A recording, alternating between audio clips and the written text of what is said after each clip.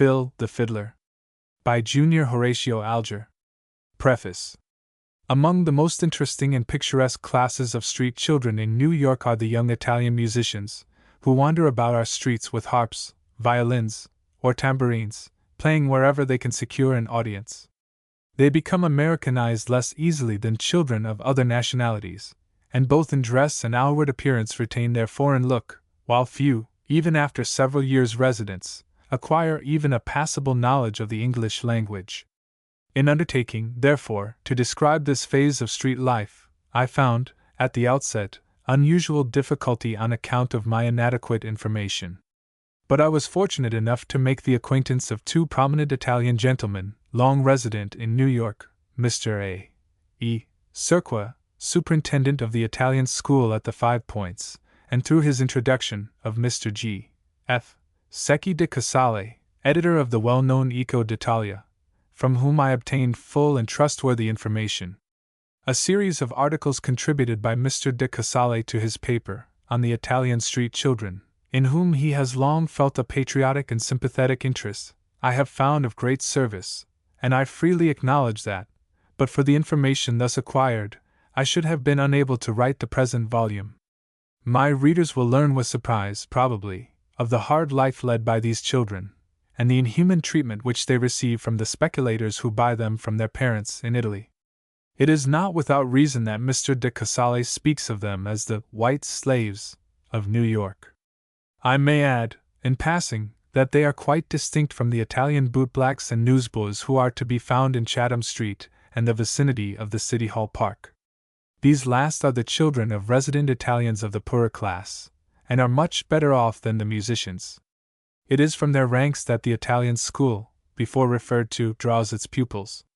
If the story of Phil the Fiddler, in revealing for the first time to the American public the hardships and ill treatment of these wandering musicians, shall excite an active sympathy in their behalf, the author will feel abundantly repaid for his labors.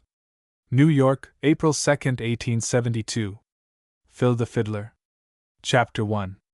Phil the Fiddler. Viva Garibaldi! Sang a young Italian boy in an uptown street, accompanying himself on a violin which, from its battered appearance, seemed to have met with hard usage. As the young singer is to be the hero of my story, I will pause to describe him. He was 12 years old, but small of his age. His complexion was a brilliant olive, with the dark eyes peculiar to his race, and his hair black. In spite of the dirt, his face was strikingly handsome, especially when lighted up by a smile, as was often the case, for in spite of the hardships of his lot, and these were either few nor light, Filippo was naturally merry and light-hearted. He wore a velveteen jacket, and pantaloons which atoned, by their extra length, for the holes resulting from hard usage and antiquity. His shoes, which appeared to be wholly unacquainted with blacking, were, like his pantaloons, 2 or 3 sizes too large for him, making it necessary for him to shuffle along ungracefully. It was now 10 o'clock in the morning.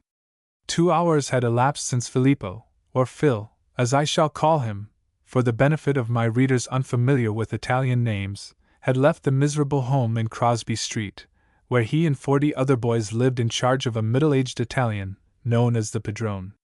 Of this person, and the relations between him and the boys, I shall hereafter speak. At present I propose to accompany Phil. Though he had wandered about, singing and playing, for 2 hours, Phil had not yet received a penny. This made him somewhat uneasy, for he knew that at night he must carry home a satisfactory sum to the Padrone, or he would be brutally beaten, and poor Phil knew from sad experience that this hard taskmaster had no mercy in such cases.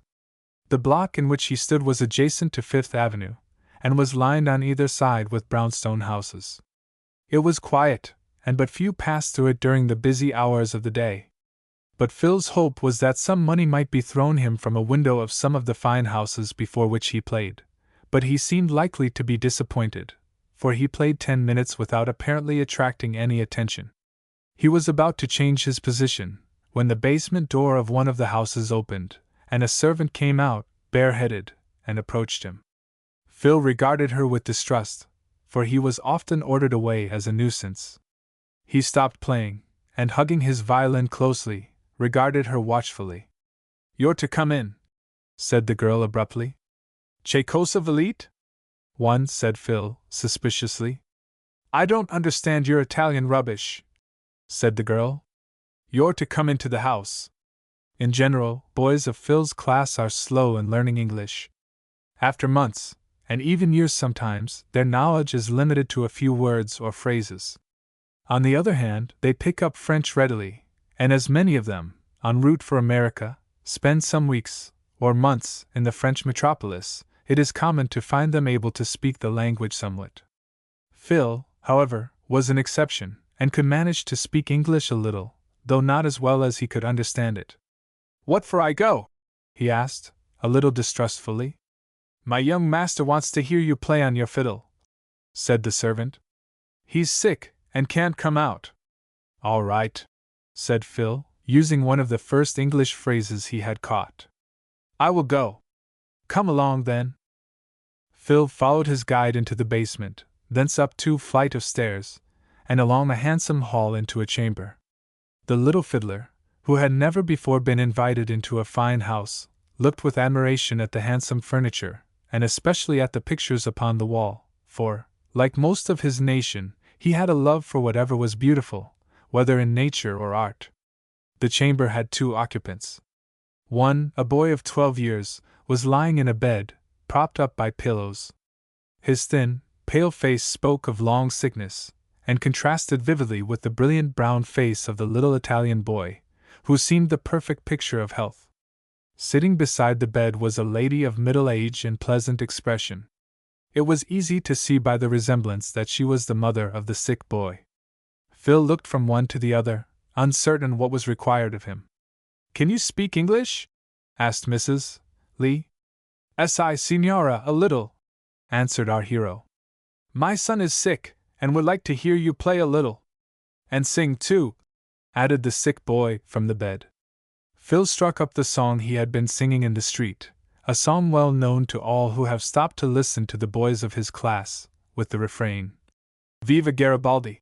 His voice was clear and melodious, and in spite of the poor quality of his instrument, he sang with so much feeling that the effect was agreeable. The sick boy listened with evident pleasure, for he, too, had a taste for music. "I wish I could understand Italian," he said. "I think it must be a good song." "Perhaps he can sing some English song," suggested Mrs. Lee. "Can you sing in English?" she asked. Phil hesitated a moment, and then broke into the common street ditty, "Shoo fly, don't booter me," giving a quaint sound to the words by his Italian accent. "Do you know any more?" asked Henry Lee, when our hero had finished. "Not English," said Phil, shaking his head. "You ought to learn more." "I can play more," said Phil, "but I know not the words." "Then play some tunes." Thereupon the little Italian struck up Yankee Doodle, which he played with spirit and evident enjoyment. "Do you know the name of that?" asked Henry. Phil shook his head. "It is Yankee Doodle." Phil tried to pronounce it, but the words in his mouth had a droll sound, and made them laugh. "How old are you?" asked Henry. 12 years. "Then you are quite as old as I am." "I wish you were as well and strong as he seems to be," said Mrs. Lee, sighing, as she looked at Henry's pale face. That was little likely to be. Always a delicate child, Henry had a year previous contracted a cold, which had attacked his lungs, and had gradually increased until there seemed little doubt that in the long struggle with disease nature must succumb, and early death ensue. "How long have you been in this country?" "An anno." "How long is that?" "A year," said Henry. "I know that, because annus means a year in Latin." "Si, signor, a year," said Phil. "And where do you come from?" "De Napoli." "That means from Naples, I suppose?" "Si, signor." Most of the little Italian musicians to be found in our streets are brought from Calabria, the southern portion of Italy, where they are purchased from their parents, for a fixed sum, or rate of annual payment. But it is usual for them, when questioned, to say that they come from Naples, that being the principal city in that portion of Italy, or indeed in the entire kingdom. "Who do you live with?" continued Henry. With the padrone. And who is the padrone? He take care of me, he bring me from Italy. Is he kind to you? Phil shrugged his shoulders. He beat me sometimes, he answered. Beats you? What for? If I bring little money. Does he beat you hard? Si, signor, with a stick. He must be a bad man, said Henry indignantly.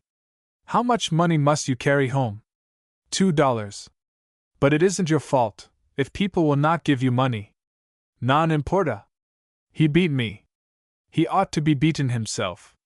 Phil shrugged his shoulders. Like most boys of his class, to him the padrone seemed all-powerful. The idea that his oppressive taskmaster should be punished for his cruelty had never dawned upon him. Knowing nothing of any law that would protect him, he submitted to it as a necessity, from which there was no escape except by running away. He had not come to that yet, but some of his companions had done so, and he might some day. After this conversation he played another tune. Mrs. Lee drew out her purse, and gave him 50 cents. Phil took his fiddle under his arm, and following the servant, who now reappeared, emerged into the street, and moved onward. Chapter 2. Phil and his protector. To a certain extent Phil was his own master, that is, he was at liberty to wander where he liked, provided he did not neglect his business, and return to the lodging-house at night with the required sum of money. But woe to him if he were caught holding back any of the money for his own use. In that case, he would be beaten, and sent to bed without his supper, while the padrone, according to the terms of his contract with the distant parent, would withhold from the amount due the latter 10 times the sum kept by the boy. In the middle of the day he was allowed to spend 3 cents for bread, which was the only dinner allowed him. Of course, the boys were tempted to regale themselves more luxuriously, but they incurred a great risk in doing so. Sometimes the padrone followed them secretly, or employed others to do so, and so was able to detect them. Besides, they traveled, in general, by 2s and 3s, and the system of espionage was encouraged by the padrone. So mutual distrust was inspired, and the fear of being reported made the boys honest. Phil left the house of Mr. Lee in good spirits. Though he had earned nothing before, the 50 cents he had just received made a good beginning, and inspired in him the hope of getting together enough to save him a beating, for one night at least. He walked down towards 6th Avenue, and turning the corner walked downtown. At length he paused in front of a tobacconist's shop, and began to play. But he had chosen an unfortunate time and place. The tobacconist had just discovered a deficiency in his money account, which he suspected to be occasioned by the dishonesty of his assistant. In addition to this he had risen with a headache, so that he was in a decidedly bad humor. Music had no charms for him at that moment, and he no sooner heard the first strains of Phil's violin than he rushed from the shop bareheaded, and dashed impetuously at the young fiddler. "Get away from my shop, you little vagabond!" he cried. "If I had my way, you should all be sent out of the country." Phil was quick to take a hint. He saw the menace in the shopkeeper's eyes, and stopping abruptly, ran farther down the street, hugging his fiddle, which he was afraid the angry tobacconist might seize and break. This, to him, would be an irreparable misfortune and subject him to a severe punishment, though the fault would not be his. Next he strolled into a side street, and began to play in front of some dwelling houses. 2 or 3 young children, who had been playing in the street, gathered about him, and one of them gave him a penny. They were clamorous for another tune, but Phil could not afford to work for nothing, and seeing no prospects of additional pay, took his violin, and walked away, much to the regret of his young auditors, who, though not rich, were appreciative. They followed him to the end of the block, hoping that he would play again, but they were disappointed. Phil played 2 or 3 times more, managing to obtain in all 25 cents additional. He reached the corner of 13th Street just as the large public school, known as the 13th Street School, was dismissed for its noon intermission. "Give us a tune, Johnny," cried Edward Eustace, one of the oldest boys. "Yes, a tune," joined in several others. This was an invitation to which Phil was always willing to respond. Besides, he knew from experience that boys were more generous, in proportion to their means, than those of larger growth, and he hoped to get enough from the crowd around him to increase his store to $1. The boys gathered around the little minstrel, who struck up an Italian tune, but without the words. "Sing, sing!" cried the boys. Phil began to sing. His clear, fresh voice produced a favorable impression upon the boys. "He's a bully singer," said one. "I can't sing much better myself."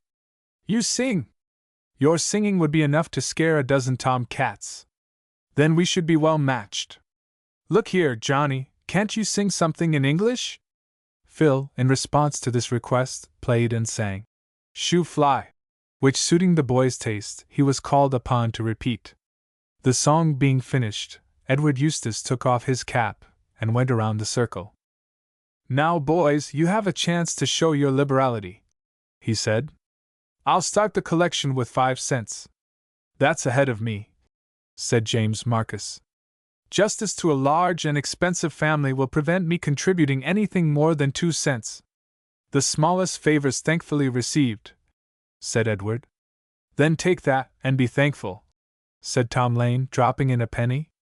"I haven't got any money," said Frank Gaylord. "But here's an apple." And he dropped a large red apple into the cap. Phil, watching with interest the various contributions, was best pleased with the last.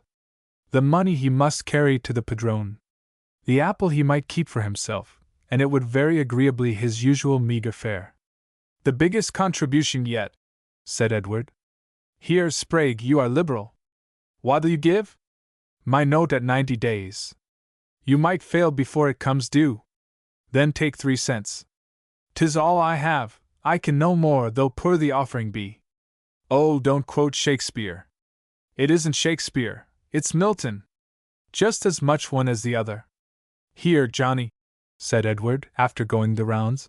"Hold your hands, and I'll pour out the money. You can retire from business now on a fortune." Phil was accustomed to be addressed as Johnny, that being the generic name for boy in New York.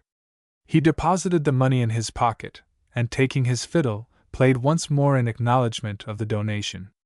The boys now dispersed, leaving Phil to go on his way.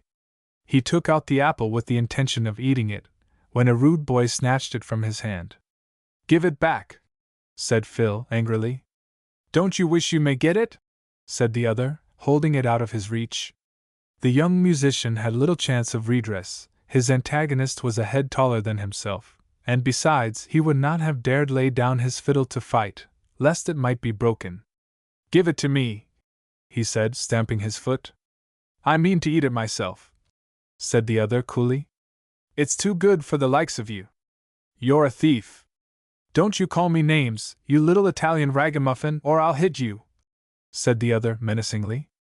"It is my apple. I'm going to eat it." But the speaker was mistaken. As he held the apple above his head, it was suddenly snatched from him. He looked around angrily, and confronted Edward Eustace, who, seeing Phil's trouble from a little distance, had at once come to his rescue. "What did you do that for?" demanded the thief. "What did you take the boy's apple for?" "Because I felt like it." "Then I took it from you for the same reason." "Do you want to fight?" blustered the rowdy. "Not particularly." "Then hand me back that apple," returned the other. "Thank you, I shall only hand it to the rightful owner, that little Italian boy." "Are you not ashamed to rob him? Do you want to get hit? I wouldn't advise you to do it." The rowdy looked at the boy who confronted him. Edward was slightly smaller, but there was a determined look in his eye which the bully, who, like those of his class generally, was a coward at heart, did not like. He mentally decided that it would be safer not to provoke him. "Come here, Johnny, and take your apple," said Edward. Phil advanced, and received back his property with satisfaction. "You'd better eat it now. I'll see that he doesn't disturb you." Phil followed the advice of his new friend promptly. He had eaten nothing since 7 o'clock, and then only a piece of dry bread and cheese, and the apple, a rare luxury, he did not fail to relish. His would-be robber scowled at him meanwhile, for he had promised himself the pleasure of dispatching the fruit. Edward stood by till the apple was eaten, and then turned away. The rowdy made a movement as if to follow Phil, but Edward quickly detected him, and came back. Don't you dare touch him, he said significantly, or you'll have to settle accounts with me. Do you see that policeman? I am going to ask him to have an eye on you. You'd better look out for yourself. The other turned at the caution, and seeing the approach of one of the Metropolitan Police quickly vanished. He had a wholesome fear of these guardians of the public peace, and did not care to court their attention. Edward turned away, but in a moment felt a hand tugging at his coat. Looking around, he saw that it was Phil. "Grazie, signore," said Phil, gratefully. "I suppose that means thank you?" Phil nodded. "All right, Johnny. I am glad I was by to save you from that bully." Chapter 3. Giacomo. After eating the apple, Phil decided to buy his frugal dinner. He, therefore, went into a baker's shop, and bought 2 penny rolls and a piece of cheese. It was not a very luxurious repast, but with the apple it was better than usual. A few steps from the shop door he met another Italian boy, who was bound to the same padrone. "How much money have you, Giacomo?" asked Phil, speaking, of course, in his native tongue. 40 cents. "How much have you?" $1.20. "You are very lucky, Filippo. A rich signora gave me 50 cents for playing to her sick boy. Then I sang for some schoolboys, and they gave me some money. I am afraid the padrone will beat me tonight. He has not beat me for a week. Have you had dinner, Filippo?" "Yes, I had some bread and cheese and an apple." "Did you buy the apple?" "No, one of the schoolboys gave it to me." "It was very good," said Phil, in a tone of enjoyment.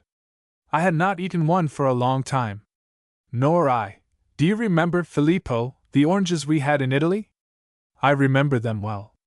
"I was happy then," said Giacomo, sighing. "There was no padrone to beat me, and I could run about and play. Now I have to sing and play all day. I am so tired sometimes, so tired, Filippo."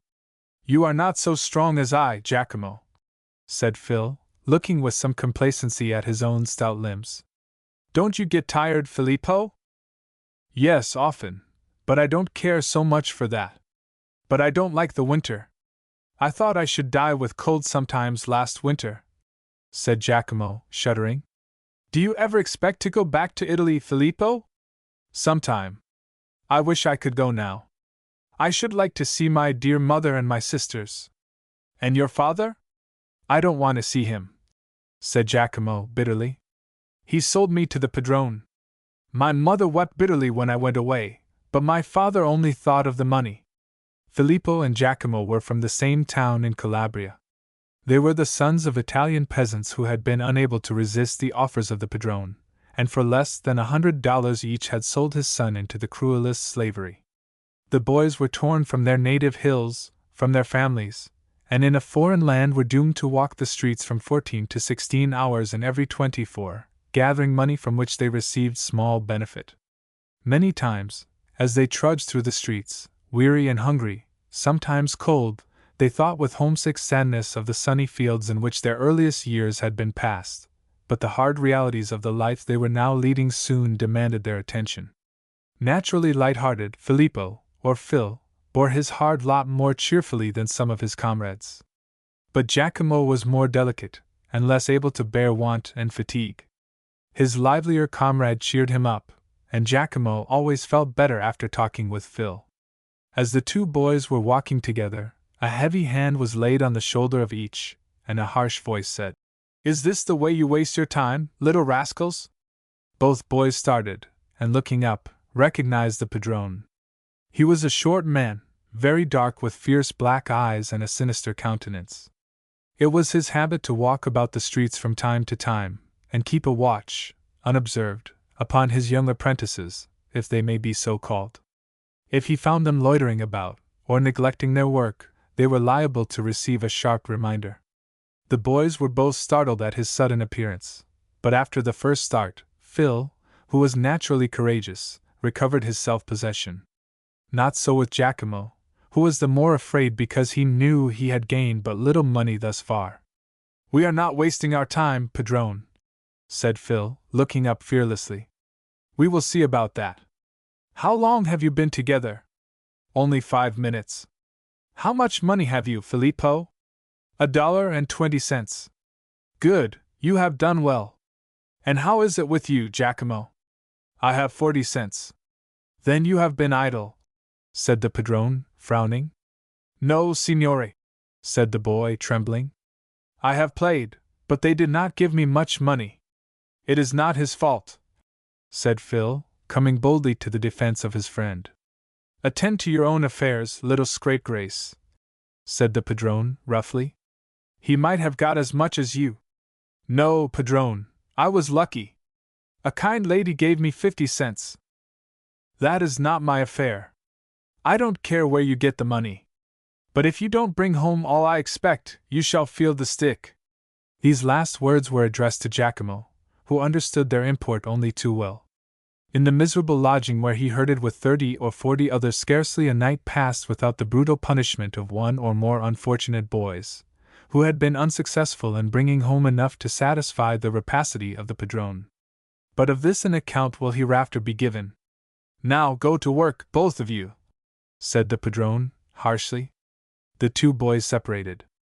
Giacomo went uptown, while Phil kept on his way toward the Astor House. The padrone made his way to the nearest liquor shop, where he invested a portion of the money wrung from the hard earnings of his young apprentices. Toward the close of the afternoon, Phil found himself in front of the Astor House. He had played several times, but was not fortunate in finding liberal auditors. He had secured but 10 cents during this time, and it seemed doubtful whether he would reach the sum he wanted. He crossed over to the City Hall Park, and feeling tired, sat down on one of the benches. 2 bootblacks were already seated upon it. Play us a tune, Johnny, said one. Will you give me pennies? Asked Phil doubtfully, for he did not care, with such a severe taskmaster, to work for nothing. Yes, we'll give you pennies. Upon this, Phil struck up a tune. Where's your monkey? Asked one of the boys. I have no monkey. If you want a monkey, here's one for you, said Tim Rafferty, putting his hand on his companion's shoulder. He's too big, said Phil, laughing. Who'd your gab, Tim Rafferty? Said the other. It's you that'll make a better monkey nor I. Say, Johnny, do you pay your monkeys well? Give me my pennies, said Phil, with an eye to business. Play another tune, then. Phil obeyed directions. When he had finished, a contribution was taken up, but it only amounted to 7 cents. However, considering the character of the audience, this was as much as could be expected. How much have you made today, Johnny? Asked Tim. $1, said Phil. $1? That's more nor I have made. I tell you what, boys, I think I'll buy a fiddle myself. I'll make more money that way than black in boots. A great fiddler you'd make, Tim Rafferty. Can I play then? Lend me your fiddle, Johnny, till I try it a little. Phil shook his head. Give it to me now, I won't be hitting it. You'll break it. Then I'll pay for it. It isn't mine. Whose is it then? The padrone's. And who's the padrone? The man I live with. If the fiddle is broken, he will beat me. Then he's an ould hay then, and you may tell him so, with Tim Rafferty's compliments. But I won't hurt it. Phil, however, feared to trust the violin in unskillful hands. He knew the penalty if any harm befell it, and he had no mind to run the risk. So he rose from the seat, and withdrew to a little distance, Tim Rafferty following, for, though he cared little at first, he now felt determined to try the fiddle. If you don't give it to me, I'll put a head on you, he said. You shall not have it, said Phil, firmly, for he, too, could be determined. The little chap's showing fight, said Tim's companion. Look out, Tim, he'll mash you. I can fight him with one hand, said Tim. He advanced upon our young hero, who, being much smaller, would probably have been compelled to yield to superior force but for an interference entirely unexpected by Tim. Chapter 4. An invitation to supper. Tim had raised his fist to strike the young fiddler, when he was suddenly pushed aside with considerable force, and came near measuring his length on the ground. Who did that? He cried angrily, recovering his equilibrium. I did it, said a calm voice. Tim recognized in the speaker Paul Hoffman, whom some of my readers will remember as Paul the Peddler. Paul was proprietor of a necktie stand below the Astor House, and was just returning home to supper. He was a brave and manly boy, and his sympathies were always in favor of the oppressed. He had met Phil before, and talked with him, and seeing him in danger came to his assistance. "What made you push me?" demanded Tim fiercely. "What were you going to do to him?" rejoined Paul, indicating the Italian boy. "I was only going to borrow his fiddle." "He would have broken it," said Phil. "You don't know how to play," said Paul. "You would have broken his fiddle, and then he would be beaten." "I would pay for it if I did," said Tim. "You say so, but you wouldn't. Even if you did, it would take time, and the boy would have suffered." "What business is that of yours?" demanded Tim angrily. "It is always my business when I see a big boy teasing a little one." "You'll get hurt some day," said Tim, suddenly. "Not by you," returned Paul, not particularly alarmed. Tim would have gladly have punished Paul on the spot for his interference, but he did not consider it prudent to provoke hostilities. Paul was as tall as himself, and considerably stronger. He therefore wisely confined himself to threatening words. "Come along with me, Phil," said Paul kindly to the little fiddler. "Thank you for saving me," said Phil gratefully. "The padrone would beat me if the fiddle was broke." "Never mind about thanks, Phil. Tim is a bully with small boys, but he is a coward among large ones. Have you had any supper?" "No," said Phil. "Won't you come home and take supper with me?" Phil hesitated. "You are kind," he said, "but I fear the padrone." "What will he do to you?" "He will beat me if I don't bring home enough money." "How much more must you get?" 60 cents. "You can play better after a good supper. Come along, I won't keep you long." Phil made no more objection. He was a healthy boy, and his wanderings had given him a good appetite. So he thanked Paul, and walked along by his side. One object Paul had in inviting him was the fear that Tim Rafferty might take advantage of his absence to renew his assault upon Phil, and with better success than before. "How old are you, Phil?" he asked. 12 years. "And who taught you to play?" "No one. I heard the other boys play, and so I learned." "Do you like it?" "Sometimes, but I get tired of it." "I don't wonder. I should think playing day after day might tire you. What are you going to do when you become a man?" Phil shrugged his shoulders. "I don't know," he said. "I think I'll go back to Italy." "Have you any relations there?" "I have a mother and 2 sisters." "And a father?" "Yes, a father." "Why did they let you come away?" "The padrone gave my father money." "Don't you hear anything from home?" "No, signore. I am not a signore," said Paul, smiling. "You may call me Paul." "Is that an Italian name?" "Me call it Paolo." "That sounds queer to me." "What's James in Italian?" "Giacomo." "Then I have a little brother Giacomo." "How old is he?" 8 years old. "My sister Bettina is 8 years. I wish I could see her." "You will see her again some day, Phil. You will get rich in America, and go back to sunny Italy. The padrone takes all my money. You'll get away from the old rascal some day. Keep up good courage, Phil, and all will come right. But here we are. Follow me upstairs, and I will introduce you to my mother and Giacomo," said Paul, laughing at the Italian name he had given his little brother. Mrs. Hoffman and Jimmy looked with some surprise at the little fiddler as he entered with Paul. "Mother," said Paul, "this is one of my friends, whom I have invited to take supper with us." "He is welcome," said Mrs. Hoffman kindly. "Have you ever spoken to us of him?" "I am not sure. His name is Phil the fiddler, we call him." "Filippo," said the young musician. "We will call you Phil, it is easier to speak," said Paul. "This is my little brother Jimmy. He is a great artist." "Now you are laughing at me, Paul," said the little boy. "Well, he is going to be a great artist some day, if he isn't one yet. Do you think, Jimmy, you could draw Phil here with his fiddle?" "I think I could," said the little boy slowly, looking carefully at their young guest. "But it would take some time." Perhaps Phil will come some day, and give you a sitting. Will you come? Asked Jimmy. I will come some day. Meanwhile, Mrs. Hoffman was preparing supper. Since Paul had become proprietor of the necktie stand, as described in the last volume, they were able to live with less regard to economy than before. So, when the table was spread, it presented quite a tempting appearance. Beefsteak, rolls, fried potatoes, coffee, and preserves graced the board. Supper is ready, Paul, said his mother, when all was finished.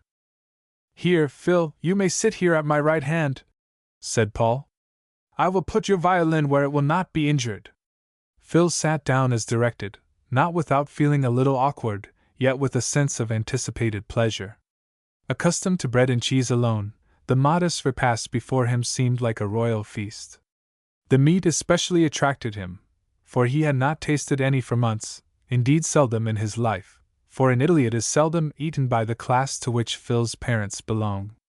Let me give you some meat, Phil, said Paul. Now, shall we drink the health of the padrone in coffee? I will not drink his health, said Phil. He is a bad man. Who is the padrone? Asked Jimmy, curiously. He is my master. He sends me out to play for money. And must you give all the money you make to him? Yes, if I do not bring much money, he will beat me. Then he must be a bad man. Why do you live with him? He bought me from my father.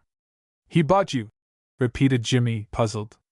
He hires him for so much money, explained Paul. But why did your father let you go with a bad man? Asked Jimmy. He wanted the money, said Phil. He cared more for money than for me. What wonder that the boys sold into such cruel slavery should be estranged from the fathers who for a few paltry ducats sell the liberty and happiness of their children. Even where the contract is for a limited terms of years, the boys in 5 cases out of 10 are not returned at the appointed time. Apart, unable to bear the hardships and privations of the life upon which they enter, are swept off by death, while of those that survive, a part are weaned from their homes, or are not permitted to go back. You must not ask too many questions, Jimmy, said Mrs. Hoffman, fearing that he might awaken sad thoughts in the little musician. She was glad to see that Phil ate with a good appetite. In truth, he relished the supper, which was the best he remembered to have tasted for many a long day. Is Italy like America? Asked Jimmy, whose curiosity was excited to learn something of Phil's birthplace. It is much nicer, said Phil, with a natural love of country. There are olive trees and orange trees and grapes, very many. Are there really orange trees? Have you seen them grow? I have picked them from the trees many times. I should like that, but I don't care for olives. They are good, too. I should like the grapes. There are other things in Italy which you would like better, Jimmy, said Paul. What do you mean, Paul? The galleries of fine paintings. Yes, I should like to see them. Have you seen them? Phil shook his head. The picture galleries are in the cities, and not in the country district where he was born. Sometime, when I am rich, we will all go to Italy, Jimmy. Then, if Phil is at home, we will go and see him. I should like that, Paul. Though Jimmy was not yet 8 years old, he had already exhibited a remarkable taste for drawing, and without having received any instruction, could copy any ordinary picture with great exactness. It was the little boy's ambition to become an artist, and in this ambition he was encouraged by Paul, who intended, as soon as he could afford it, to engage an instructor for Jimmy. Chapter 5. On the ferry boat. When supper was over, Phil bethought himself that his day's work was not yet over. He had still a considerable sum to obtain before he dared go home, if such a name can be given to the miserable tenement in Crosby Street where he herded with his companions. But before going he wished to show his gratitude to Paul for his protection and the supper which he had so much and so unexpectedly enjoyed. Shall I play for you? He asked, taking his violin from the top of the bureau, where Paul had placed it. Will you? Asked Jimmy, his eyes lighting up with pleasure. We should be very glad to hear you, said Mrs. Hoffman. Phil played his best, for he felt that he was playing for friends. After a short prelude, he struck into an Italian song. Though the words were unintelligible, the little party enjoyed the song. "Bravo, Phil!" said Paul. "You sing almost as well as I do." Jimmy laughed. "You sing about as well as you draw," said the little boy. "There you go again with your envy and jealousy," said Paul in an injured tone. "Others appreciate me better. Sing something, and we will judge of your merits," said his mother. "Not now," said Paul, shaking his head. "My feelings are too deeply injured. But if he has time, Phil will favor us with another song." So the little fiddler once more touched the strings of his violin, and sang the hymn of Garibaldi. "He has a beautiful voice," said Mrs. Hoffman to Paul. "Yes, Phil sings much better than most of his class. Shall I bring him up here again?" "Any time, Paul. We shall always be glad to see him." Here Phil took his cap and prepared to depart. "Goodbye," he said in English. "I thank you all for your kindness." "Will you come again?" said Mrs. Hoffman. "We shall be glad to have you." "Do come," pleaded Jimmy, who had taken a fancy to the dark-eyed Italian boy, whose brilliant brown complexion contrasted strongly with his own pale face and blue eyes. These words gave Phil a strange pleasure. Since his arrival in America he had become accustomed to harsh words and blows, but words of kindness were strangers to his ears. For an hour he forgot the street and his uninviting home, and felt himself surrounded by a true home atmosphere. He almost fancied himself in his Calabrian home, with his mother and sisters about him, in his home as it was before cupidity entered his father's heart and impelled him to sell his own flesh and blood into slavery in a foreign land. Phil could not analyze his own emotions, but these were the feelings which rose in his heart and fouled it with transient sadness. "I thank you much," he said. "I will come again some day." "Come soon, Phil," said Paul. "You know where my necktie stand is. Come there any afternoon between 4 and 5, and I will take you home to supper. Do you know the way out, or shall I go with you?" "I know the way," said Phil. He went downstairs and once more found himself on the sidewalk. It was but 6 o'clock, and 5 or 6 hours were still before him before he could feel at liberty to go home. Should he return too early, he would be punished for losing the possible gains of the hour he had lost, even if the sum he brought home were otherwise satisfactory. So, whatever may be his fatigue, or however inclement the weather, the poor Italian boy is compelled to stay out till near midnight, before he is permitted to return to the hard pallet on which only he can sleep off his fatigues. Again in the street, Phil felt that he must make up for lost time. Now 6 o'clock is not a very favorable time for street music. Citizens who do business downtown have mostly gone home to dinner. Those who have not started are in haste, and little disposed to heed the appeal of the young minstrel. Later the saloons will be well frequented, and not seldom the young fiddlers may pick up a few, sometimes a considerable number of pennies, by playing at the doors of these places, or within, if they should be invited to enter, but at 6 there is not much to be done. After a little reflection, Phil determined to go down to Fulton Ferry and got on board the Brooklyn steamboat. He might get a chance to play to the passengers, and some, no doubt, would give him something. At any rate, the investment would be small, since for 1 fare, or 2 cents, he might ride back and forward several times, as long as he did not step off the boat. He, therefore, directed his steps toward the ferry, and arrived just in time to go on board the boat. The boat was very full. So large a number of the people in Brooklyn are drawn to New York by business and pleasure, that the boats, particularly in the morning from 7 to 9, and in the afternoon, from 5 to 7, go loaded down with foot passengers and carriages. Phil entered the ladies' cabin. Though ostensibly confined to ladies' use, it was largely occupied also by gentlemen who did not enjoy the smoke which usually affects disagreeably the atmosphere of the cabin appropriated to their own sex. Our young musician knew that to children the hearts and purses of ladies are more likely to open than those of gentlemen, and this guided him. Entering, he found every seat taken. He waited till the boat had started, and then, taking his position in the center of the rear cabin, he began to play and sing, fixing at once the attention of the passengers upon himself. "That boy's a nuisance. He ought not to be allowed to play on the boat," muttered an old gentleman, looking up from the columns of the Evening Post. Now, Papa, said a young lady at his side, why need you object to the poor boy?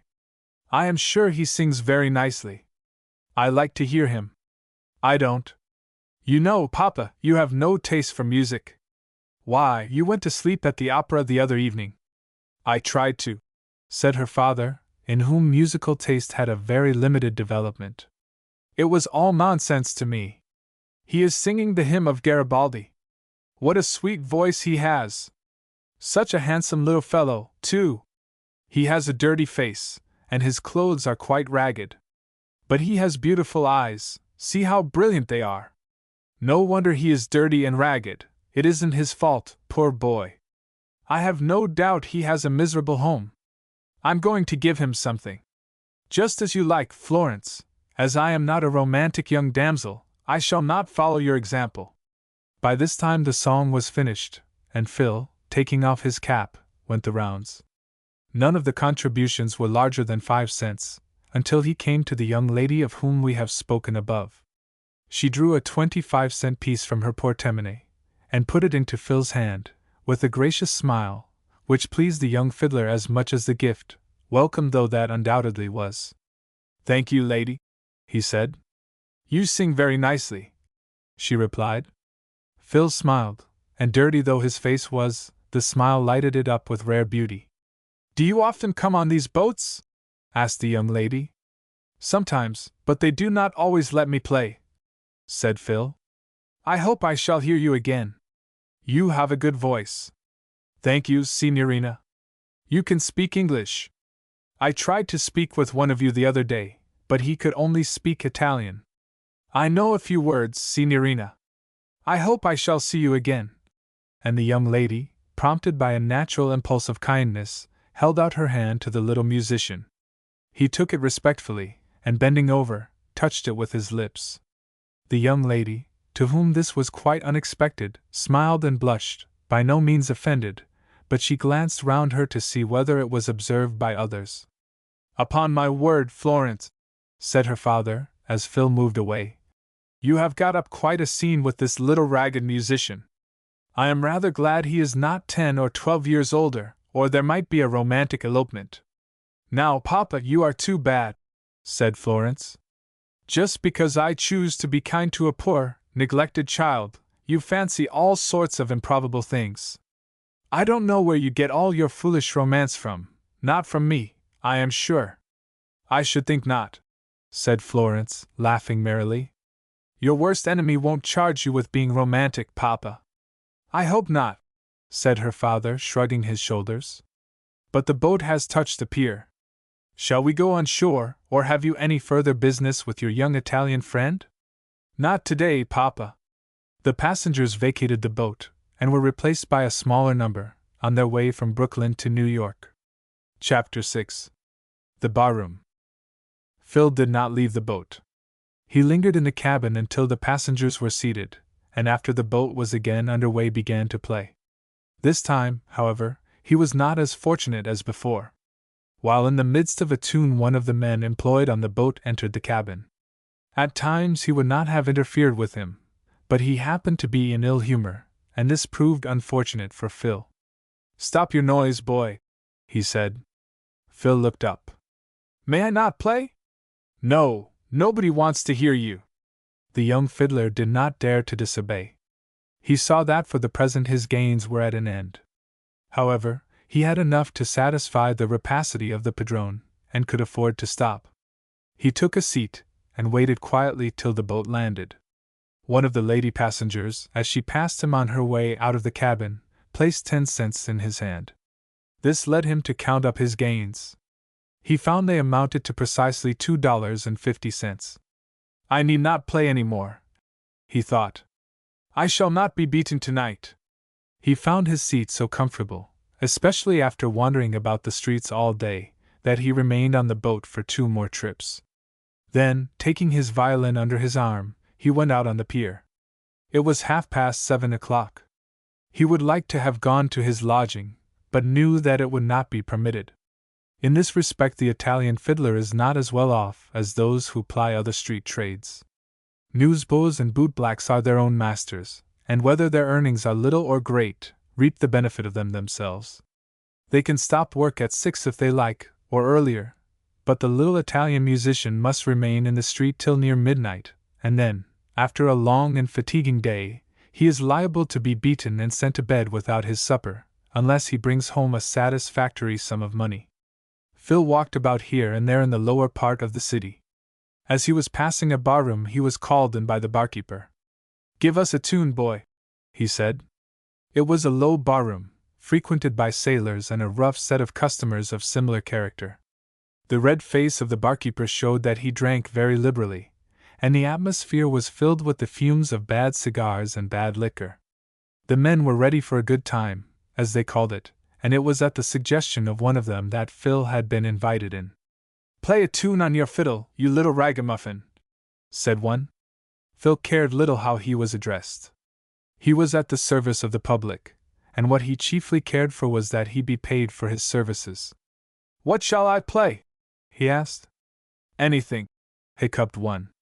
"It's all the same to me. I don't know one tune from another." The young fiddler played one of the popular airs of the day. He did not undertake to sing, for the atmosphere was so bad that he could hardly avoid coughing. He was anxious to get out into the street, but he did not wish to refuse playing. When he had finished his tune, one of those present, a sailor, cried, "That's good. Step up, boys, and have a drink." The invitation was readily accepted by all except Phil. Noticing that the boy kept his place, the sailor said, "Step up, boy, and wet your whistle." Phil liked the weak wines of his native land, but he did not care for the poisonous decoctions to be found in such places. "I am not thirsty," he said. "Yes, you are. Here, give this boy a glass of brandy." "I do not want it," said Phil. "You won't drink with us," exclaimed the sailor, who had then enough to be quarrelsome. "Then I'll make you." And he brought down his fist so heavily upon the counter as to make the glasses rattle. "Then I'll make you. Here, give me a glass, and I'll pour it down his throat." The fiddler was frightened at his vehemence, and darted to the door. But the sailor was too quick for him. Overtaking Phil, he dragged him back with a rough grasp, and held out his hand for the glass. But an unexpected friend now turned up. "Oh, let the boy go, Jack," said a fellow sailor. "If he don't want to drink, don't force him." But his persecutor was made ugly by his potations, and swore that Phil should drink before he left the barroom. "That he shall not," said his new friend. "Who is to prevent it?" demanded Jack fiercely. "I will." "Then I'll pour a glass down your throat, too," returned Jack menacingly. "No need of that. I am ready enough to drink." "But the boy shan't drink, if he don't want to." "He shall," retorted the first sailor, with an oath. Still holding Phil by the shoulder with one hand, with the other he took a glass which had just been filled with brandy. He was about to pour it down his throat, when the glass was suddenly dashed from his hand and broke upon the floor. With a fresh oath Jack released his hold on Phil, and maddened with rage threw himself upon the other. Instantly there was a general melee. Phil did not wait to see the result. He ran to the door, and emerging into the street, ran away till he had placed a considerable distance between himself and the disorderly and drunken party in the barroom. The fight there continued until the police, attracted by the noise, forced an entrance, and carried away the whole party to the station house, where they had a chance to sleep off their potations. Freed from immediate danger, the young fiddler kept on his way. He had witnessed such scenes before, as he had often been into barrooms to play in the evening. He had not been paid for his trouble, but he cared little for that, as the money would have done him no good. He would only have been compelled to pass it over to the padrone. These boys, even at a tender age, are necessarily made familiar with the darker side of metropolitan life. Vice and crime are displayed before their young eyes, and if they do not themselves become vicious, it is not for the want of knowledge and example. It would be tedious to follow Phil in his wanderings. We have already had a glimpse of the manner in which the days passed with him, only it is to be said that this was a favorable specimen. He had been more fortunate in collecting money than usual. Besides, he had had a better dinner than usual, thanks to the apple, and a supper such as he had not tasted for months. About 10 o'clock, as he was walking on the Bowery, he met Giacomo, his companion of the morning. The little boy was dragging one foot after the other wearily.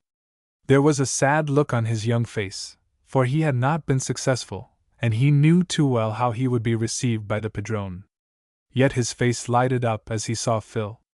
Often before Phil had encouraged him when he was despondent.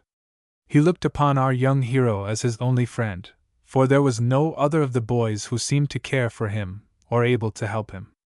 "Is it you, Filippo?" he said. "Yes, Giacomo." "What luck have you had?" "Not much. I have only a little more than $1. I am so tired, but I don't dare go back. The padrone will beat me." An idea came to Phil. He did not know how much money he had, but he was sure it must be considerably more than $2. Why should he not give some to his friend to make up his deficiencies, and so perhaps save him from punishment? "I have had better luck," he said. "I have almost $3. You are always luckier than I, Filippo." "I am stronger, Giacomo. It does not tire me so much to walk about." "You can sing, too." "I cannot sing very much, and I do not get so much money." "Tell me just how much money you have, Giacomo." "I have $1.30, said Giacomo, after counting the contents of his pockets. Meanwhile, Phil had been doing the same thing. The result of his count was that he found he had $2.80. "Listen, Giacomo," he said. "I will give you enough to make $2. But then you will be beaten." "No, I shall have $2.05 left. Then neither of us will get beaten." "How kind you are, Filippo!" "Oh, it is nothing. Besides, I do not want to carry too much, or the padrone will expect me to bring as much every day, and that I cannot do. So it will be better for us both." The transfer was quickly made, and the two boys kept together until they heard the clock strike 11. It was now so late that they determined to return to their miserable lodging, for both were tired and longed for sleep. Chapter 7. The Home of the Boys. It was 11:15 when Phil and Giacomo entered the shabby brick house which they called home, for want of a better. From 15 to 20 of their companions had already arrived, and the padrone was occupied in receiving their several contributions. The apartment was a mean one, miserably furnished, but seemed befitting the principal occupant, whose dark face was marked by an expression of greed, and alternately showed satisfaction or disappointment as the contents of the boys' pockets were satisfactory or otherwise. Those who had done badly were set apart for punishment. He looked up as the two boys entered. "Well, Filippo," he said harshly, "how much have you got?" Phil handed over his earnings. They were up to the required limit, but the padrone looked only half satisfied. "Is that all you have?" he asked suspiciously. "It is all, signore." "You have not done well this afternoon, then. When I met you at 12 o'clock you had more than $1. It was because a good signora gave me 50 cents. The padrone, still suspicious, plunging his hands into Phil's pockets, but in vain. He could not find another penny. "Take off your shoes and stockings," he said, still unsatisfied. Phil obediently removed his shoes and stockings, but no money was found concealed, as the padrone half suspected. Sometimes these poor boys, beset by a natural temptation, secrete a portion of their daily earnings. Whenever they are detected, woe betide them. The padrone makes an example of them, inflicting a cruel punishment, in order to deter other boys from imitating them. Having discovered nothing, he took Phil's violin, and proceeded to Giacomo. "Now for you," he said. Giacomo handed over his money. The padrone was surprised in turn, but his surprise was of a different nature. He had expected to find him deficient, knowing that he was less enterprising than Phil. He was glad to get more money than he expected, but a little disappointed that he had no good excuse for beating him, for he had one of those hard, cruel natures that delight in inflicting pain and anguish upon others. "Take care that you do as well tomorrow," he said. "Go and get your supper." One of the larger boys was distributing bread and cheese to the hungry boys. Nearly all ate as if famished, plain and uninviting as was the supper, for they had been many hours without food. But Phil, who, as we know, had eaten a good supper at Mrs. Hoffman's, felt very little appetite. He slyly gave his bread to one of the boys, who, on account of the small sum he brought home, had been sentenced to go without. But the sharp eyes of the padrone, which, despite his occupation, managed to see all that was going on, detected this action, and he became suspicious that Phil had bought supper out of his earnings. "Why did you give your bread to Giuseppe?" he demanded. "Because I was not hungry," answered Phil. "Why were you not hungry? Did you buy some supper?" "No, signore." "Then you should be hungry. A kind lady gave me some supper." "How did it happen?" "I knew her son. His name is Paolo. He asked me to go home with him. Then he gave me a good supper." "How long were you there?" "You might have been playing and brought me some more money," said the padrone, who, with characteristic meanness, grudged the young fiddler time to eat the meal that cost him nothing. "It was not long, signore. You can eat what is given you, but you must not waste too much time." A boy entered next, who showed by his hesitating manner that he did not anticipate a good reception. The padrone, accustomed to judge by appearances, instantly divined this. "Well, Ludovico," he said sharply, "what do you bring me?" "Pardon, padrone," said Ludovico, producing a small sum of money. "I could not help it." 75 cents, repeated the padrone, indignantly. "You have been idle, you little wretch!" "No, padrone. Indeed, I did my best. The people would not give me money." "Where did you go?" "I was in Brooklyn." "You have spent some of the money." "No, padrone." "You have been idle, then." "No supper tonight." "Pietro, my stick!" Pietro was one of the older boys. He was ugly physically, and his disposition corresponded with his appearance. He could have few good traits, or he would not have possessed the confidence of the padrone. He was an efficient assistant of the latter, and cooperated with him in oppressing the other boys. Indeed, he was a nephew of the padrone's, and for this reason, as well as his similarity of disposition, he was treated with unusual indulgence. Whenever the padrone felt suspicious of any of the boys, he usually sent them out in company with Pietro, who acted as a spy, faithfully reporting all that happened to his principal. Pietro responded with alacrity to the command of the padrone, and produced a stout stick, which he handed to his uncle. "Now strip off your jacket," said the padrone, harshly. "Spare me, padrone! Do not beat me! It was not my fault," said the unhappy Ludovico, imploringly. "Take off your jacket," repeated the padrone, pitilessly. One look of that hard face might have taught Ludovico, even if he had not witnessed the punishment so often inflicted on other boys, that there was no hope for him. "Help him, Pietro," said the padrone. Pietro seized Ludovico's jacket, and pulled it off roughly. Then he drew off the ragged shirt which the boy wore underneath, and his bare back was exposed to view. "Hold him, Pietro!" In Pietro's firm grasp, the boy was unable to stir. The padrone whirled the stick aloft, and brought it down upon the naked flesh, leaving behind a fearful weal. Ludovico shrieked aloud, and again implored mercy, but in vain, for the stick descended again and again. Meanwhile the other boys looked on, helpless to interfere. The more selfish were glad that they had escaped, though not at all sure but it would be their turn next evening.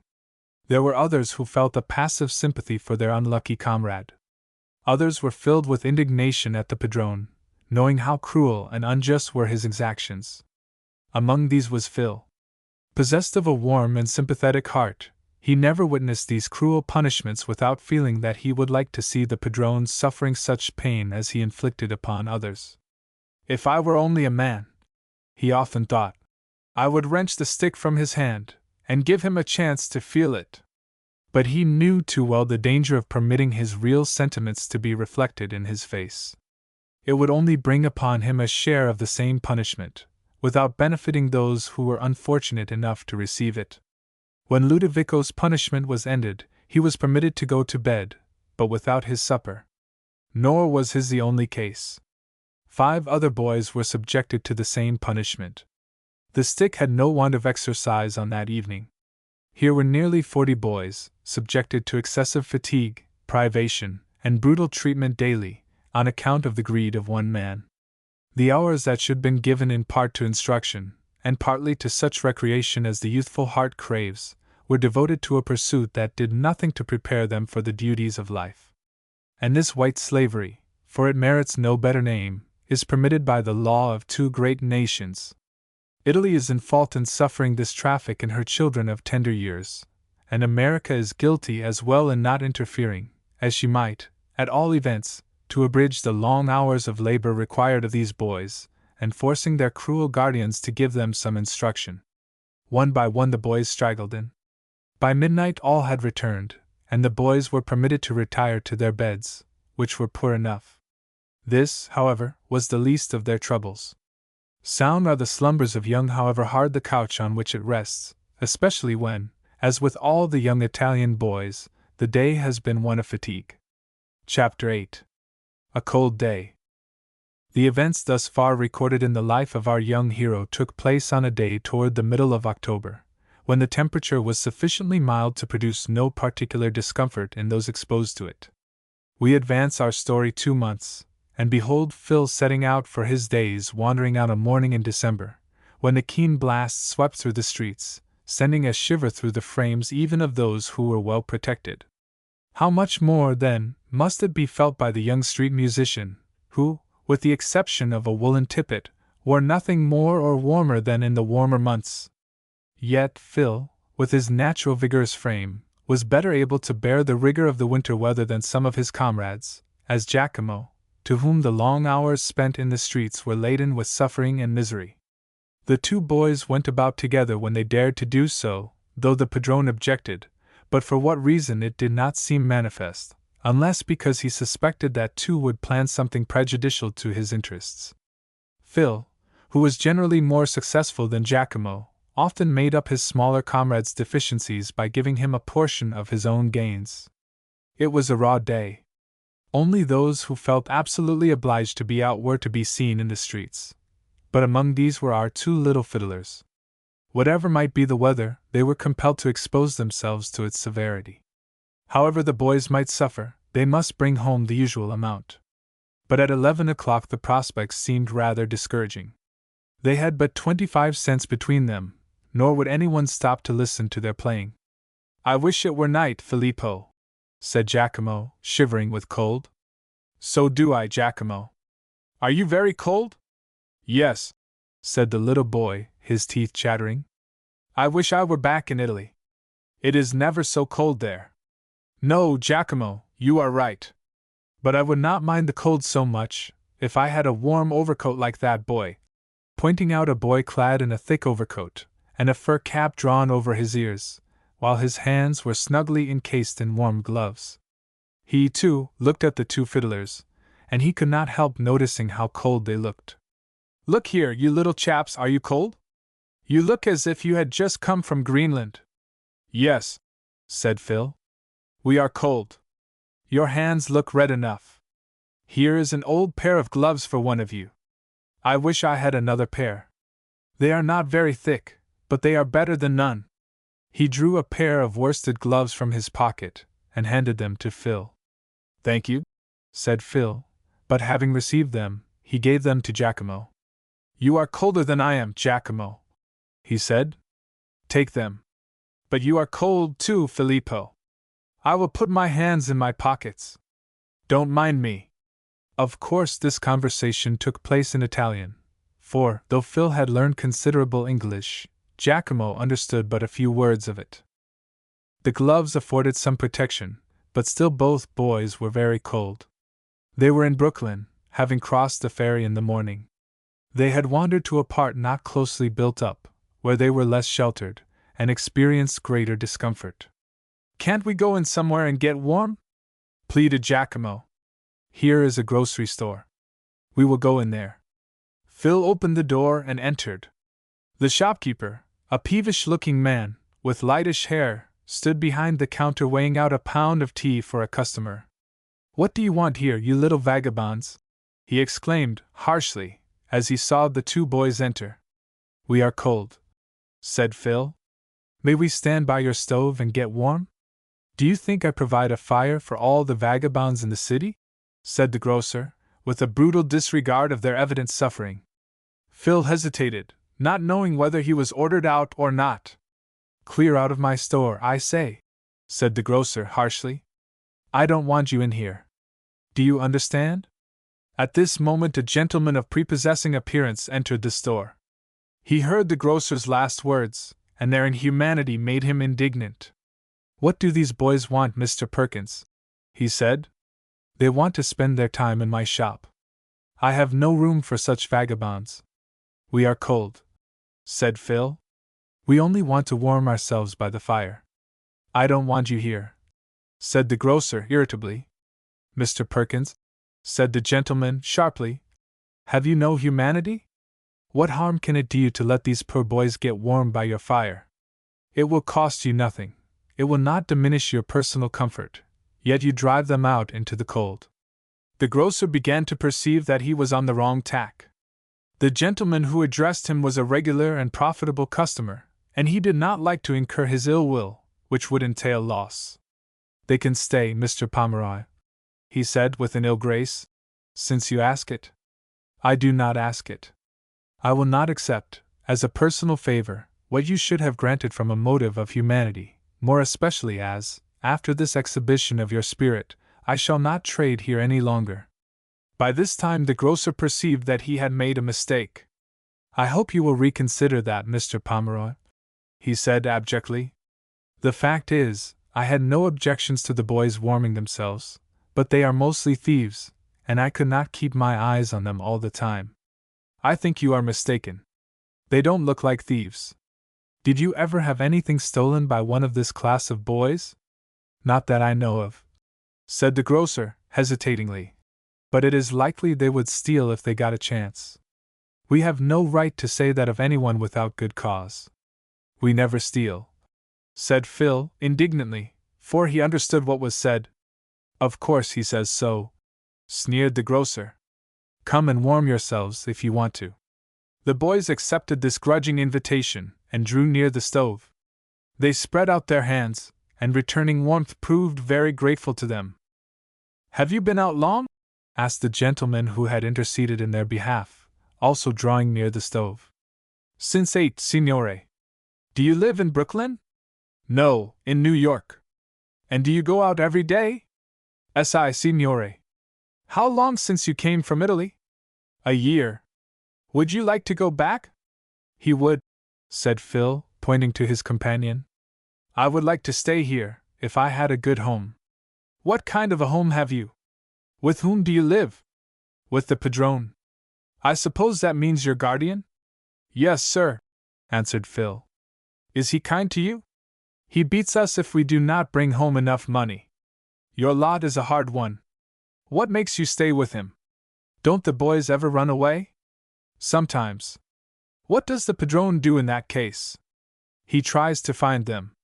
And if he does, what then? He beats them for a long time. Evidently your padrone is a brute. Why don't you complain to the police? Phil shrugged his shoulders, and did not answer. He evidently thought the suggestion an impracticable one. These boys are wont to regard the padrone as above all law. His power seems to them absolute, and they never dream of any interference. And indeed there is some reason for their cherishing this opinion. However brutal his treatment, I know of no case where the law has stepped in to rescue the young victim. This is partly, no doubt, because the boys, few of whom can speak the English language, do not know their rights, and seldom complain to outsiders, never to the authorities. Probably, in some cases, the treatment is less brutal than I have depicted, but from the best information I can obtain from trustworthy sources, I fear that the reality, if anything, exceeds the picture I have drawn. I think I should enjoy giving your padrone a horsewhipping, said the gentleman impetuously. Can such things be permitted in the 19th century? I have no doubt the little rascals deserve all they get, said the grocer, who would probably have found in the Italian padrone a congenial spirit. Mr. Pomeroy deigned no reply to this remark. Well, boys, he said, consulting his watch, I must leave you. Here are 25 cents for each of you. I have one piece of advice for you. If your padrone beats you badly, run away from him. I would if I were in your place. Addio, signore, said the two boys. I suppose that means goodbye. Well, goodbye, and better luck. Chapter 9. Pietro the Spy. Though from motives of policy the grocer had permitted the boys to warm themselves by his fire, he felt only the more incensed against them on this account, and when Mr. Pomeroy had gone determined to get rid of them. Haven't you got warm yet? He asked. I can't have you in my way all day. We will go, said Phil. Come, Giacomo. He did not thank the grocer, knowing how grudgingly permission had been given. So they went out again into the chill air, but they had got thoroughly warmed, and were better able to bear it. Where shall we go, Filippo? Asked the younger boy. We will go back to New York. It is not so cold there. Giacomo unhesitatingly assented to whatever Phil proposed. He was not self-reliant, like our hero, but always liked to have someone to lean upon. They made their way back to Fulton Ferry in a leisurely manner, stopping here and there to play, but it was a bad day for business. The cold was such that no one stopped to give them anything, except that one young man dropped 10 cents in Phil's hand as he hurried by, on his way home. At length they reached the ferry. The passengers were not so many in number as usual. The cabin was so warm and comfortable that they remained on board for 2 or 3 trips, playing each time. In this way they obtained about 30 cents more. They would have remained longer, but that one of the deck hands asked, How many times are you going across for 2 cents? And this made them think it prudent to go. When 6 o'clock came, Giacomo asked Phil, who acted as treasurer, how much money they had. $2, answered Phil. That is only $1 for each.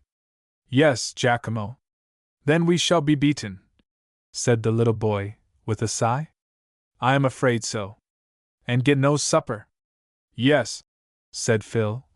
Unless, he added, we get some supper now. With this money? Asked Giacomo, startled at the boldness of the suggestion. Yes, we shall be beaten at any rate. It will be no worse for us if we get some supper. Will you buy some bread? No, said Phil daringly. I am going to buy some meat. What will the padrone say? I shall not tell the padrone. Do you think he will find out? No, besides, we ought to have some supper after walking about all day. Evidently Phil had begun to think, and the essential injustice of laboring without proper compensation had impressed his youthful mind. Giacomo was more timid. He had not advanced as far as Phil, nor was he as daring.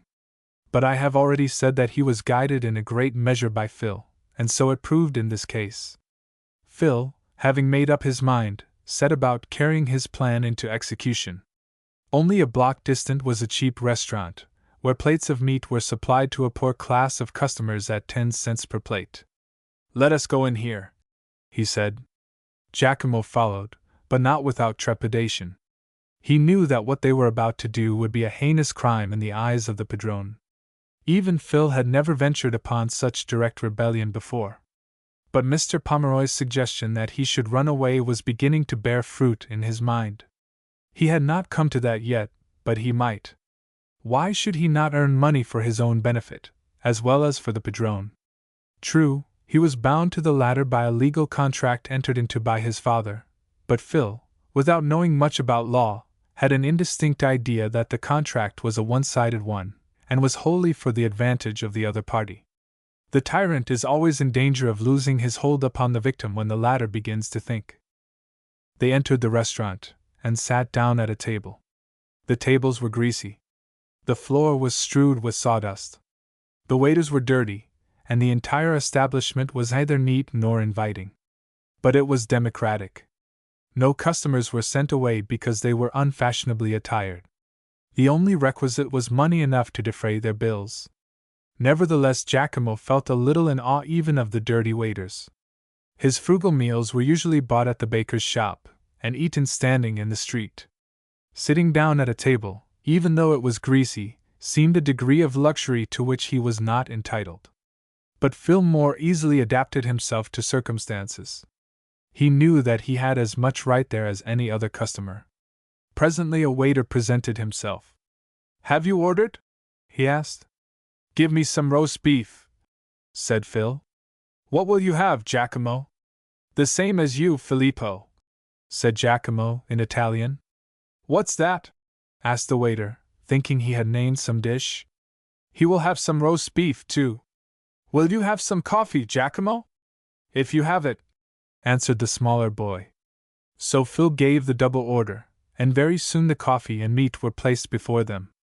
I suspect that few of my readers would have regarded these articles with any relish.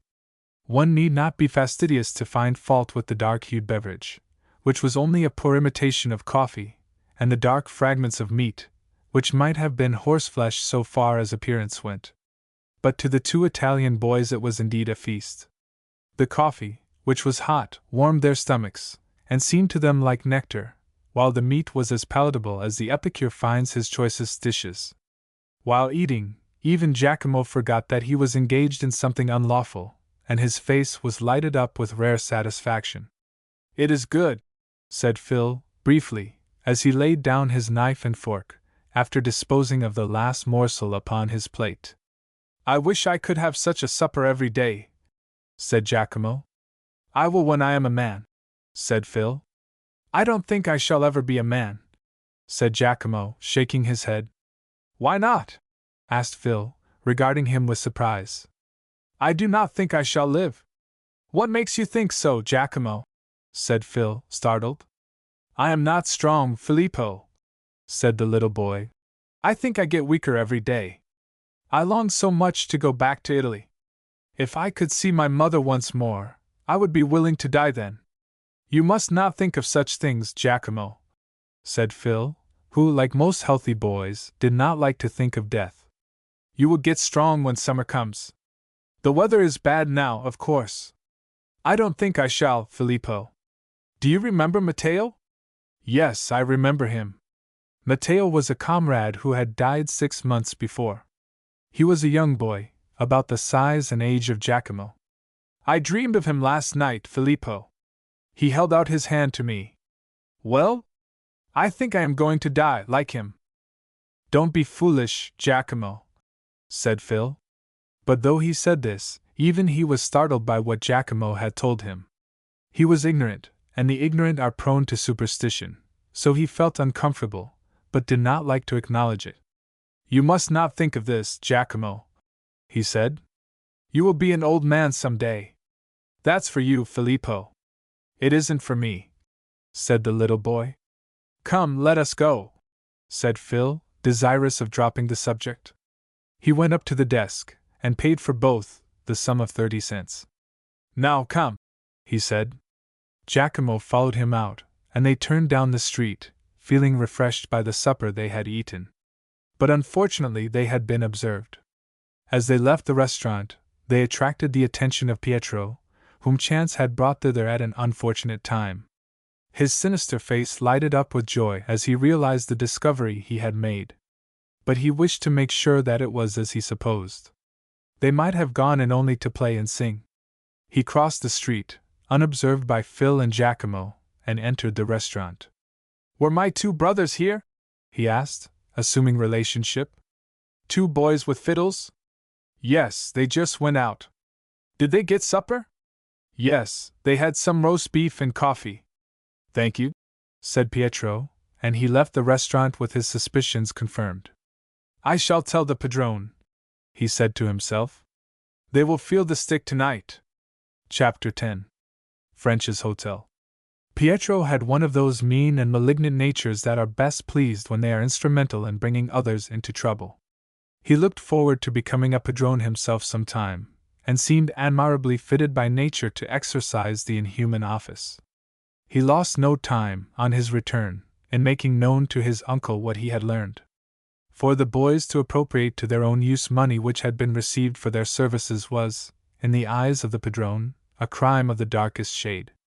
In fact, if the example were generally followed, it would have made a large diminution of his income, though the boys might have been benefited. He listened to Pietro with an ominous scowl, and decided to inflict condign punishment upon the young offenders. Meanwhile Phil and Giacomo resumed their wanderings. They no longer hoped to make up the large difference between what they had and the sum they were expected by the padrone to bring. As the evening advanced, the cold increased, and penetrated through their thin clothing, chilling them through and through. Giacomo felt it the most. By and by he began to sob with the cold and fatigue. "What is the matter, Giacomo?" asked Phil, anxiously. "I feel so cold, Filippo, so cold and tired. I wish I could rest." The boys were in Printing House Square, near the spot where now stands the Franklin statue. "If you want to rest, Giacomo," said Phil, pityingly, "we will go into French's hotel a little while. I should like to." They entered the hotel and sat down near the heater. The grateful warmth diffused itself through their frames, and Giacomo sank back in his seat with a sigh of relief.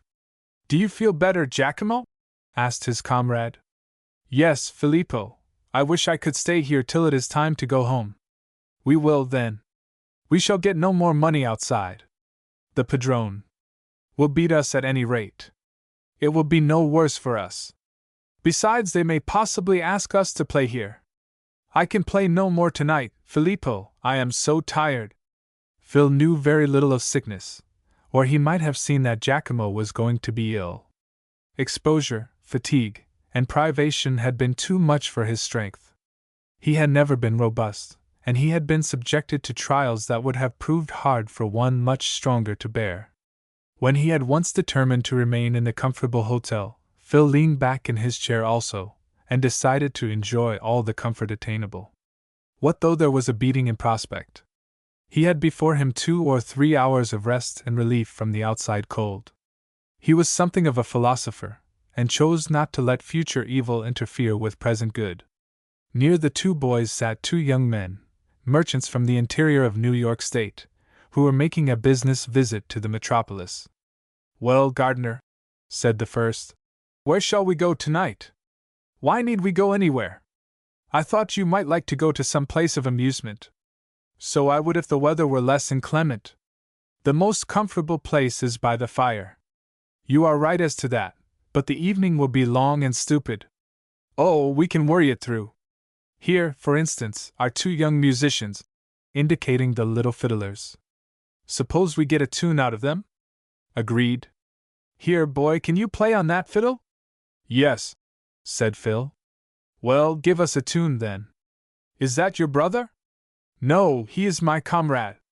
He can play too. Will you play, Giacomo?" The younger boy roused himself. The 2 stood up, and played 2 or 3 tunes successfully. A group of loungers gathered around them and listened approvingly. When they had finished, Phil took off his hat and went the rounds. Some gave, the 2 first mentioned contributing most liberally. The whole sum collected was about 50 cents. Phil and Giacomo now resumed their seats. They felt now that they were entitled to rest for the remainder of the evening, since they had gained quite as much as they would have been likely to earn in wandering about the streets. The group that had gathered about them dispersed, and they ceased to be objects of attention. Fatigue and the warmth of the room gradually affected Giacomo until he leaned back and fell asleep. "I won't take him till it's time to go back," thought Phil. So Giacomo slept on, despite the noises in the street outside and the confusion incident to every large hotel. As he sat asleep, he attracted the attention of a stout gentleman who was passing, leading by the hand a boy of 10. "Is that your brother?" he asked in a low tone of Phil. "No, signore, it is my comrade." "So you go about together?"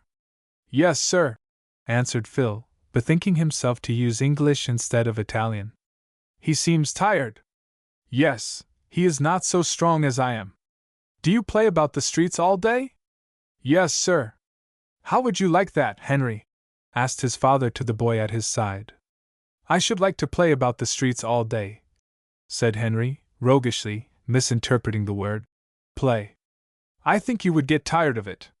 What is your name, my boy?" "Filippo." "And what is the name of your friend?" "Giacomo." "Did you never go to school?" Phil shook his head. "Would you like to go?" "Yes, sir."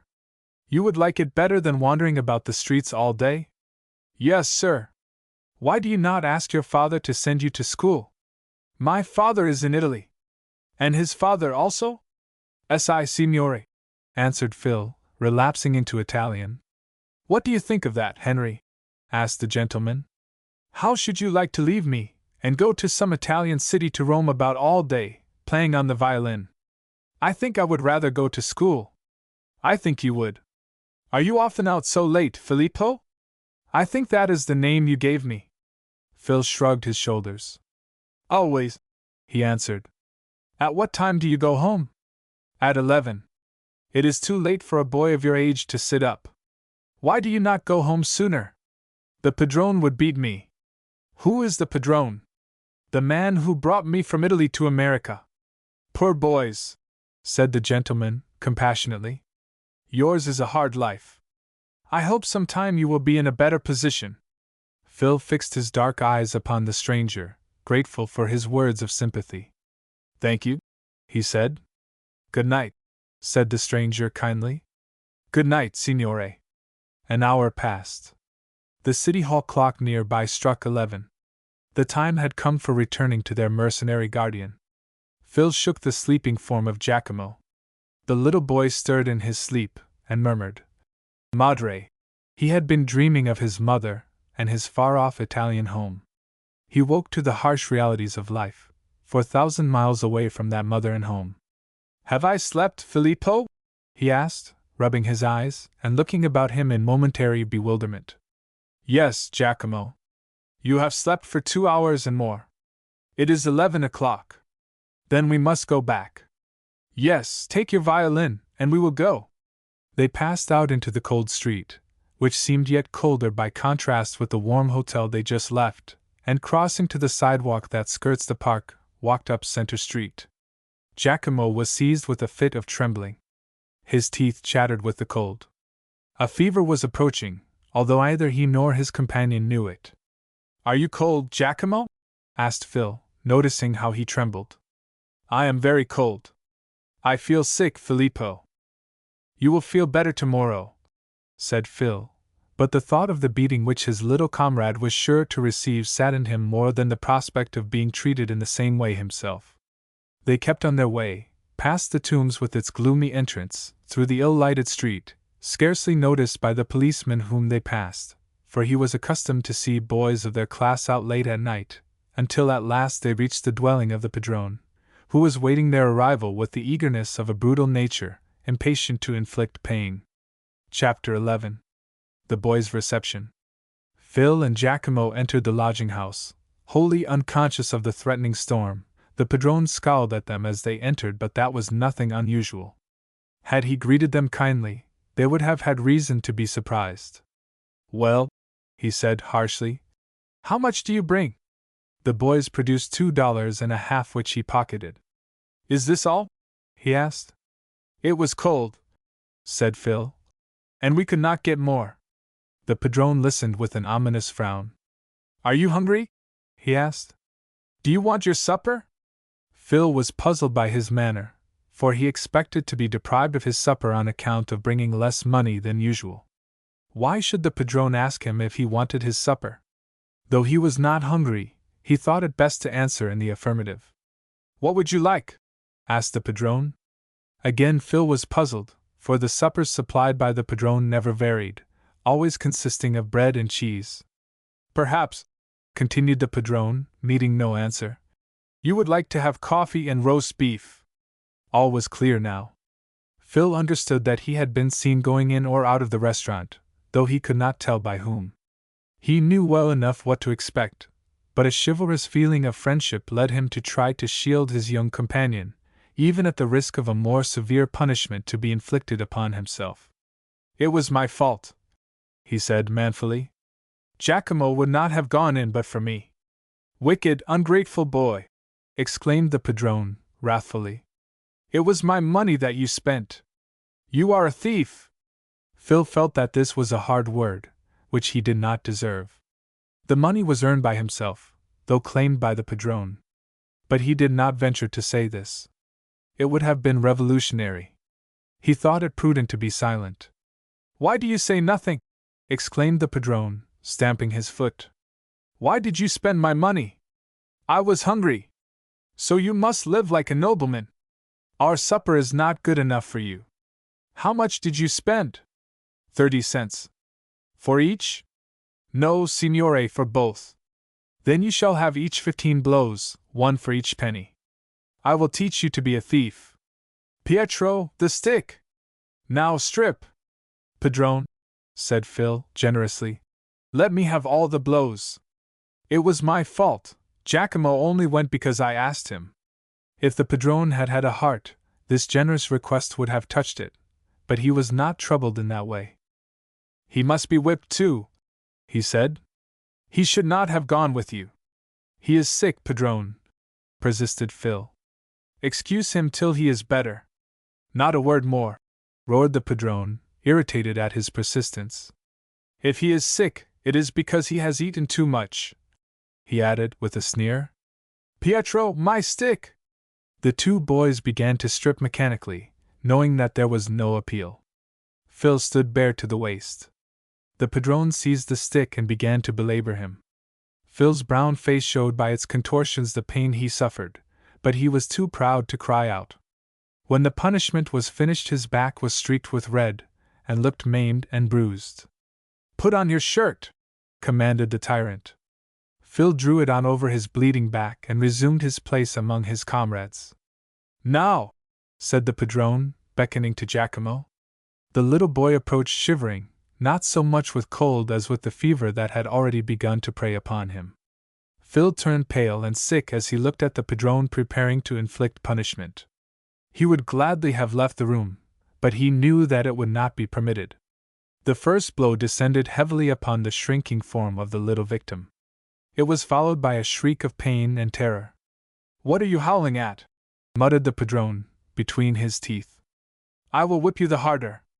Giacomo would have been less able to bear the cruel punishment than Phil if he had been well, but being sick, it was all the more terrible to him.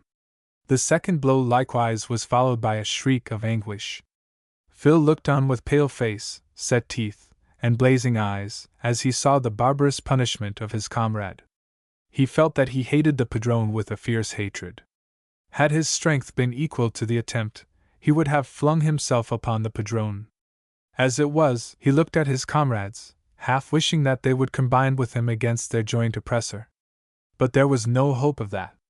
Some congratulated themselves that they were not in Giacomo's place. Others looked upon his punishment as a matter of course. There was no dream of interference, save in the mind of Phil. The punishment continued amid the groans and prayers for mercy of the little sufferer. But at the 8th stroke his pain and terror reached a climax, and nature succumbed. He sank on the floor, fainting. The padrone thought at first it was a pretense, and was about to repeat the strokes, when a look at the pallid, colorless face of the little sufferer alarmed him.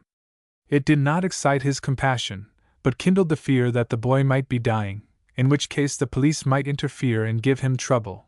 Therefore he desisted, but unwillingly. He is sick, said Phil, starting forward. He is no more sick than I am, scowled the padrone.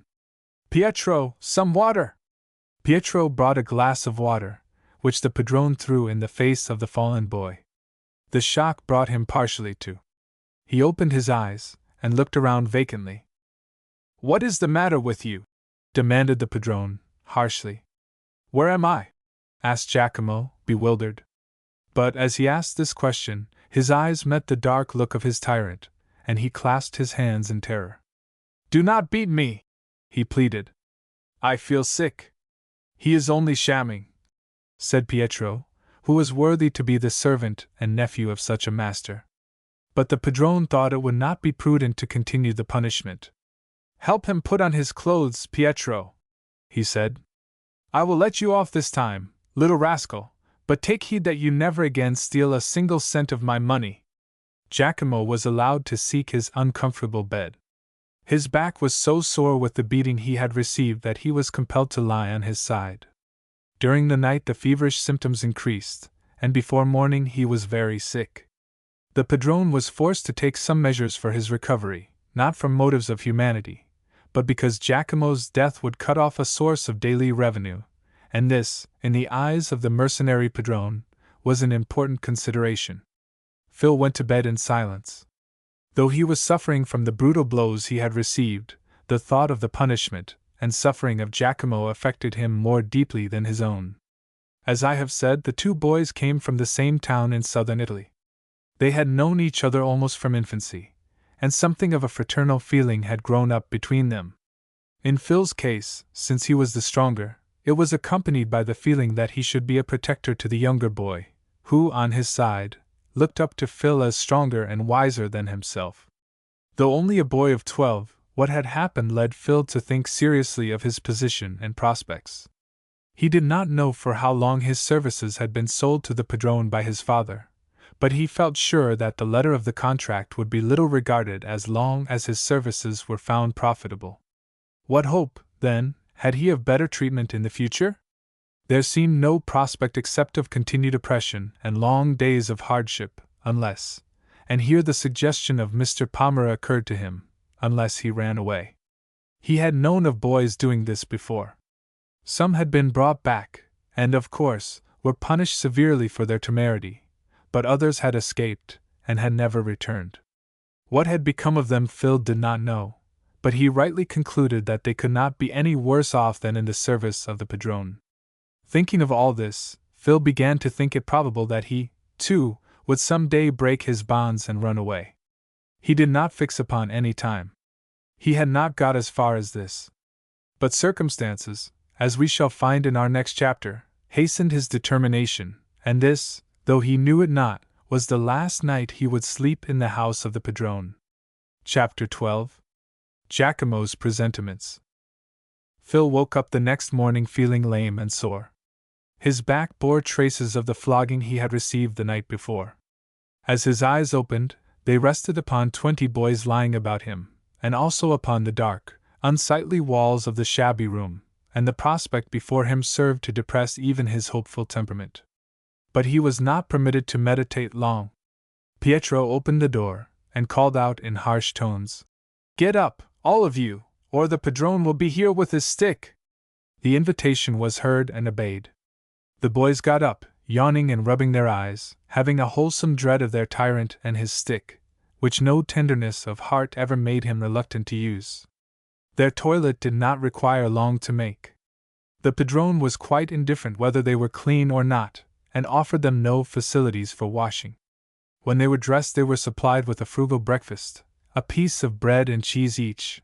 Their instruments were given them, and they were started off for a long day of toil. Phil looked around for Giacomo, who had slept in a different room, but he was not to be seen. "Is Giacomo sick this morning, Pietro?" he asked of the padrone's nephew. "He pretends to be sick, little drone," said Pietro, unfeelingly. "If I were the padrone, I would let him taste the stick again." Phil felt that he would like to see the brutal speaker suffering the punishment he wanted inflicted on him, but he knew Pietro's power and malice too well to give utterance to the wish. A longing came to him to see Giacomo before he went out. He might have had a secret presentiment of what was coming. "Signor Pietro," he said, "may I see Giacomo before I go out?" This request would have been refused without doubt, but that Pietro felt flattered at being addressed as Signor, to which his years did not yet entitle him. Phil knew this, and therefore used the title. "What do you want to see him for?" he asked suspiciously. "I want to ask him how he feels." "Yes, you can go in. Tell him he must get up tomorrow. The padrone will not let him spend his time in idleness." So Phil, having already his fiddle under his arm, entered the room where Giacomo lay. The other occupants of the room had risen, and the little boy was lying on a hard pallet in the corner. His eyes lighted up with joy as he saw Phil enter. "I am glad it is you, Filippo," he said. "I thought it was the padrone, come to make me get up. How do you feel this morning, Giacomo?" "I do not feel well, Filippo. My back is sore, and I am so weak." His eyes were very bright with the fever that had now control, and his cheeks were hot and flushed. Phil put his hand upon them. "Your cheeks are very hot, Giacomo," he said. "You are going to be sick." "I know it, Filippo," said the little boy. "I may be very sick." "I hope not, Giacomo." "Lean over, Filippo," said Giacomo. "I want to tell you something." Phil leaned over until his ear was close to the mouth of his little comrade. I think I am going to die, Filippo, whispered Giacomo. Phil started in dismay. No, no, Giacomo, he said. That is nonsense. You will live a great many years. I think you will, Filippo. You are strong. But I have always been weak, and lately I am tired all the time. I don't care to live, very much. It is hard to live. And the little boy sighed as he spoke. You are too young to die, Giacomo. It is only because you are sick that you think of it. You will soon be better. I do not think so, Filippo. I should like to live for one thing. What is that?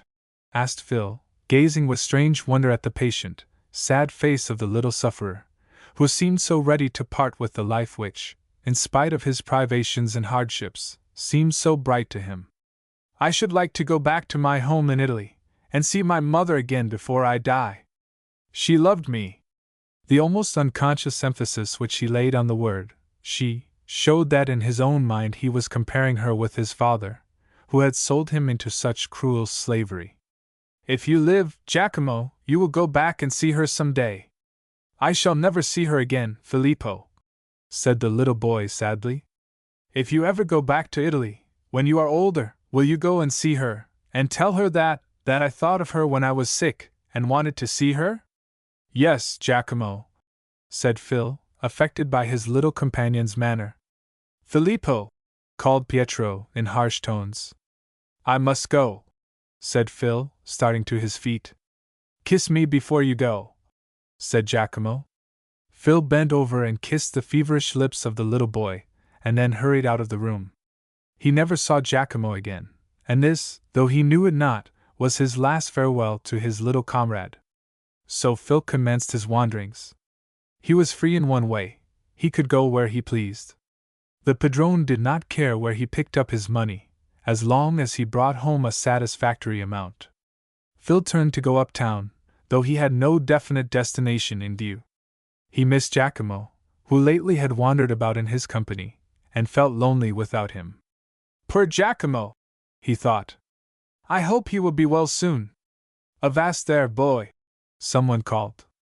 Just come to anchor, and give us a tune. Phil looked up and saw two sailors bearing down upon him, to use a nautical phrase, with arms locked, and evidently with more liquor aboard than they could carry steadily. Give us a tune, boy, and we'll pay you, said the second. Phil had met such customers before, and knew what would please them. He began playing some lively dancing tunes, with so much effect that the sailors essayed to dance on the sidewalk, much to the amusement of a group of boys who collected around them. Go it, Blue Jacket! Go it, Boots!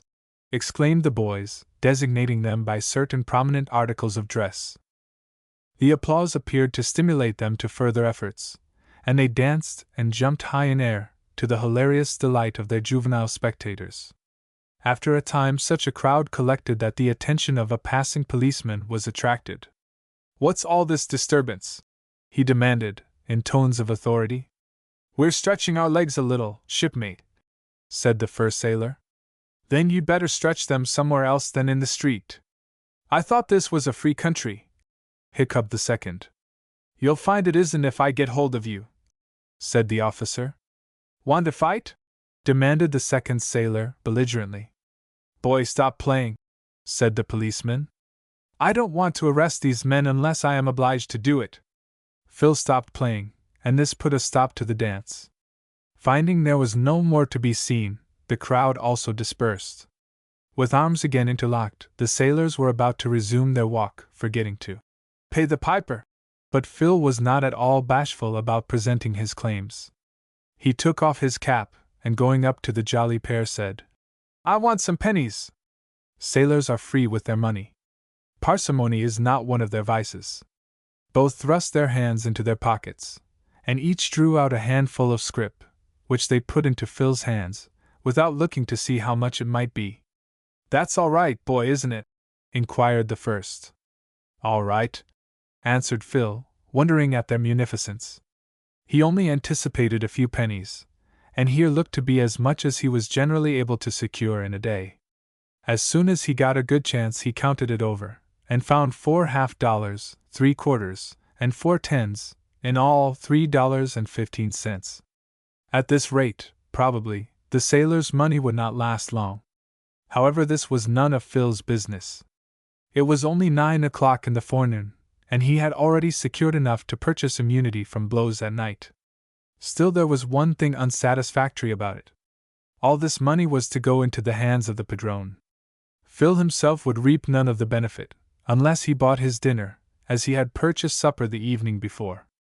But for this he had been severely punished, though he could not feel that he had done very wrong in spending the money he himself earned. However, it would be at least 3 hours before the question of dinner would come up. He put the money into the pocket of his ragged vest, and walked on. It was not so cold as the day before.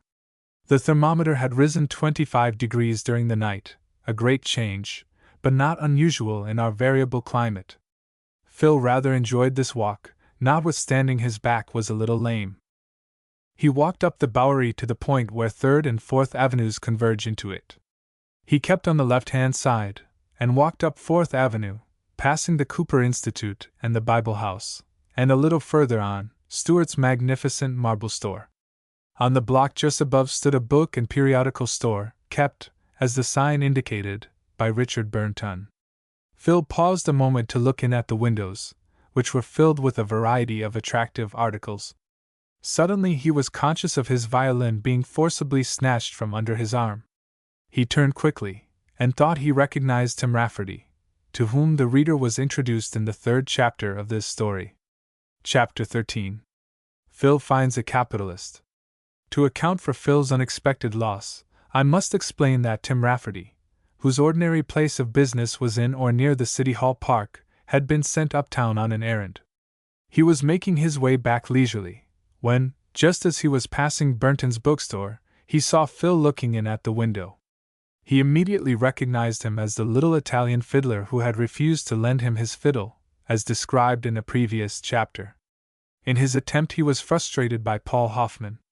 His defeat incensed him, and he determined, if he ever met Phil again, to get even with him, as he expressed it.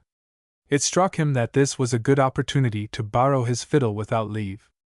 When Phil discovered his loss, he determined to run after the thief. "Give me back my fiddle!" he cried. But this Tim was in no hurry to do. As he had longer legs than Phil, the chances were that he would escape. But some distance ahead he saw one of the blue-coated guardians of the public peace, or, in newsboy parlance, a cop, and saw that Phil could easily prove theft against him, as it would be impossible to pass himself off as a fiddler. He must get rid of the violin in some way, and the sooner the better. He threw it into the middle of the street, just as a heavy cart was coming along. The wheels of the ponderous vehicle passed over the frail instrument, crushing it utterly. Phil ran forward to rescue his instrument, but too late. It was spoiled beyond recovery. Phil picked up the pieces mechanically, and took them back with him, but he soon realized that he might as well cast them away again. Meanwhile Tim, satisfied with the mischief he had done, and feeling revenge for his former mortification, walked up a side street, and escaped interference. Phil had come to one of those crises in human experience when it is necessary to pause and decide what to do next. The fiddle was not a valuable one, in fact, it was a shabby little instrument, but it was Phil's stock in trade. Moreover, it belonged to the padrone, and however innocent Phil might be as regarded its destruction, his tyrannical master was sure to call him to heavy account for it. He was certain to be severely punished, more so than the evening before, and this was not a pleasant prospect to look forward to. The padrone was sure not to forgive an offense like this. Thinking over these things, a bold suggestion came into Phil's mind. Why need he go back at all? Why should he not take this occasion for breaking his fetters, and starting out into life on his own account? There was nothing alarming in that prospect.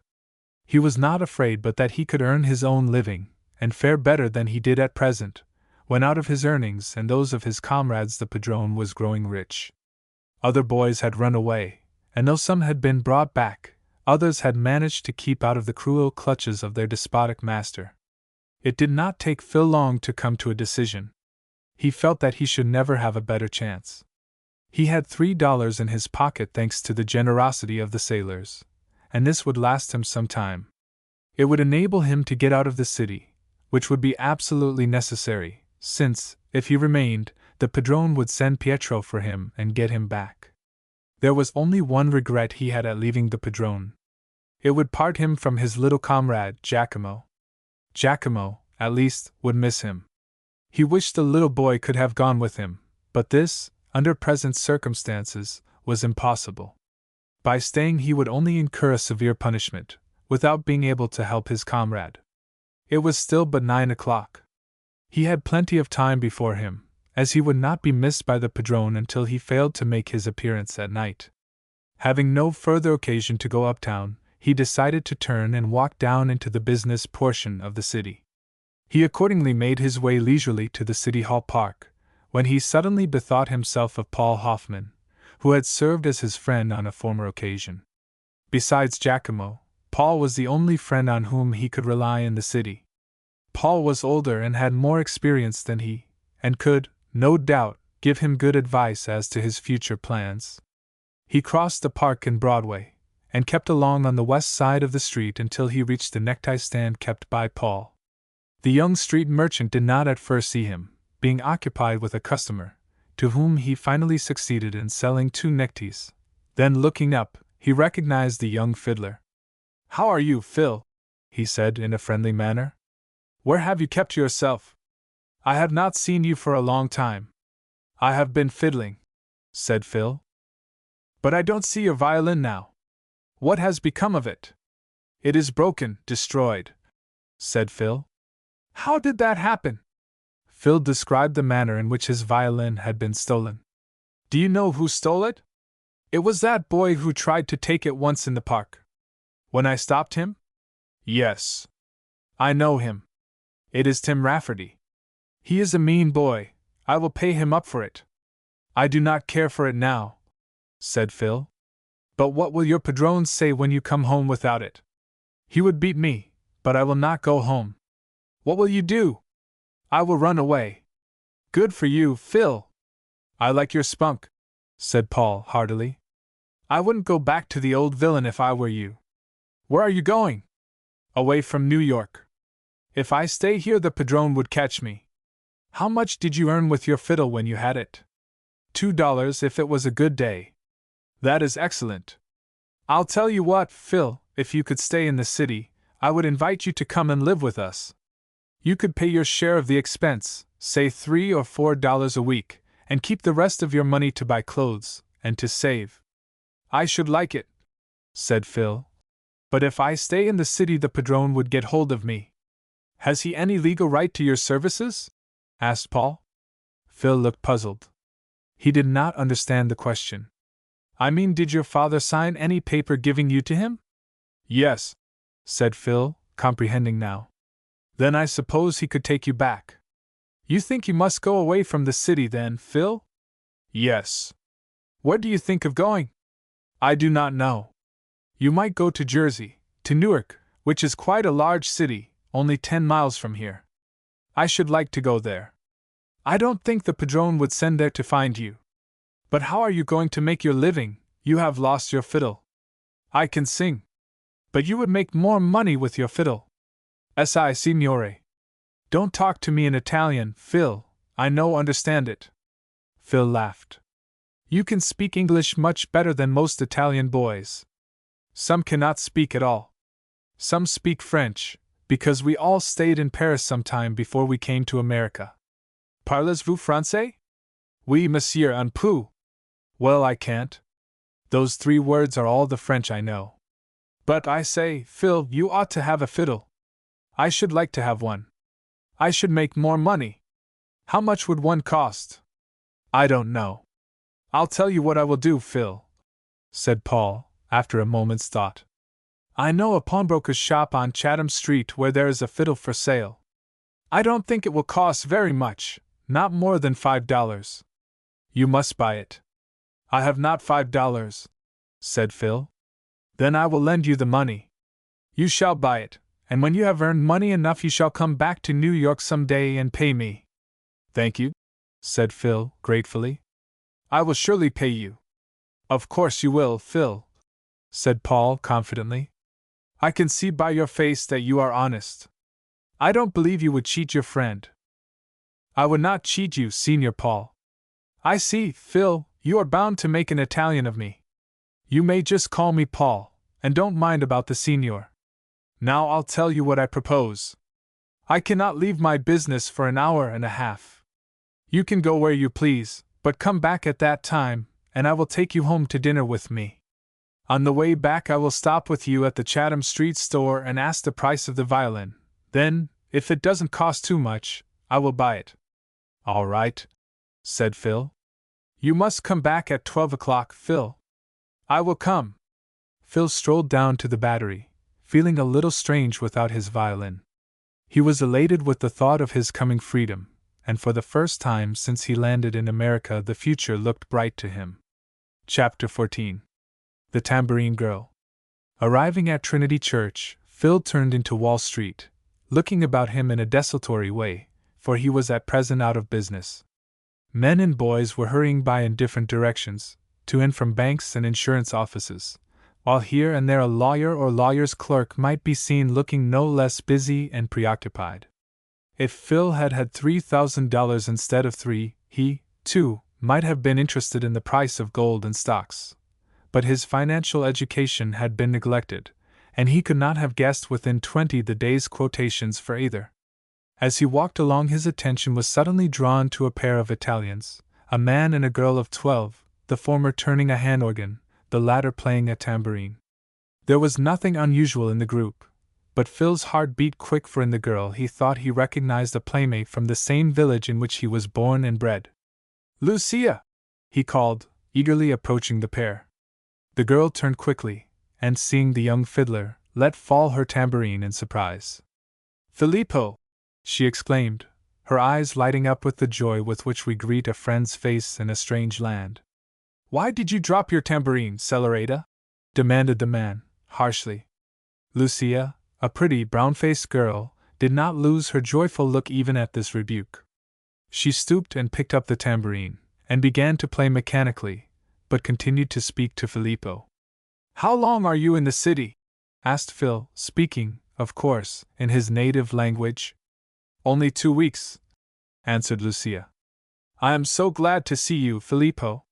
When did you come from Italy? I cannot tell. I think it is somewhere about 2 months. And did you see my mother before you came away? Asked Phil, eagerly. Yes, Filippo, I saw her. She told me if I saw you to say that she longed for her dear boy to return, that she thought of him day and night. Did she say that, Lucia? Yes, Filippo. And is my mother well? Asked Phil, anxiously, for he had a strong love for his mother. She is well, Filippo. She is not sick, but she is thin, and she looks sad. I will go and see her some day, said Phil. I wish I could see her now. When will you go? I don't know, when I am older. But where is your fiddle, Filippo? Asked Lucia. Do you not play? Filippo glanced at the organ grinder, whom he did not dare to take into his confidence. So he answered evasively. Another boy took it. I shall get another this afternoon. Are you with the padrone? Yes. Come, Lucia, said the man, roughly, ceasing to play. We must go on. Lucia followed her companion obediently, reluctant to leave Phil, with whom she desired to converse longer. But the latter saw that her guardian did not wish the conversation to continue, and so did not follow. This unexpected meeting with Lucia gave him much to think of. It carried back his thoughts to his humble, but still dear, Italian home, and the mother from whom he had never met with anything but kindness, and a longing to see both made him for the moment almost sad. But he was naturally of a joyous temperament, and hope soon returned. I will save money enough to go home, he said to himself. It will not take very much, not more than $50. I can get it soon if I do not have to pay money to the padrone. As may be inferred, Phil did not expect to return home in style. A first-class ticket on a Cunarder was far above his expectations. He would be content to go by steerage all the way, and that could probably be done for the sum he named. So his sadness was but brief, and he soon became hopeful again. He was aroused from his thoughts of home by a hand laid familiarly on his shoulder. Turning, he saw a bootblack, whose adventures have been chronicled in the volume called Ragged Dick. They had become acquainted some 3 months before, Dick having acted as a protector to Phil against some rough boys of his own class. "Been buyin' stocks?" asked Dick. "I don't know what they are," said Phil, innocently. "You're a green one," said Dick. "I shall have to take you into my bankin' house and give you some training in business." "Have you got a bankin' house?" asked Phil, in surprise. "In course I have. Don't you see it?" pointing to an imposing-looking structure in front of which they were just passing. "My clerks is all hard to work in there, while I go out to take the air for the benefit of my constitution." Phil looked puzzled, not quite understanding Dick's chaffing, and looked rather inquiringly at the blacking box, finding it a little difficult to understand why a banker on so large a scale should be blacking boots in the street. "Shine your boots, sir?" said Dick to a gentleman just passing. "Not now, I'm in a hurry." "Blackin' boots is good exercise," continued Dick, answering the doubt in Phil's face. "I do it for the benefit of my health, thus combining profit with salubriousness." "I can't understand such long words," said Phil. "I don't know much English." "I would talk to you in Italian," said Dick. "Only it makes my head ache. What's come of your fiddle? You haven't sold it, and bought Erie's shares, have you?" "A boy stole it from me, and broke it." "I'd like to lick him." "Who was it?" "I think his name was Tim Rafferty." "I know him," said Dick. "I'll give him a lickin' next time I see him." "Can you?" asked Phil, doubtfully, for his enemy was as large as Dick. "In course I can. My fists are like sledgehammers. Just feel my muscle." Dick straightened out his arm, and Phil felt of the muscle, which was hard and firm. "It's as tough as a 10-year-old chicken," said Dick. "It won't be healthy for Tim to come round my way." "What made him steal your fiddle? He ain't going into the musical line, is he?" "He was angry because I didn't want to lend it to him." Just then Tim Rafferty himself turned the corner. There was a lull in his business, and he was wandering along the street eating an apple. "There he is," said Phil, suddenly espying his enemy. Dick looked up, and saw with satisfaction that Phil was right. Tim had not yet espied either, nor did he till Dick addressed him. "Are you round collectin' fiddles this mornin'?" he asked. Tim looked up, and seeing that his victim had found an able champion, felt anxious to withdraw. He was about to turn back, but Dick advanced with a determined air. "Just stop a minute, Tim Rafferty," said he. "I'm going to interview you for the Herald. That's what they do with all the big rascals nowadays." "I'm in a hurry," said Tim. "That's what the pickpocket said when the cop was gently persuading him to go to the Tombs, but the cop didn't see it. I want the pleasure of your society a minute or two. I hear you're in the music business." "No, I'm not," said Tim, shortly. "What made you borrow this boy's fiddle, then?" "I don't know anything about it," said Tim, in a fright. "Some folks forgets easy," returned Dick. "I know a man what went into Tiffany's and took up a watch to look at, and carried it off, forgettin' to pay for it. That's what he told the judge the next day, and the judge sent him to the island for a few months to improve his memory. The air over to the island is very good to improve the memory. You ought to know," said Tim, sullenly. "You've been there times enough." "Have I?" said Dick. "Maybe you saw me there. Was it the 9th time you were there, or the 10th? "I never was there," said Tim. "Maybe it was your twin brother," suggested Dick. "What made you break my friend's fiddle?" "He wouldn't have minded it so much, only it belonged to his grandfather, a noble count, who made boots for a livin'. I don't believe he had a fiddle at all," said Tim. "That's where your forgetfulness comes in," said Dick. "Have you forgot the lickin' I gave you last summer for stealin' my blackin' box?" "You didn't lick me," said Tim. "Then I'll lick you harder next time," said Dick. "You ain't able," said Tim, who, glancing over his shoulder, saw the approach of a policeman, and felt secure. "I will be soon," said Dick, who also observed the approach of the policeman. "I'd do it now, only I've got to buy some gold for a friend of mine. Just let me know when it's perfectly convenient to take a lickin', Dot." Tim shuffled off, glad to get away unharmed, and Dick turned to Phil. "I'll give him a lickin' the first time I catch him, when there isn't a cop around," he said. Phil left his friend at this point, for he saw by the clock on Trinity Spire that it was time to go back to join Paul Hoffman, as he had agreed. I may here add that Phil's wrongs were avenged that same evening. His friend, Dick, administered to Tim the promised lickin', with such good effect that the latter carried a black eye for a week afterwards. Chapter 15. Phil's New Plans. As the clock struck 12, Phil reached the necktie stand of his friend, Paul Hoffman. "Just in time," said Paul. "Are you hungry?" "A little." "That's right. You're going to dine with me, and I want you to bring a good appetite with you." "What will your mother say?" asked Phil, doubtfully. "Wait and see. If you don't like what she says, you can go off without eating." "Where have you been?" "I went down to Wall Street." "On business?" inquired Paul, with a smile. "No," said Phil, seriously. "I saw Lucia." "Who is she?" "I forgot." "You don't know Lucia?" "She lived in my home in Italy, and I used to play with her. She told me of my mother." "That's lucky, Phil. I hope your mother is well." "She is not sick, but she is thin." "She thinks of me," said Phil. "Of course she does. You will go home and see her some day." "I hope so." "Of course you will," said Paul confidently. "I saw the boy who stole my fiddle," continued Phil. "Tim Rafferty?" "Yes." "What did he say?" "I was with a bootblack, the one they call Ragged Dick. Do you know him?" "Yes, I know Dick. He is a bully fellow, always joking. Dick wanted to lick him, but a policeman came, and he went away."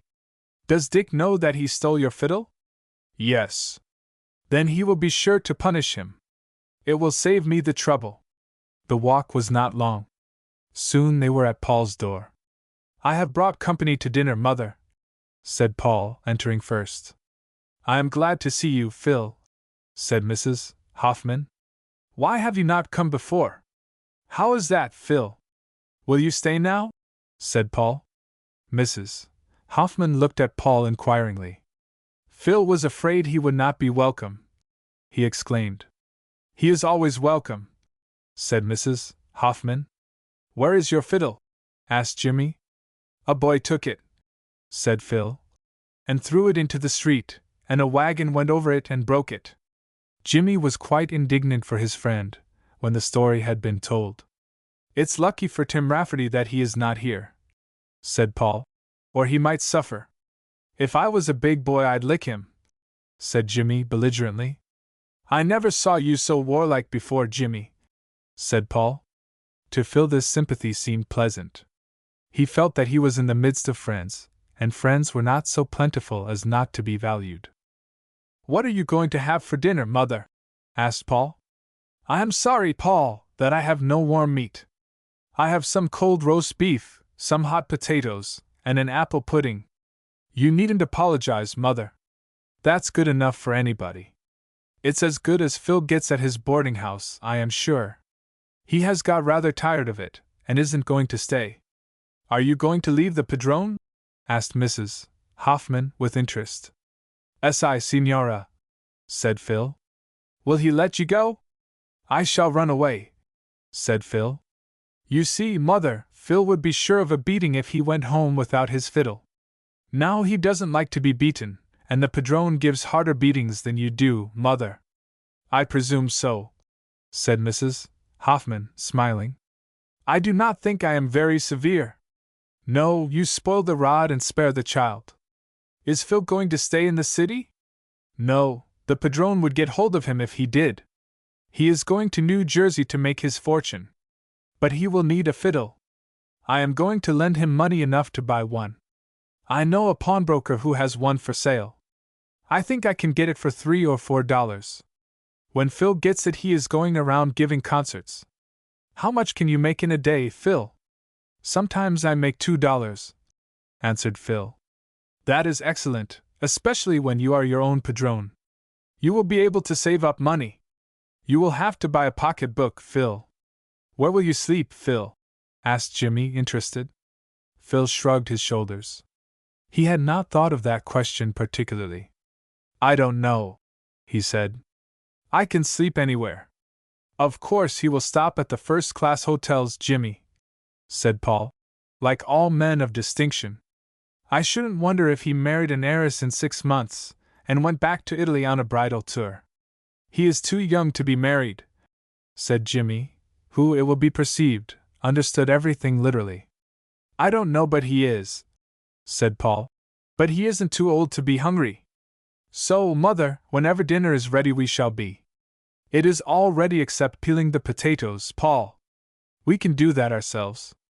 It is good exercise, and will sharpen our appetites. You will have to eat fast or there won't be much left. Jimmy is the most tremendous eater I ever saw, and won't leave much for the rest of us, if we give him the chance. Now, Paul, expostulated Jimmy, feeling aggrieved at this charge. You know I don't eat as much as you do. Hear him talk, Phil. I don't eat more than enough to keep a fly alive. It must be a pretty large fly, Paul, said Jimmy slyly. Good joke, Jimmy. Mother, you must give Jimmy 12 potatoes today instead of the 10 he usually eats. Oh, Paul, how can you tell such stories? Exclaimed Jimmy, shocked at such an extravagant assertion. Phil laughed, for there was something ludicrous in the idea of Jimmy, who was a slight boy of 7, making away with such a large quantity, and the little boy began to see that it was a joke at his expense. The dinner went off well.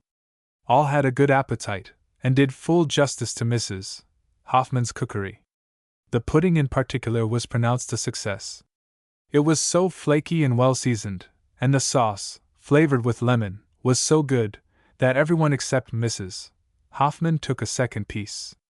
For the first time since he had left Italy, Phil felt the uncomfortable sensation of having eaten too much.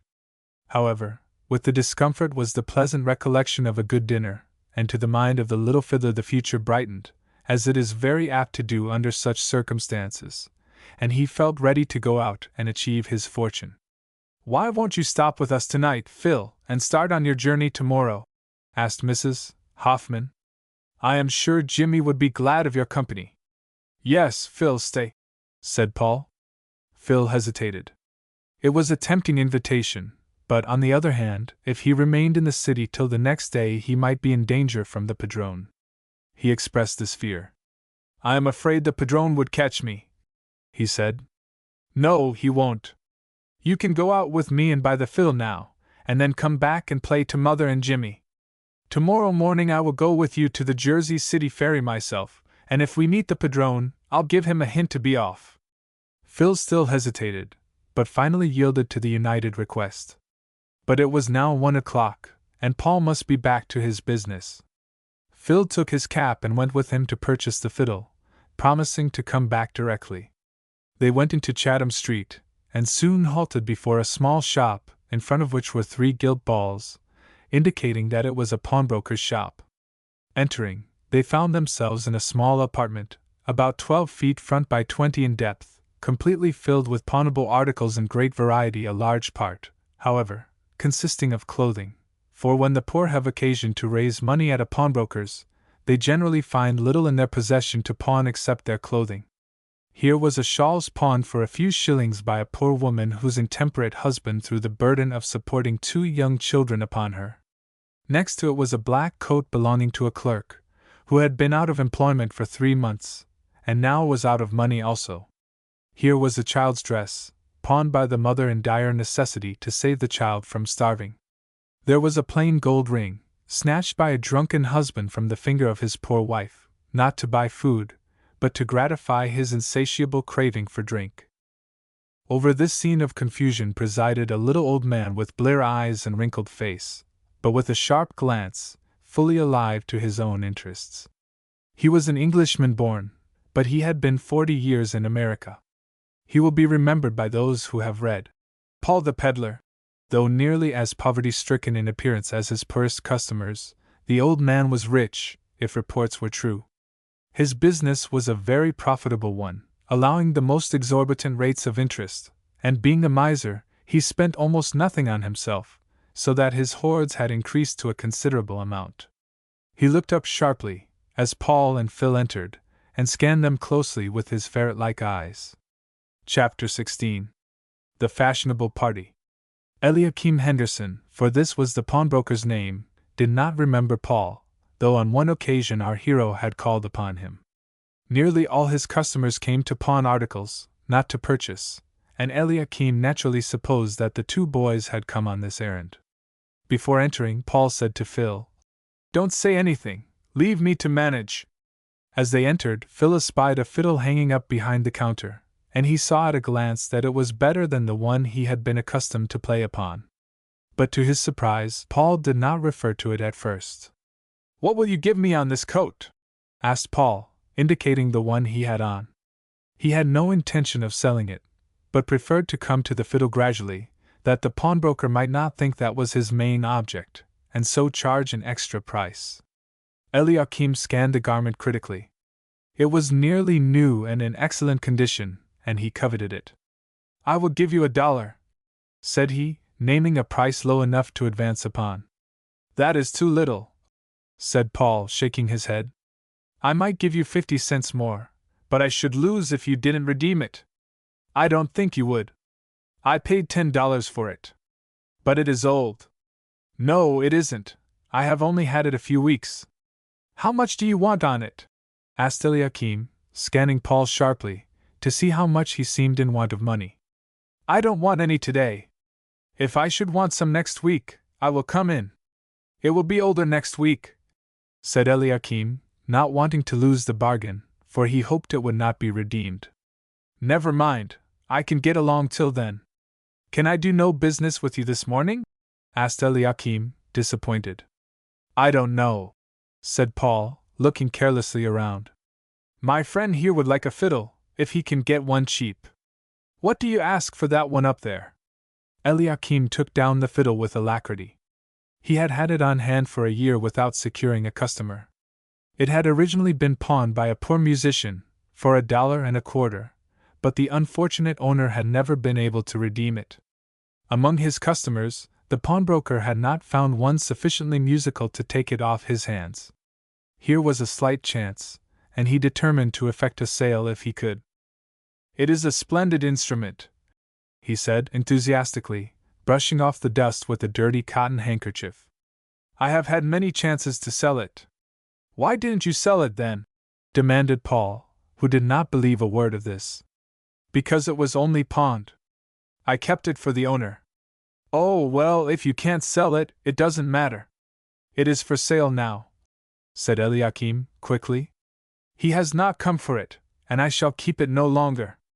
Just try it. See what a splendid instrument it is," said the pawnbroker, dwelling on the adjective to give emphasis to it. Paul tried it, but not knowing how to play, of course created only discord.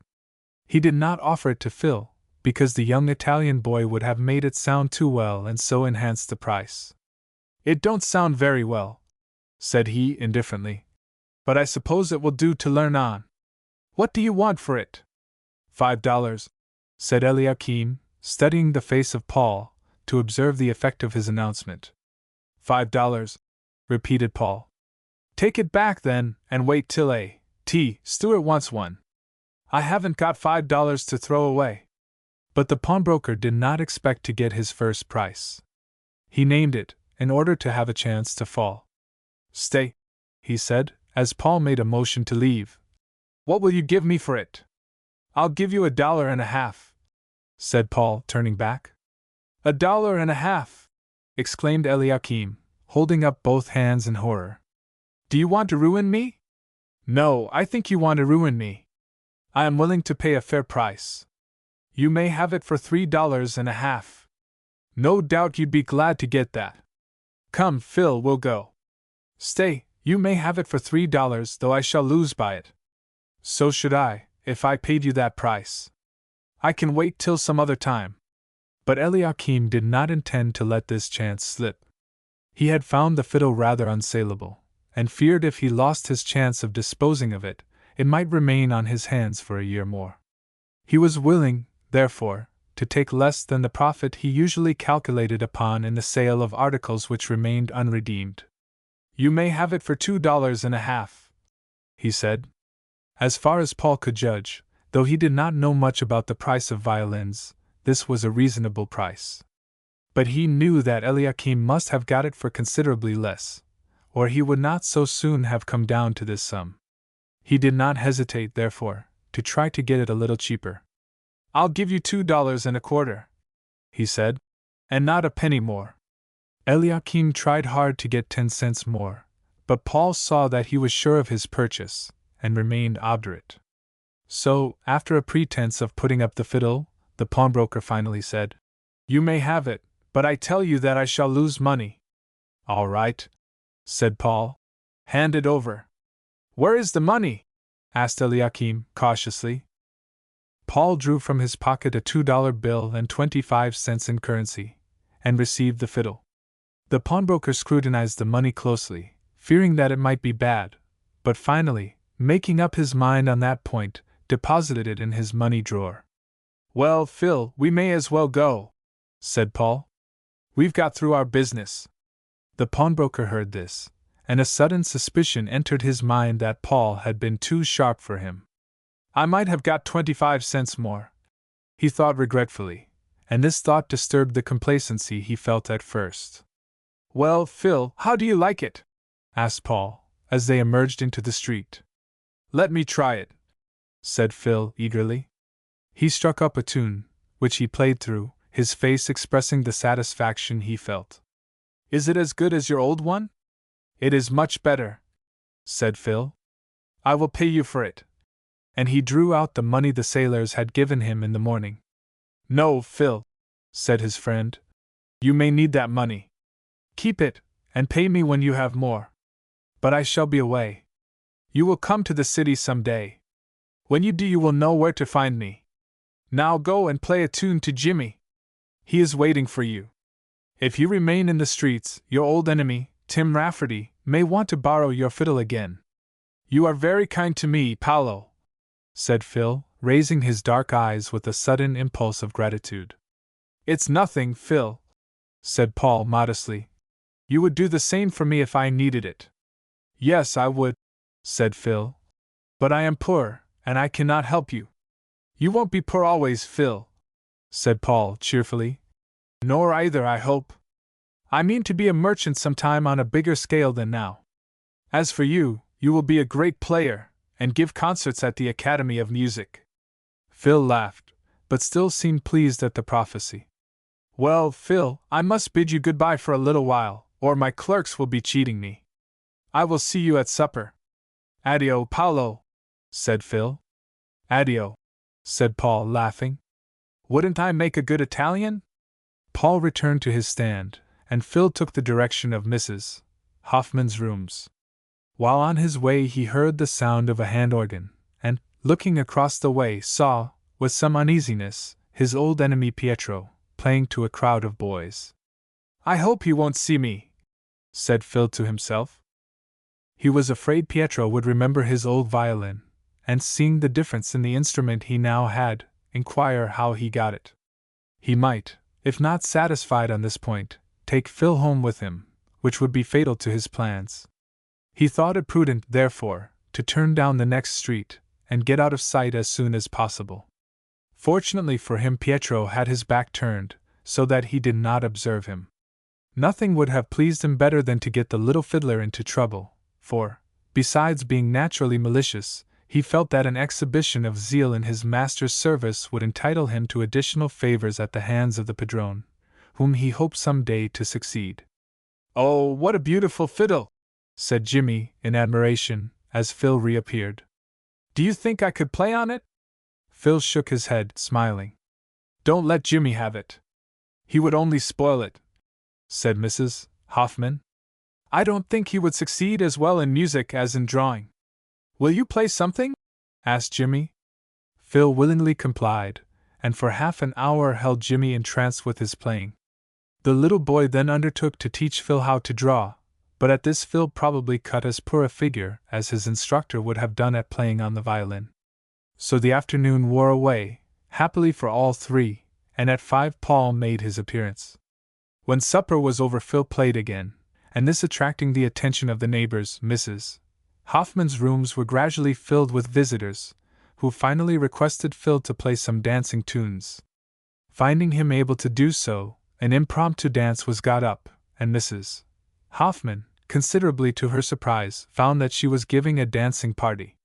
Paul, that nothing might be left out, took a companion with him, and they soon reappeared with cake and ice cream, which were passed around amid great hilarity, and it was not until midnight that the last visitor went out, and the sound of music and laughter was hushed. "You are getting fashionable in your old age, Mother," said Paul gaily. "I think I shall send an account of your party to the home journal." "I believe it is usual to describe the dresses of the ladies," said Mrs. Hoffman, smiling. "Oh, yes, I won't forget that. Just give me a piece of paper and see how I will do it." Paul, whose education, I repeat here, was considerably above that of most boys in his position, sat down and hastily wrote the following description, which was read to the great amusement of his auditors. Mrs. Hoffman, mother of the well-known artist, Jimmy Hoffman, Esq., gave a fashionable party last evening. Her spacious and elegant apartments were crowded with finely dressed gentlemen and ladies from the lower part of the city. Signor Filippo, the great Italian musician, furnished the music. Mrs. Hoffman appeared in a costly calico dress, and had a valuable gold ring on one of her fingers. Her son, the artist, was richly dressed in a gray suit, purchased a year since. Miss Bridget Flaherty, of Mott Street, was the belle of the occasion, and danced with such grace and energy that the floor came near giving away beneath her fairy tread. Miss Flaherty, by the way, weighed 180 pounds. Mr. Mike Donovan, newspaper merchant, handed round refreshments with his usual graceful and elegant deportment. Miss Matilda Wiggins appeared in a magnificent print dress, imported from Paris by A. T. Stewart, and costing $1 a yard. No gloves were worn, as they are now dispensed with in the best society. At a late hour the guests dispersed. Mrs. Hoffman's party will long be remembered as the most brilliant of the season. "I did not know you had so much talent for reporting, Paul," said his mother. "You forgot one thing, however." "What is that?" "You said nothing of yourself." "I was too modest, Mother. However, if you insist upon it, I will do so. Anything at all to please you." Paul resumed his writing and in a short time had the following. "Among those present we observed the handsome and accomplished Paul Hoffman, Esq., the oldest son of the hostess. He was elegantly dressed in a pepper and salt coat and vest, blue necktie, and brown breeches, and wore a 6-cent diamond breastpin in the bosom of his shirt. His 15-cent handkerchief was perfumed with cologne which he imported himself at a cost of 10 cents per bottle. He attracted general admiration. "You seem to have got over your modesty, Paul," said his mother. "I am sleepy," said Jimmy, drowsily rubbing his eyes. As this expressed the general feeling, they retired to bed at once, and in half an hour were wandering in the land of dreams. Chapter 17. The Padrone is Anxious. The next morning Paul and Phil rose later than usual. They slept longer, in order to make up for the late hour at which they retired. As they sat down to breakfast, at 8:30, Paul said, "I wonder whether the Padrone misses you, Phil?" "Yes," said Phil. "He will be very angry because I did not come back last night." "Will he think you have run away?" "I do not know. Some of the boys stay away sometimes, because they are too far off to come home." "Then he may expect you tonight. I suppose he will have a beating ready for you." "Yes, he would beat me very hard," said Phil, "if he thought I did not mean to come back. I should like to go and tell him that he need not expect you. I should like to see how he looks. He might beat you too, Paolo." "I should like to see him try it," said Paul, straightening up with a consciousness of strength. "He might find that rather hard." Phil looked admiringly at the boy who was not afraid of the Padrone.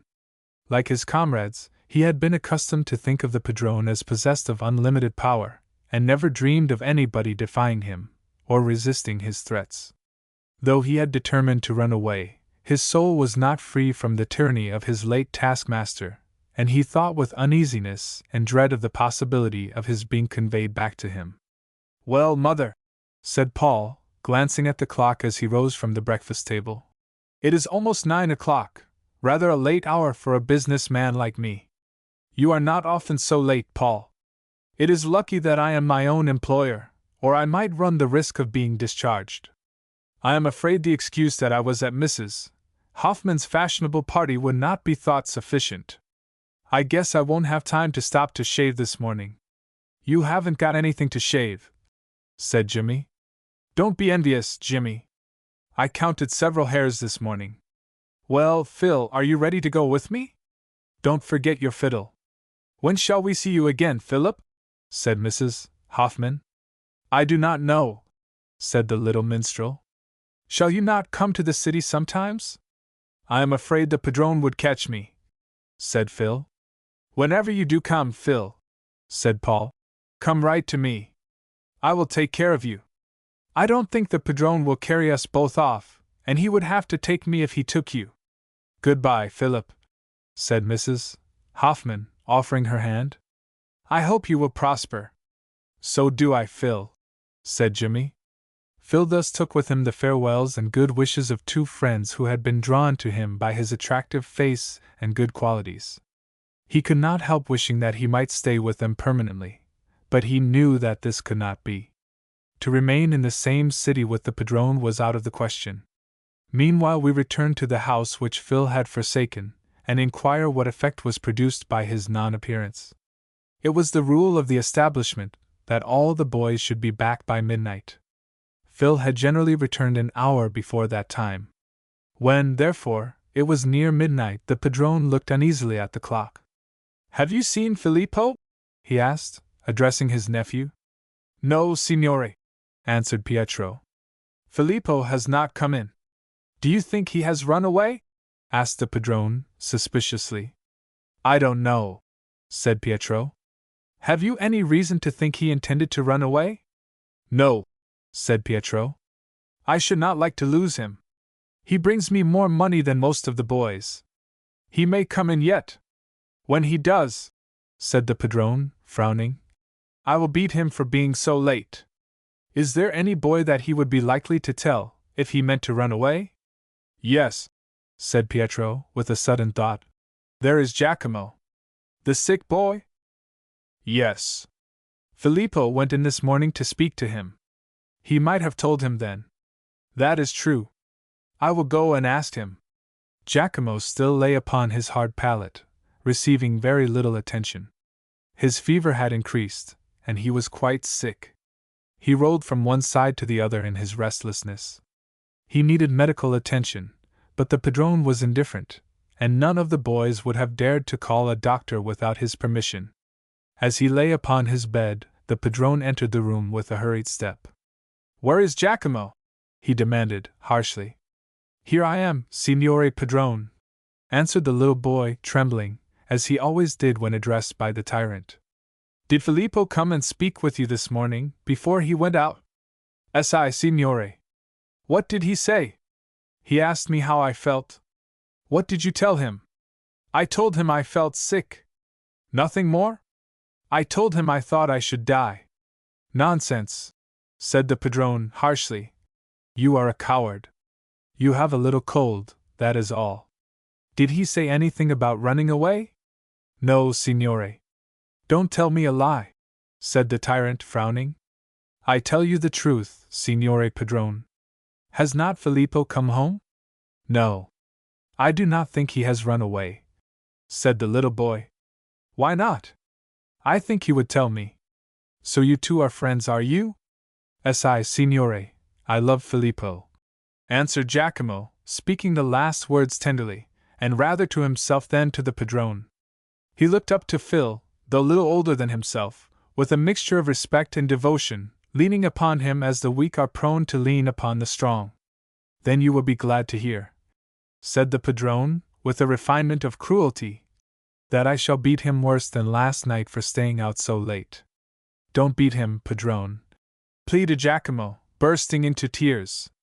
Perhaps he cannot come home. Did he ever speak to you of running away? Asked the padrone, with a sudden thought. Giacomo hesitated. He could not truthfully deny that Filippo had done so, but he did not want to get his friend into trouble. He remained silent, looking up at the tyrant with troubled eyes. Why do you not speak? Did you hear my question? Asked the padrone, with a threatening gesture. Had the question been asked of some of the other boys present, they would not have scrupled to answer falsely. But Giacomo had a religious nature, and neglected as he had been, he could not make up his mind to tell a falsehood. So, after a pause, he faltered out a confession that Phil had spoken of flight. Do you hear that, Pietro? Said the padrone, turning to his nephew. The little wretch has doubtless run away. Shall I look for him tomorrow? Asked Pietro, with alacrity, for to him it would be a congenial task to drag Phil home and witness the punishment. Yes, Pietro. I will tell you where to go in the morning. We must have him back, and I will beat him so that he will not dare to run away again. The padrone would have been still more incensed could he have looked into Mrs. Hoffman's room and seen the little fiddler the center of a merry group, his brown face radiant with smiles as he swept the chords of his violin. It was well for Phil that he could not see him. Chapter 18. Phil eludes his pursuer. Phil had already made up his mind where to go. Just across the river was New Jersey, with its flourishing towns and cities, settled to a large extent by men doing business in New York. The largest of these cities was Newark, only 10 miles distant. There Phil decided to make his first stop. If he found himself in danger of capture, he could easily go farther. This plan Paul approved, and it was to be carried into execution immediately. I will go down to the Cortlandt Street ferry with you, Phil, said Paul. I should like to have you, if it will not take you from your business, Paolo.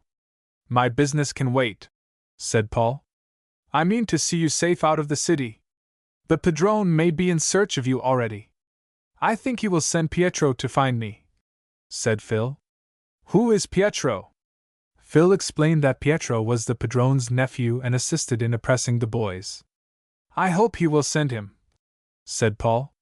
Phil looked up in surprise. I should like to see this Pietro. What would he do if he should find you? He would take me back. If you did not want to go? I couldn't help it, said Phil, shrugging his shoulders. He is much bigger than I. Is he bigger than I am? I think he is as big. He isn't big enough to take you away if I am with you. Paul did not say this boastfully, but with a quiet confidence in his own powers in which he was justified. Though by no means quarrelsome, he had on several occasions been forced in self-defense into a contest with boys of his own size, and in some instances larger, and in every case he had acquitted himself manfully, and come off victorious. I should not be afraid if you were with me, Paolo, said Phil. You are right, Phil, said Paul approvingly. But here we are at the ferry. Cortlandt Street is a short distance below the Astor House, and leads to the ferry, connecting on the other side with trains bound for Philadelphia and intermediate places.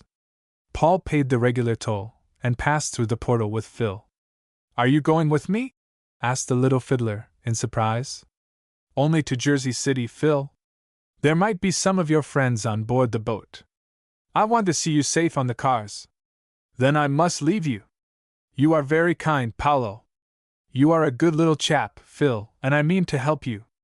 But the boat is about ready to start. Let us go on board. They walked down the pier, and got on the boat a minute before it started. They did not pass through to the other end, but leaning against the side, kept their eyes fixed on the city they were about to leave. They had not long to wait. The signal was heard, and the boat started leisurely from the pier. It was but 10 feet distant, when the attention of Paul and Phil was drawn to a person running down the drop in great haste. He evidently wanted to catch the boat, but was too late. Phil clutched at Paul's arm, and pointed to him in evident excitement. It is Pietro, he said. At that moment Pietro, standing on the brink, caught sight of the boy he was pursuing, looking back at him from the deck of the ferry boat. A look of exultation and disappointment swept over his face as he saw Phil, but realized that he was out of his reach. He had a hand organ with him, and this had doubtless encumbered him, and prevented his running as fast as he might otherwise. "So that is Pietro, is it?" said Paul, regarding him attentively in order to fix his face in his memory. "Yes, Paolo," said Phil, his eyes fixed nervously upon his pursuer, who maintained his place, and was watching him with equal attention. "You are not frightened, Phil, are you?" Phil admitted that he was. "He will come over in the next boat," he said. "But he will not know where you are. He will seek me." "Will he? Then I think he will be disappointed. The cars will start on the other side before the next boat arrives. I found out about that before we started." Phil felt relieved by this intelligence, but still he was nervous. Knowing well Pietro's malice, he dreaded the chances of his capturing him. "He stays there.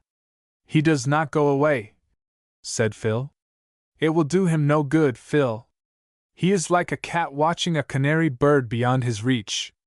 I don't think he will catch you today." "He may go in the cars, too," suggested Phil. "That is true. On the whole, Phil, when you get to Newark, I advise you to walk into the country. Don't stay in the city. He might find you there." "I will do what you say, Paolo. It will be better." They soon reached the Jersey shore. The railroad station was close by. They went thither at once, and Phil bought a ticket for Newark. "How soon will the cars start?" inquired Paul of a railway official. "In 5 minutes," was the answer. "Then, Phil, I advise you to get into the cars at once. Take a seat on the opposite side, though there is no chance of your being seen by Pietro, who will get here too late. Still, it is best to be on the safe side. I will stay near the ferry and watch Pietro when he lands. Perhaps I will have a little conversation with him. I will go, Paolo." "Well, goodbye, Phil, and good luck," said Paul cheerfully. "If you ever come to New York, come to see me." "Yes, Paolo, I will be sure to come." "And Phil, though I don't think you will ever fall into the power of that old brute again, I am sure you won't if you take good care of yourself, still, if he does get you back again, come to me the first chance you get, and I will see what I can do for you." "Thank you, Paolo. I will remember your kindness always," said the little fiddler gratefully. "That is all right, Phil. Goodbye." "Goodbye," said Phil, and shaking the hand of his new friend, he ascended the steps and took a seat on the opposite side, as Paul had recommended. "I am sorry to part with Phil," said Paul to himself. "He's a fine little chap, and I like him. If ever that old brute gets hold of him again, he shan't keep him long. Now, Signor Pietro, I'll go back and see you on your arrival." Phil was right in supposing that Pietro would take passage on the next boat. He waited impatiently on the drop till it touched, and sprang on board. He cursed the interval of delay, fearing that it would give Phil a chance to get away. However, there was no help for this. Time and tide wait for no man, but it often happens that we are compelled to wait for them. But at length the boat touched the Jersey shore, and Pietro sprang out and hurried to the gates, looking eagerly on all sides for a possible glimpse of the boy he sought. He did not see him, for the cars were already on their way, but his eyes lighted up with satisfaction as they lighted on Paul, whom he recognized as the companion of Phil. He had seen him talking to the little fiddler. Probably he would know where he had gone. He walked up to Paul, who was standing near, and touching his cap said, "Excuse me, signore, but have you seen my little brother?" "Your little brother?" repeated Paul, deliberately. "Assai, signore, a little boy with a fiddle.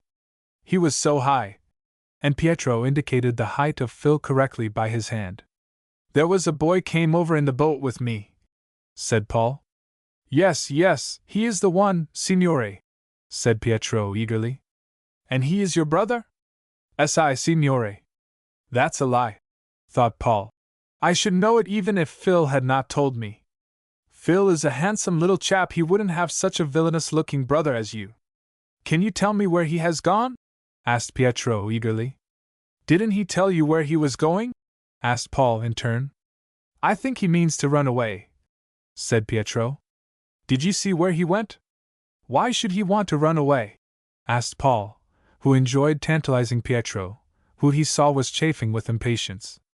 Did you not treat him well? He is a little rascal, said Pietro.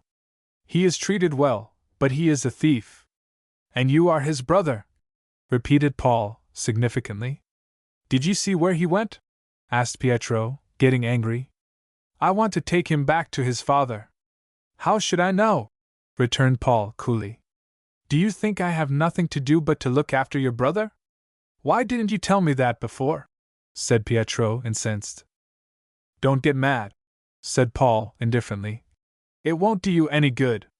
Perhaps if you look round, you will see your brother. I'll tell him you want him if I see him. Pietro looked at Paul suspiciously. It struck him that the latter might be making a fool of him, but Paul looked so utterly indifferent that he could judge nothing from his appearance. He concluded that Phil was wandering about somewhere in Jersey City. It did not occur to him that he might have taken the cars for some more distant place. At any rate, there seemed no chance of getting any information out of Paul. So he adjusted his hand organ and walked up the street leading from the ferry, looking sharply on either side, hoping to catch a glimpse of the runaway, but of course, in vain. I don't think you'll find Phil today, Signor Pietro, said Paul to himself, as he watched his receding form. Now, as there is nothing more to be done here, I will go back to business. Chapter 19. Pietro's Pursuit. The distance from New York to Newark is but 10 miles. Phil had been there once before with an older boy. He was at no loss, therefore, as to the proper place to get out. He stepped from the cars and found himself in a large depot. He went out of a side door and began to wander about the streets of Newark. Now, for the first time, he felt that he was working for himself, and the feeling was an agreeable one. True, he did not yet feel wholly secure. Pietro might possibly follow in the next train. He inquired at the station when the next train would arrive. In an hour, was the reply. It would be an hour, therefore, before Pietro could reach Newark. He decided to walk on without stopping till he reached the outskirts of the city, and not venture back till nightfall, when there would be little or no danger. Accordingly, he plodded on for an hour and a half, till he came where the houses were few and scattered at intervals. In a business point of view, this was not good policy, but safety was to be consulted first of all. He halted at length before a grocery store, in front of which he saw a small group of men standing. His music was listened to with attention, but when he came to pass his cap round afterward, the result was small. In fact, to be precise, the collection amounted to but 8 cents. "How's business, boy?" asked a young man who stood at the door in his shirt sleeves, and was evidently employed in the grocery. "That is all I have taken," said Phil, showing the 8 cents. "Did you come from New York this morning?" "Yes." "Then you haven't got enough to pay for your ticket yet?" Phil shrugged his shoulders.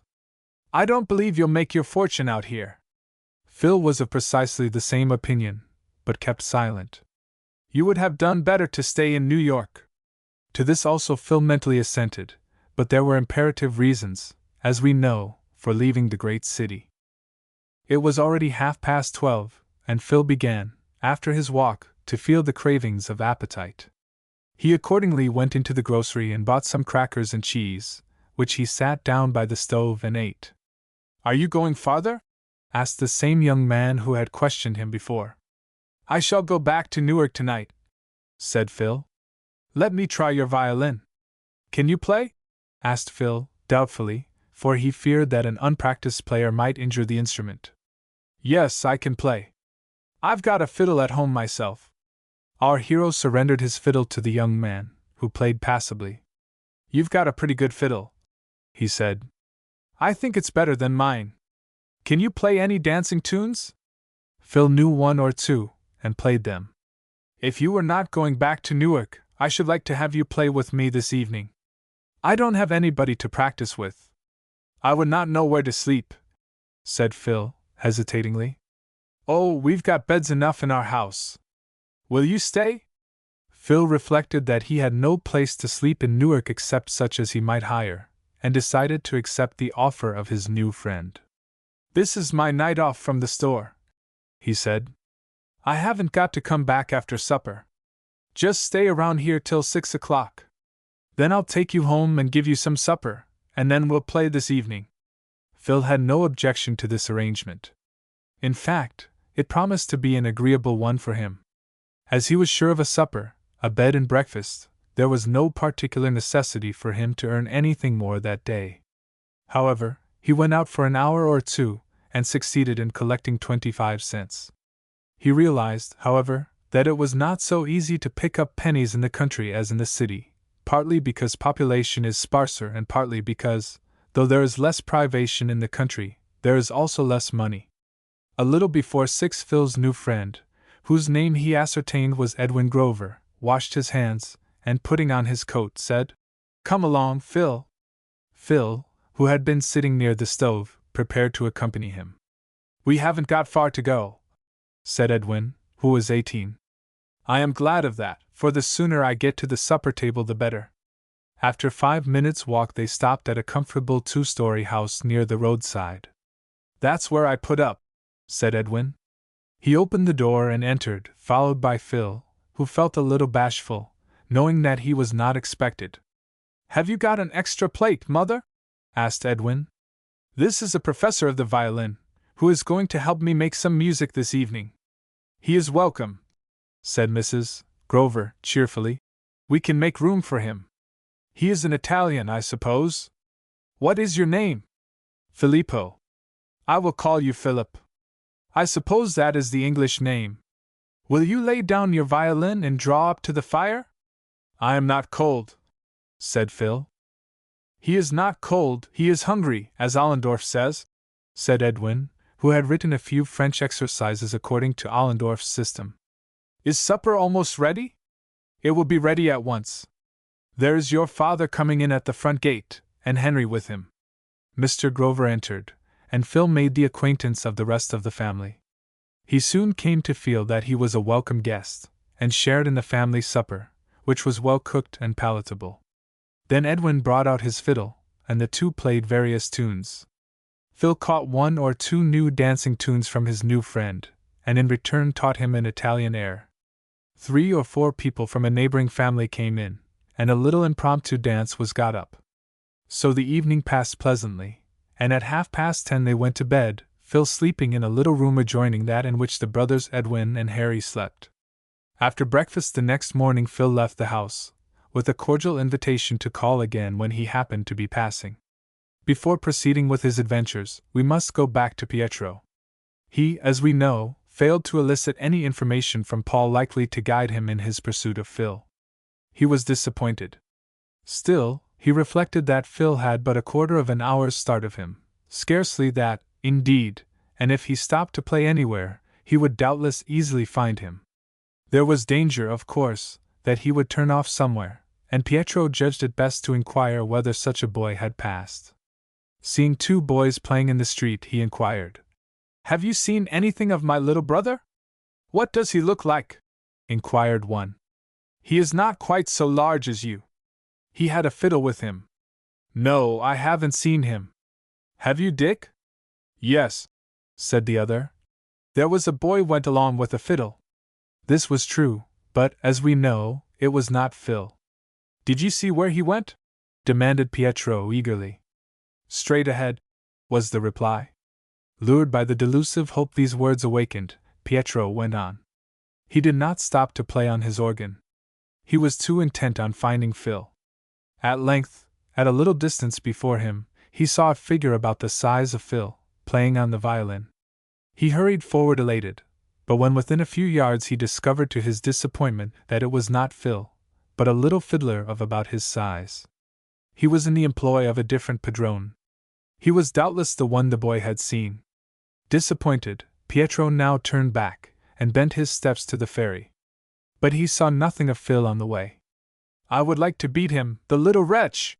he said to himself, angrily. "If I had not been too late for the boat, I would have easily caught him." It never occurred to Pietro that Phil might have taken the cars for a more distant point, as he actually did. The only thing he could think of, for he was not willing to give up the pursuit, was to go back. He remained in Jersey City all day, wandering about the streets, peering here and there, but he did not find Phil, for a very good reason. The padrone awaited his report at night with some impatience. Phil was one of the smartest boys he had, and he had no mind to lose him. "Did you find him, Pietro?" he asked as soon as his nephew entered his presence. "I saw him," said Pietro. "Then why did you not bring him back?" Pietro explained the reason. His uncle listened attentively. "Pietro, you are a fool," he said at length. "Why am I a fool?" asked Pietro, sullenly. "Because you sought Filippo where he is not. Where is he? He did not stop in Jersey City. He went farther. He knew that you were on his track. Did you ask at the station if such a boy had bought a ticket? I did not think of it. Then you were a fool. What do you want me to do? Tomorrow you must go to Newark. That is the first large town. I must have Filippo back."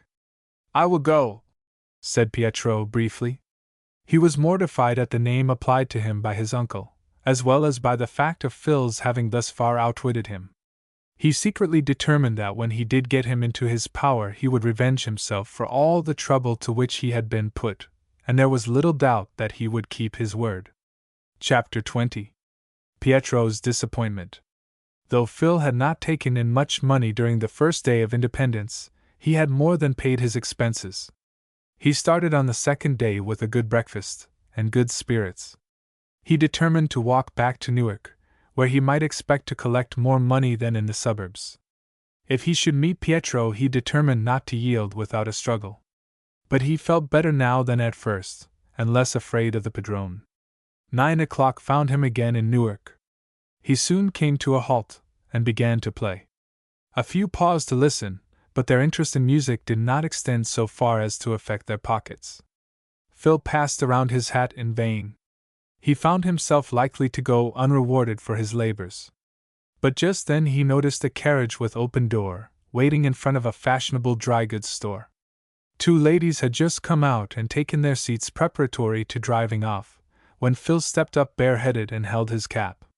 He was an unusually attractive boy, and as he smiled, one of the ladies, who was particularly fond of children, noticed him. "What a handsome boy," she said to her companion. "Some pennies for music," said Phil. "How old are you?" asked the lady. 12 years. "Just the age of my Johnny. If I give you some money, what will you do with it?" "I will buy dinner," said Phil. "I never give to vagrants," said the second lady, a spinster of uncertain age, who did not share her niece's partiality for children. "It isn't his fault if he is a vagrant, Aunt Maria," said the younger lady. "I have no doubt he is a thief," continued Aunt Maria, with acerbity. "I am not a thief," said Phil, indignantly, for he understood very well the imputation, and he replaced his cap on his head. "I don't believe you are," said the first lady. "Here, take this," and she put in his hand 25 cents. "Thank you, Signora," said Phil, with a grateful smile. "That money is thrown away," said the elderly lady. "You are very indiscriminate in your charity, Eleanor. It is better to give too much than too little, Aunt Maria, isn't it? You shouldn't give to unworthy objects." "How do you know this boy is an unworthy object?" "He is a young vagrant. Can he help it? It is the way he makes his living." The discussion continued, but Phil did not stop to hear it. He had received more than he expected, and now felt ready to continue his business. One thing was fortunate, and relieved him from the anxiety which he had formerly labored under. He was not obliged to obtain a certain sum in order to escape a beating at night. He had no master to account to. He was his own employer, as long as he kept out of the clutches of the padrone. Phil continued to roam about the streets very much after the old fashion, playing here and there as he thought it expedient. By noon he had picked up 75 cents, and felt very well satisfied with his success. But if, as we are told, the hour that is darkest is just before day, it also happens sometimes that danger lies in wait for prosperity, and danger menaced our young hero, though he did not know it. To explain this, we must go back a little. When Pietro prepared to leave the lodging-house in the morning, the padrone called loudly to him. "Pietro," said he, "you must find Filippo today." "Where shall I go?" asked Pietro. Go to Newark. Filippo went there, no doubt, while you, stupid that you are, went looking for him in Jersey City. You have been in Newark before? Yes, Signore Padrone. Very good, then you need no directions. If I do not find him in Newark, where shall I go? He is in Newark, said the Padrone, confidently. He will not leave it. He judged that Phil would consider himself safe there, and would prefer to remain in a city rather than go into the country. I will do my best, said Pietro. I expect you to bring him back tonight. I should like to do so, said Pietro, and he spoke the truth. Apart from his natural tendency to play the tyrant over smaller boys, he felt a personal grudge against Phil for eluding him the day before, and so subjecting him to the trouble of another day's pursuit, besides the mortification of incurring a reprimand from his uncle. Never did agent accept a commission more readily than Pietro accepted that of catching and bringing Filippo to the Padrone. Leaving the lodging-house, he walked down to the ferry at the foot of Cortlandt Street, and took the first train for Newark. It was 10 o'clock before he reached the city. He had nothing in particular to guide him, but made up his mind to wander about all day, inquiring from time to time if anyone had seen his little brother, describing Phil. After a while his inquiries were answered in the affirmative, and he gradually got on the track of our hero. At 12 o'clock Phil went into a restaurant, and invested 30 cents in a dinner. As the prices were low, he obtained for this sum all he desired. 10 minutes afterward, as he was walking leisurely along with that feeling of tranquil enjoyment which a full stomach is apt to give, Pietro turned the corner behind him. No sooner did the organ-grinder catch sight of his prey, than a fierce joy lighted up his eyes, and he quickened his pace. Ah, Celerado, I have you now, he exclaimed to himself. Tonight you shall feel the stick. But opportunely for himself Phil looked behind him. When he saw Pietro at but a few rods' distance his heart stood still with sudden fright, and for an instant his feet were rooted to the ground. Then the thought of escape came to him, and he began to run, not too soon. Stop! Called out Pietro. Stop, or I will kill you! But Phil did not comprehend the advantage of surrendering himself to Pietro. He understood too well how he would be treated if he returned a prisoner. Instead of obeying the call, he only sped on the faster. Now between the pursuer and the pursued there was a difference of 6 years, Pietro being 18, while Phil was but 12. This, of course, was in Pietro's favor. On the other hand, the pursuer was encumbered by a hand organ, which retarded his progress, while Phil had only a violin, which did not delay him at all. This made their speed about equal, and gave Phil a chance to escape, unless he should meet with some interruption. Stop! Called Pietro, furiously, beginning to realize that the victory was not yet won.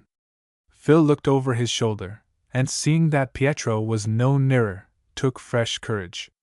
He darted round a corner, with his pursuer half a dozen rods behind him. They were not in the most frequented parts of the city, but in a quarter occupied by 2-story wooden houses.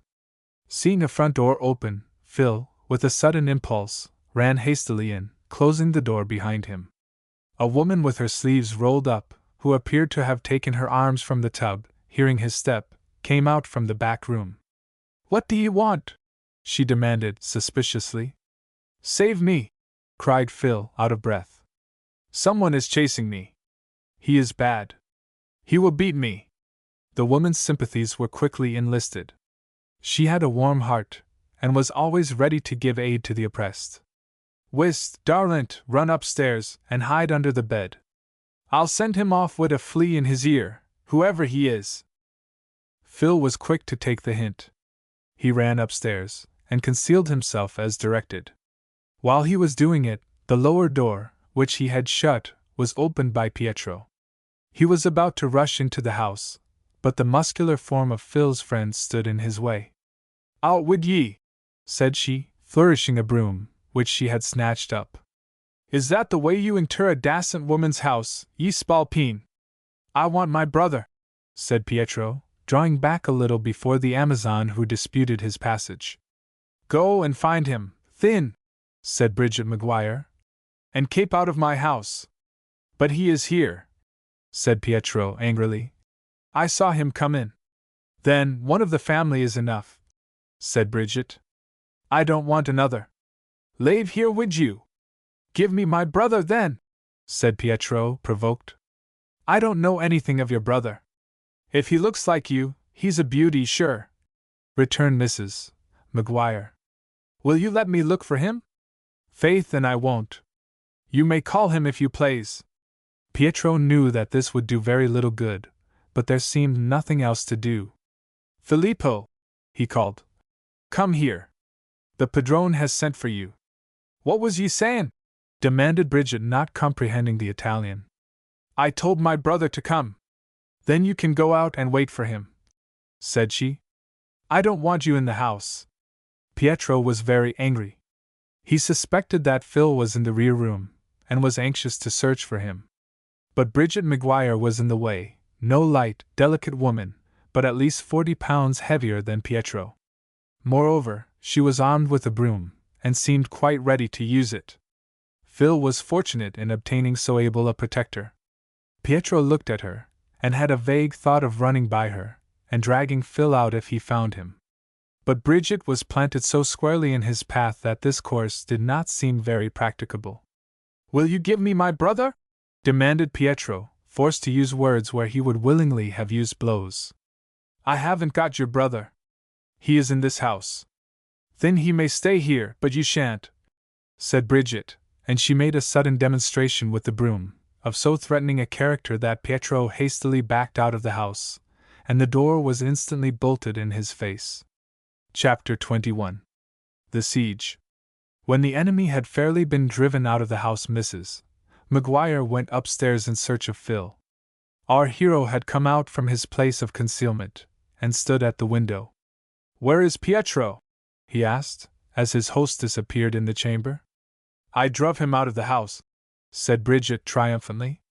Then he won't come up here? Interrogated Phil. It's I that would like to see him teach our Wyatt, said Mrs. Maguire, shaking her head in a very positive manner. I'd break my broom over his back first. Phil breathed freer. He saw that he was rescued from immediate danger. Where is he now? He's outside watching for you. He'll have to wait till you come out. May I stay here till he goes? Sure, and you may, said the warm-hearted Irishwoman. You're as welcome as flowers in May. Are you hungry? No, thank you, said Phil. I have eaten my dinner. Won't you try a bit of bread and cold meat now? She asked, hospitably. You are very kind, said Phil, gratefully. But I am not hungry. I only want to get away from Pietro. Is that the heathen's name? Sure, I never heard it before. It is Peter in English. And has he got the name of the blessed St. Peter Thin? Sure, St. Peter would be mightily ashamed of him. And is he your brother, do you say? No, said Phil. He said he was, but I thought it was a wicked lie when he said it. He's too bad, sure, to be a brother of yours. But I must go down to my work. My clothes are in the tub, and the water will get cold. Will you be kind enough to tell me when he goes away? Asked Phil. Sure I will. Rest aisy, darlint. He shan't get hold of you. Pietro's disappointment may be imagined when he found that the victim whom he had already considered in his grasp was snatched from him in the very moment of his triumph. He felt nearly as much incensed at Mrs. Maguire as at Phil, but against the former he had no remedy. Over the stalwart Irishwoman neither he nor the padrone had any jurisdiction, and he was compelled to own himself ignominiously repulsed and baffled. Still, all was not lost. Phil must come out of the house some time, and when he did he would capture him. When that happy moment arrived he resolved to inflict a little punishment on our hero on his own account, in anticipation of that which awaited him from his uncle, the padrone. He therefore took his position in front of the house, and maintained a careful watch, that Phil might not escape unobserved. So half an hour passed. He could hear no noise inside the house, nor did Phil show himself at any of the windows. Pietro was disturbed by a sudden suspicion. What if, while he was watching, Phil had escaped by the back door, and was already at a distance? This would be quite possible, for as he stood he could only watch the front of the house. The rear was hidden from his view. Made uneasy by this thought, he shifted his ground, and crept stealthily round on the side, in the hope of catching a view of Phil, or perhaps hearing some conversation between him and his Amazonian protector by which he might set at rest his suddenly formed suspicions. He was wrong, however. Phil was still upstairs. He was disposed to be cautious, and did not mean to leave his present place of security until he should be apprised by his hostess that Pietro had gone. Bridget Maguire kept on with her washing. She had been once to the front room, and, looking through the blinds, had ascertained that Pietro was still there. "He'll have to wait long enough," she said to herself. "The hay then! It's hard he'll find it to get the better of Bridget Maguire."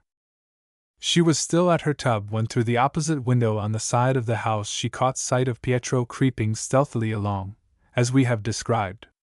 "I'll be even with him," said Bridget to herself exultingly. "I'll catch him to prowl around my house." She took from her sink near by a large, long-handled tin dipper, and filled it full of warm suds from the tub.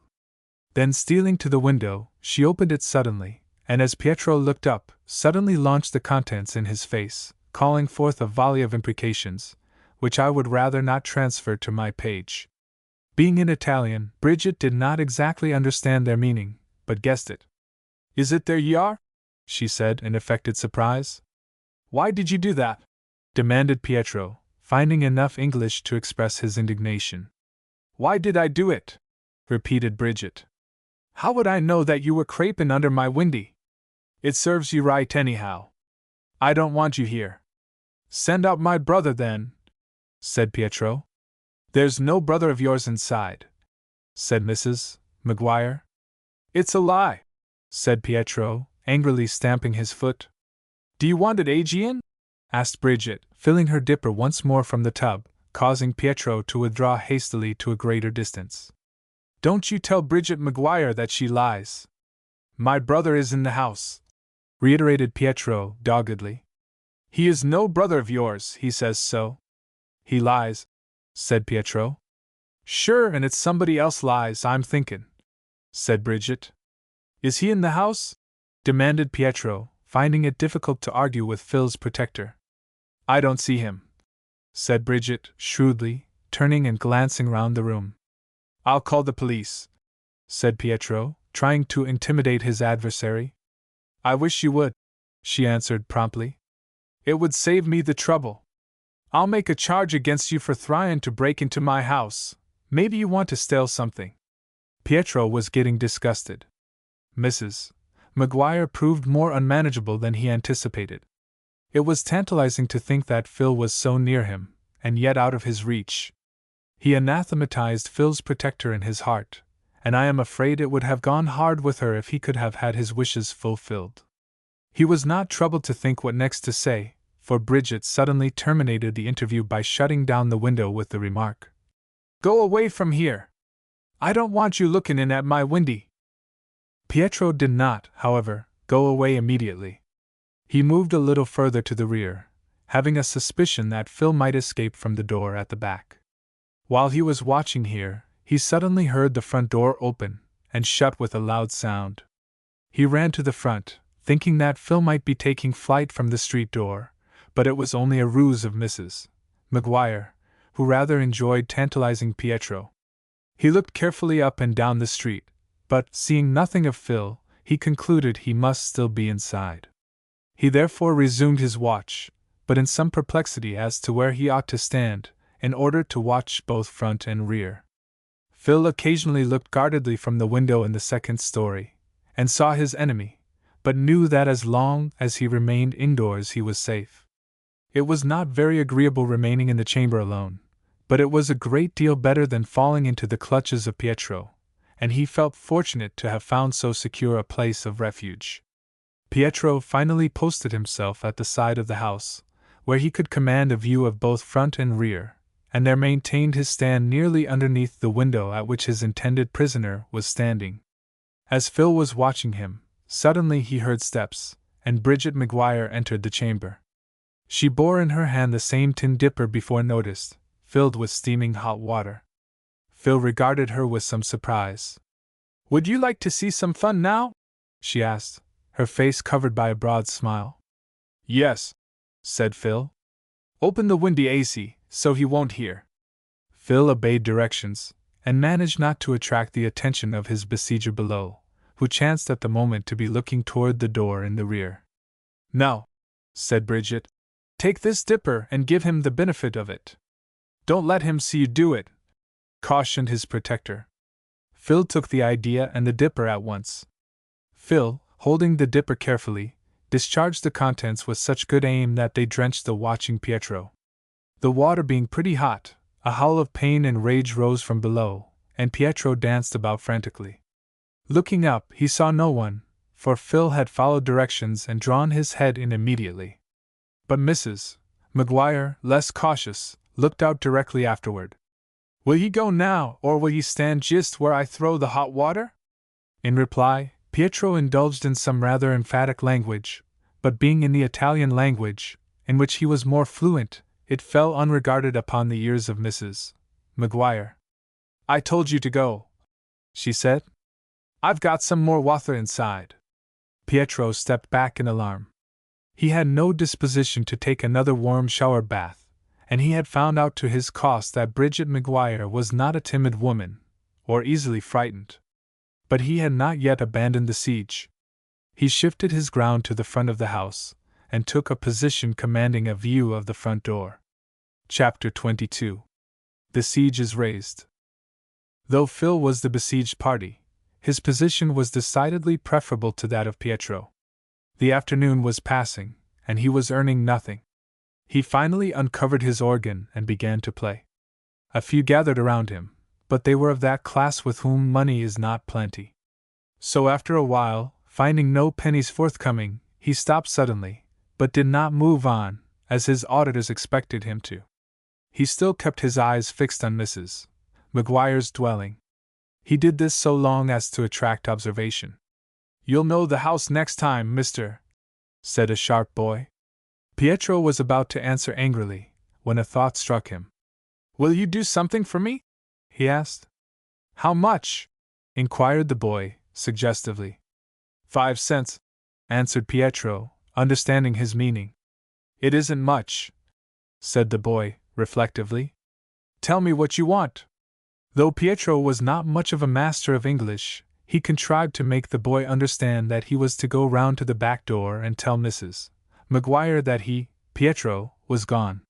He intended to hide close by, and when Phil came out, as he hoped, on the strength of his disappearance, he would descend upon him and bear him off triumphantly. Armed with these instructions, the boy went round to the back door and knocked. Thinking it might be Phil's enemy, Mrs. Maguire went to the door, holding in one hand a dipper of hot suds, ready to use in case of emergency. Well, what do you want? She asked, abruptly, seeing that it was a boy. He's gone, said the boy. Who's gone? The man with the hand organ, ma'am. And what for do I care? Demanded Bridget, suspiciously. This was a question the boy could not answer. In fact, he wondered himself why such a message should have been sent. He could only look at her in silence. Who told you to tell the man was gone? Asked Bridget, with a shrewdness worthy of a practitioner at the bar. The Italian told me. Did he? Repeated Bridget, who saw into the trick at once. He's very kind. He didn't want you to know he told me, said the boy, remembering his instructions when it was too late. Mrs. Maguire nodded her head intelligently. True for you, said she. What did he pay you for telling me? 5 cents. Then it's 5 cents lost. Do you want to earn another 5 cents? Yes, said the boy promptly. Then do what I tell you. What is it? Come in and I'll tell you. The boy having entered, Mrs. Maguire led him to the front door. Now, said she, when I open the door, run as fast as you can. The man that sent you will think it is another boy, and will run after you. Do you mind? The young messenger began to see the joke, and was quite willing to help carry it out. But even the prospective fun did not make him forgetful of his promised recompense. Where's the 5 cents? He asked. Here, said Bridget, and diving into the depths of a capacious pocket, She drew out 5 pennies. "That's all right," said the boy. "Now open the door." Bridget took care to make a noise in opening the door, and, as it opened, she said in a loud and exultant voice, "You're all safe now, the man's gone. Now run," she said in a lower voice. The boy dashed out of the doorway, but Mrs. McGuire remained standing there. She was not much surprised to see Pietro run out from the other side of the house, and prepared to chase the runaway. But quickly perceiving that he was mistaken, he checked his steps, and turning, saw Mrs. McGuire with a triumphant smile on her face. "Why don't you run?" she said. "You can catch him." "It isn't my brother," he answered, sullenly. "I thought you was gone," she said. "I am waiting for my brother." "Then you'll have to wait. You wanted to cheat me, you hay then. But Bridget McGuire ain't to be took in by such as you. You'd better lave before my man comes home from his work, or he'll give you lave of absence with a kick." Without waiting for an answer, Bridget shut the door and bolted it, leaving her enemy routed at all points. In fact, Pietro began to lose courage.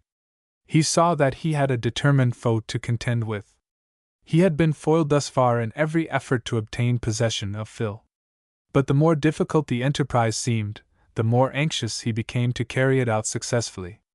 He knew that the padrone would not give him a very cordial reception if he returned without Phil, especially as he would be compelled to admit that he had seen him, and had nevertheless failed to secure him. His uncle would not be able to appreciate the obstacles he had encountered, but would consider him in fault. For this reason he did not like to give up the siege, though he saw little hopes of accomplishing his object. At length, however, he was obliged to raise the siege, but from a cause with which neither Phil nor his defender had anything to do. The sky, which had till this time been clear, suddenly darkened. In 10 minutes rain began to fall in large drops. A sudden shower, unusual at this time of the year, came up, and pedestrians everywhere, caught without umbrellas, fled panic-stricken to the nearest shelter. Twice before, as we know, Pietro had suffered from a shower of warm water. This, though colder, was even more formidable. Vanquished by the forces of nature, Pietro shouldered his instrument and fled incontinently. Phil might come out now, if he chose. His enemy had deserted his post, and the coast was clear. "That'll make the hay then lave," thought Mrs. McGuire, who, though sorry to see the rain on account of her washing, exulted in the fact that Pietro was caught out in it. She went to the front door and looked out. Looking up the street, she just caught a glimpse of the organ in rapid retreat. She now unbolted the door, the danger being at an end, and went up to acquaint Phil with the good news. "You may come down now," she said. "Is he gone?" inquired Phil. "Sure, he's running up the street as fast as his legs can carry him." "Thank you for saving me from him," said Phil, with a great sense of relief at the flight of his enemy. "Wish now, I don't need any thanks. Come down by the fire now." So Phil went down, and Bridget, on hospitable thoughts intent, drew her only rocking chair near the stove, and forced Phil to sit down in it. Then she told him, with evident enjoyment, of the trick which Pietro had tried to play on her, and how he had failed. "He couldn't cheat me, the hay then," she concluded. "I was too smart for the likes of him, anyhow. Where do you live when you are at home?" "I have no home now," said Phil, with tears in his eyes. "And have you no father and mother?" "Yes," said Phil. "They live in Italy." "And why did they let you go so far away?" "They were poor, and the padrone offered them money," answered Phil, forced to answer, though the subject was an unpleasant one. "And did they know he was a bad man and would bait you?" "I don't think they knew," said Phil, with hesitation. "My mother did not know. I've got 3 children myself," said Bridget. "They'll get wet comin' home from school, the darlints.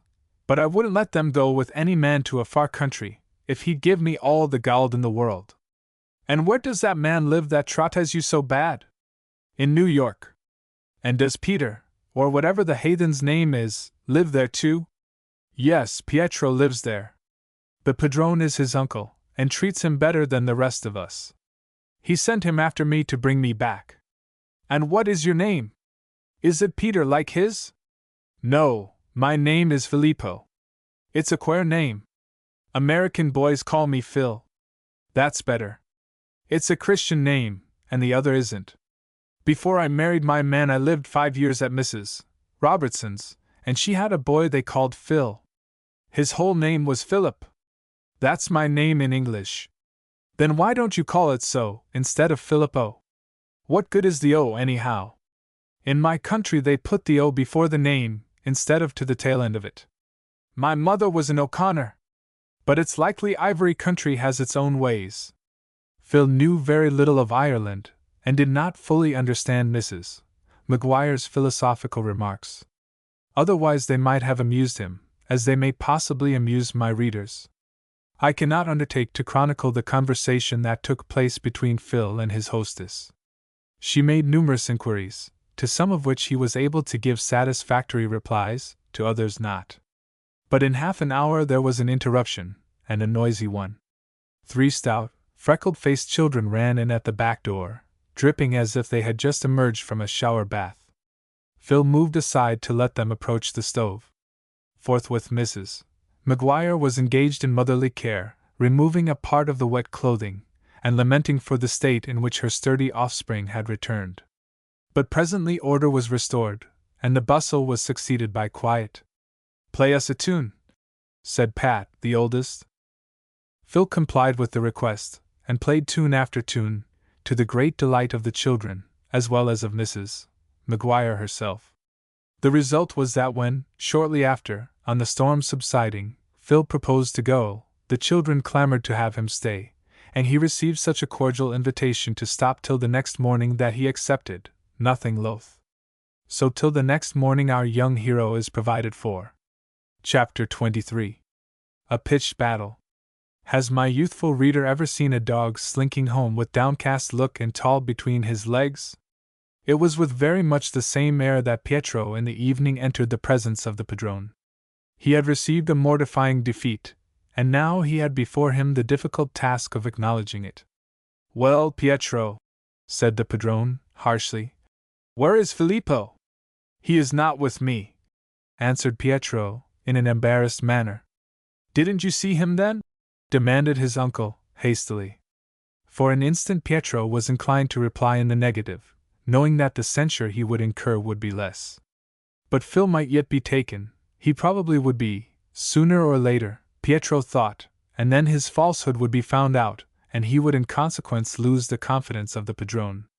So, difficult though it was, he thought it politic to tell the truth. Signore, I saw him," said he. "Then why didn't you drag him home?" demanded his uncle, with contracted brow. "Didn't I tell you to bring him home?" Signore, but I could not." "Are you not so strong as he, then?" asked the padrone, with a sneer. "Is a boy of 12 more than a match for you, who are 6 years older?" "I could kill him with my little finger," said Pietro, stung by this taunt, and for the moment he looked as if he would like to do it. "Then you didn't want to bring him? Come, you are not too old for the stick yet." Pietro glowed beneath his dark skin with anger and shame when these words were addressed to him. He would not have cared so much had they been alone, but some of the younger boys were present, and it shamed him to be threatened in their presence.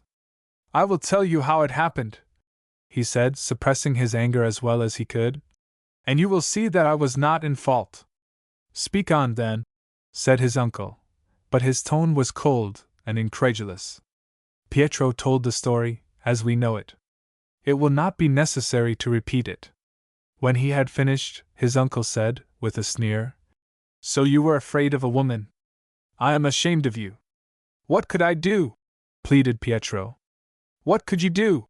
repeated the padrone furiously. "You could push her aside, run into the house, and secure the boy." "You are a coward, afraid of a woman." "It was her house," said Pietro. "She would call the police." "So could you. You could say it was your brother you sought. There was no difficulty. Do you think Filippo is there yet?" "I do not know." "Tomorrow I will go with you myself," said the padrone. "I see I cannot trust you alone. You shall show me the house, and I will take the boy." Pietro was glad to hear this. It shifted the responsibility from his shoulders, and he was privately convinced that Mrs. Maguire would prove a more formidable antagonist than the padrone imagined. Whichever way it turned out, he would experience a feeling of satisfaction. If the padrone got worsted, it would show that he, Pietro, need not be ashamed of his defeat. If Mrs. Maguire had to surrender at discretion, he would rejoice in her discomfiture. So, in spite of his reprimand, he went to bed with better spirits than he came home. The next morning Pietro and the padrone proceeded to Newark, as proposed. Arrived there, the former led his uncle at once to the house of the redoubtable Mrs. Maguire. It will be necessary for us to precede them. Patrick Maguire was a laborer, and for some months past had had steady work. But as luck would have it, work ceased for him on the day in which his wife had proved so powerful a protector to Phil. When he came home at night he announced this. "Never mind, Pat," said Mrs. Maguire, who was sanguine and hopeful. "We'll live somehow. I've got a bit of money upstairs, and I'll earn something by washing. We won't starve. I'll get work agin soon, maybe," said Pat, encouraged. "Sure you will. And if I don't, I'll help you wash," said her husband humorously. "Sure you'd spoil the clothes," said Bridget, laughing. In the evening Phil played, and they had a merry time. Mr. Maguire quite forgot that he was out of work, and seizing his wife by the waist, danced around the kitchen, to the great delight of the children. The next morning Phil thanked Mrs. Maguire for her kindness, and prepared to go away. "Why will you go?" asked Bridget, hospitably. "Sure we have room for you. You can pay us a little for your oughten, and sleep with the childer." "I should like it," said Phil. But what? Pietro will come for me. And if he does, my Pat will kick him out of doors." Mr. Maguire was 6 feet in height, and powerfully made. There was no doubt he could do it if he had the opportunity. But Phil knew that he must go out into the streets, and then Pietro might waylay him when he had no protector at hand. He explained his difficulty to Mrs. Maguire, and she proposed that he should remain close at hand all the forenoon, near enough to fly to the house as a refuge, if needful. If Pietro did not appear in that time, he probably would not at all. Phil agreed to this plan, and accordingly began to play and sing in the neighborhood, keeping a watchful lookout for the enemy. His earnings were small, for the neighborhood was poor. Still, he picked up a few pennies, and his store was increased by a 25-cent gift from a passing gentleman. He had just commenced a new tune, being at that time 10 rods from the house, when his watchful eyes detected the approach of Pietro, and more formidable still, the padrone. He did not stop to finish his tune, but took to his heels. At that moment the padrone saw him. With a cry of exultation, he started in pursuit, and Pietro with him. He thought Phil already in his grasp. Phil dashed breathless into the kitchen, where Mrs. Maguire was ironing. "What's the matter?" she asked. "The padrone, Pietro and the padrone!" exclaimed Phil, pale with affright. Mrs. Maguire took in the situation at once. "Run upstairs," she said. "Pat's up there on the bed. He will see they won't take you." Phil sprang upstairs 2 steps at a time, and dashed into the chamber. Mr. Maguire was lying on the outside of the bed, peacefully smoking a clay pipe. "What's the matter?" he asked, repeating his wife's question. "They have come for me," said Phil. "Have they?" said Pat. "Then they'll go back, I'm thinking. Where are they?" But there was no need of a reply, as their voices were already audible from below, talking with Mrs. Maguire. The distance was so trifling that they had seen Phil enter the house, and the padrone, having a contempt for the physical powers of woman, followed boldly. They met Mrs. Maguire at the door. "What do you want?" she demanded. "The boy," said the padrone. "I saw him come in here." "Did ye? Your eyes is sharp thin." She stood directly in the passage, so that neither could enter without brushing her aside. "Send him out," said the padrone. "Faith, and I won't," said Bridget. "He shall stay here as long as he likes. I will come in and take him." said the padrone, furiously.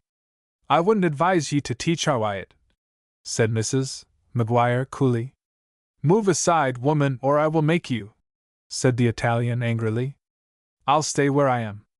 Sure, it's my own house, and I have a right to do it. Pietro, said the padrone, with sudden thought. He may escape from the front door. Go round and watch it. By his sign Bridget guessed what he said, though it was spoken in Italian. He won't run away, she said. I'll tell you where he is, if you want to know. Where? Asked the padrone, eagerly. He's upstairs, thin. The padrone would not be restrained any longer. He made a rush forward, and pushing Mrs. Maguire aside, sprang up the stairs. He would have found greater difficulty in doing this, but Bridget, knowing her husband was upstairs, made little resistance, and contented herself, after the padrone had passed, with intercepting Pietro, and clutching him vigorously by the hair, to his great discomfort, screaming, "Murder!" at the top of her lungs. The padrone heard the cry, but in his impetuosity he did not heed it. He expected to gain an easy victory over Phil, whom he supposed to be alone in the chamber. He sprang toward him, but had barely seized him by the arm, when the gigantic form of the Irishman appeared, and the padrone found himself in his powerful grasp. "What business have ye here, you bloody villain?" demanded Pat. "Breaking into an honest man's house, without leave or license. I'll teach you manners, you baste." "Give me the boy," gasped the padrone. "You can't have him, thin," said Pat. "You want to bait him, you murderin' ould villain." "I'll have you arrested," said the padrone, furiously, writhing vainly to get himself free. He was almost beside himself that Phil should be the witness of his humiliation. "Will you, thin?" demanded Pat. "Thin, the sooner you do it the better. Open the window, Phil." Phil obeyed, not knowing why the request was made. He was soon enlightened. The Irishman seized the padrone, and lifting him from the floor, carried him to the window, despite his struggles, and thrusting him out, let him drop. It was only the second story, and there was no danger of serious injury. The padrone picked himself up, only to meet with another disaster. A passing policeman had heard Mrs.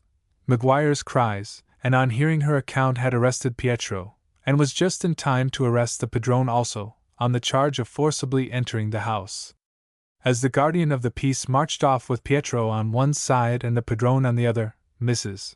Maguire sat down on a chair and laughed till she cried. "Sure, they won't come for you again in a hurry, Phil, darlint," she said. "They've got all they want, I'm thinking dot." I may add that the pair were confined in the station house overnight, and the next day were brought before a justice, reprimanded and fined. Chapter 24. The Death of Giacomo. Great was the astonishment at the Italian lodging house that night when neither the padrone nor Pietro made his appearance. Great was the joy, too, for the nightly punishments were also necessarily omitted, and the boys had no one to pay their money to. There was another circumstance not so agreeable. All the provisions were locked up, and there was no supper for the hungry children. Finally, at 11:30, 3 boys, bolder than the rest, went out, and at last succeeded in obtaining some bread and crackers at an oyster saloon, in sufficient quantities to supply all their comrades. After eating heartily they went to bed, and for one night the establishment ran itself much more satisfactorily to the boys than if the padrone had been present. The next morning the boys went out as usual, having again bought their breakfast and dispersed themselves about the city and vicinity, heartily hoping that this state of things might continue. But it was too good to last. When they returned at evening they found their old enemy in command. He looked more ill-tempered and sour than ever, but gave no explanation of his and Pietro's absence, except to say that he had been out of the city on business. He called for the boys' earnings of the day previous, but to their surprise made no inquiries about how they had supplied themselves with supper or breakfast. He felt that his influence over the boys, and the terror which he delighted to inspire in them, would be lessened if they should learn that he had been arrested and punished. The boys were accustomed to look upon him as possessed of absolute power over them, and almost regarded him as above law. Pietro, too, was silent, partly for the same reasons which influenced the padrone, partly because he was afraid of offending his uncle. Meanwhile, poor Giacomo remained sick. If he had been as robust and strong as Phil, he would have recovered, but he was naturally delicate, and exposure and insufficient food had done their work only too well. 4 days afterward, to advance the story a little, one of the boys came to the padrone in the morning, saying, "Signore Padrone, Giacomo is much worse. I think he is going to die." "Nonsense!" said the padrone angrily. "He is only pretending to be sick, so that he need not work. I have lost enough by him already." Nevertheless, he went to the little boy's bedside. Giacomo was breathing faintly. His face was painfully thin, his eyes preternaturally bright. He spoke faintly, but his mind seemed to be wandering. "Where is Filippo?" he said. "I want to see Filippo." In this wish the padrone heartily concurred. He, too, would have been glad to see Filippo, but the pleasure would not have been mutual. "Why do you want to see Filippo?" he demanded, in his customary harsh tone. Giacomo heard and answered, though unconscious who spoke to him. "I want to kiss him before I die," he said. "What makes you think you are going to die?" said the tyrant, struck by the boy's appearance. "I am so weak," murmured Giacomo. "Stoop down, Filippo. I want to tell you something in your ear." Moved by curiosity rather than humanity, the padrone stooped over, and Giacomo whispered, "When you go back to Italy, dear Filippo, go and tell my mother how I died. Tell her not to let my father sell my little brother to a padrone, or he may die far away, as I am dying. Promise me, Filippo." There was no answer. The padrone did indeed feel a slight emotion of pity, but it was, unhappily, transient. Giacomo did not observe that the question was not answered. "Kiss me, Filippo," said the dying boy. One of the boys who stood nearby, with tears in his eyes, bent over and kissed him. Giacomo smiled. He thought it was Filippo. With that smile on his face, he gave one quick gasp and died, a victim of the padrone's tyranny and his father's cupidity. 1. Death came to Giacomo as a friend. No longer could he be forced out into the streets to suffer cold and fatigue, and at night inhuman treatment and abuse. His slavery was at an end. We go back now to Phil. Though he and his friends had again gained a victory over Pietro and the padrone, he thought it would not be prudent to remain in Newark any longer. He knew the revengeful spirit of his tyrants, and dreaded the chance of again falling into their hands. He must, of course, be exposed to the risk of capture while plying his vocation in the public streets. Therefore he resisted the invitation of his warm-hearted protectors to make his home with them, and decided to wander farther away from New York. The next day, therefore, he went to the railway station and bought a ticket for a place 10 miles further on. This he decided would be far enough to be safe. Getting out of the train, he found himself in a village of moderate size. Phil looked around him with interest. He had the fondness, natural to his age, for seeing new places. He soon came to a schoolhouse. It was only 9:15, and some of the boys were playing outside. Phil leaned against a tree and looked on. Though he was at an age when boys enjoy play better than work or study, he had no opportunity to join in their games. One of the boys, observing him, came up and said frankly, "Do you want to play with us?" "Yes," said Phil, brightening up. "I should like to." "Come on, then." Phil looked at his fiddle and hesitated. "Oh, I'll take care of your fiddle for you. Here, this tree is hollow, just put it inside, and nobody will touch it." Phil needed no second invitation.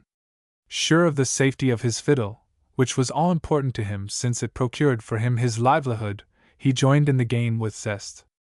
It was so simple that he easily understood it. His laugh was as loud and merry as any of the rest, and his face glowed with enjoyment. It does not take long for boys to become acquainted. In the brief time before the teacher's arrival, Phil became on good terms with the schoolboys, and the one who had first invited him to join them said, "Come into school with us. You shall sit in my seat." "Will he let me?" asked Phil, pointing to the teacher. "To be sure he will. Come along." Phil took his fiddle from its hiding place in the interior of the tree, and walked beside his companion into the schoolroom. It was the first time he had ever been in a schoolroom before, and he looked about him with curiosity at the desks, and the maps hanging on the walls. The blackboards, too, he regarded with surprise, not understanding their use. After the opening exercises were concluded, the teacher, whose attention had been directed to the newcomer, walked up to the desk where he was seated.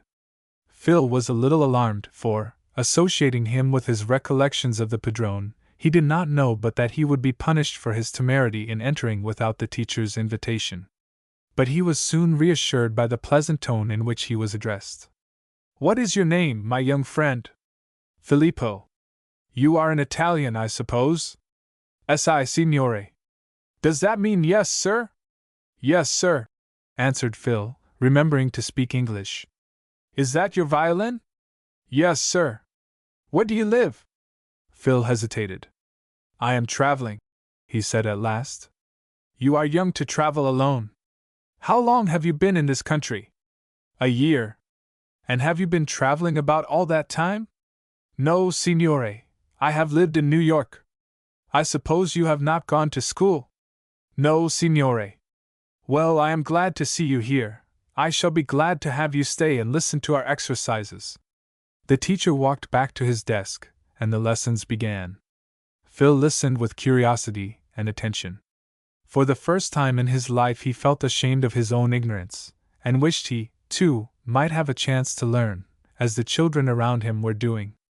But they had homes and parents to supply their wants, while he must work for his livelihood. After a time, recess came. Then the boys gathered around, and asked Phil to play them a tune. "Will he let me?" asked the young fiddler, again referring to the teacher. The latter, being applied to, readily consented, and expressed his own wish to hear Phil.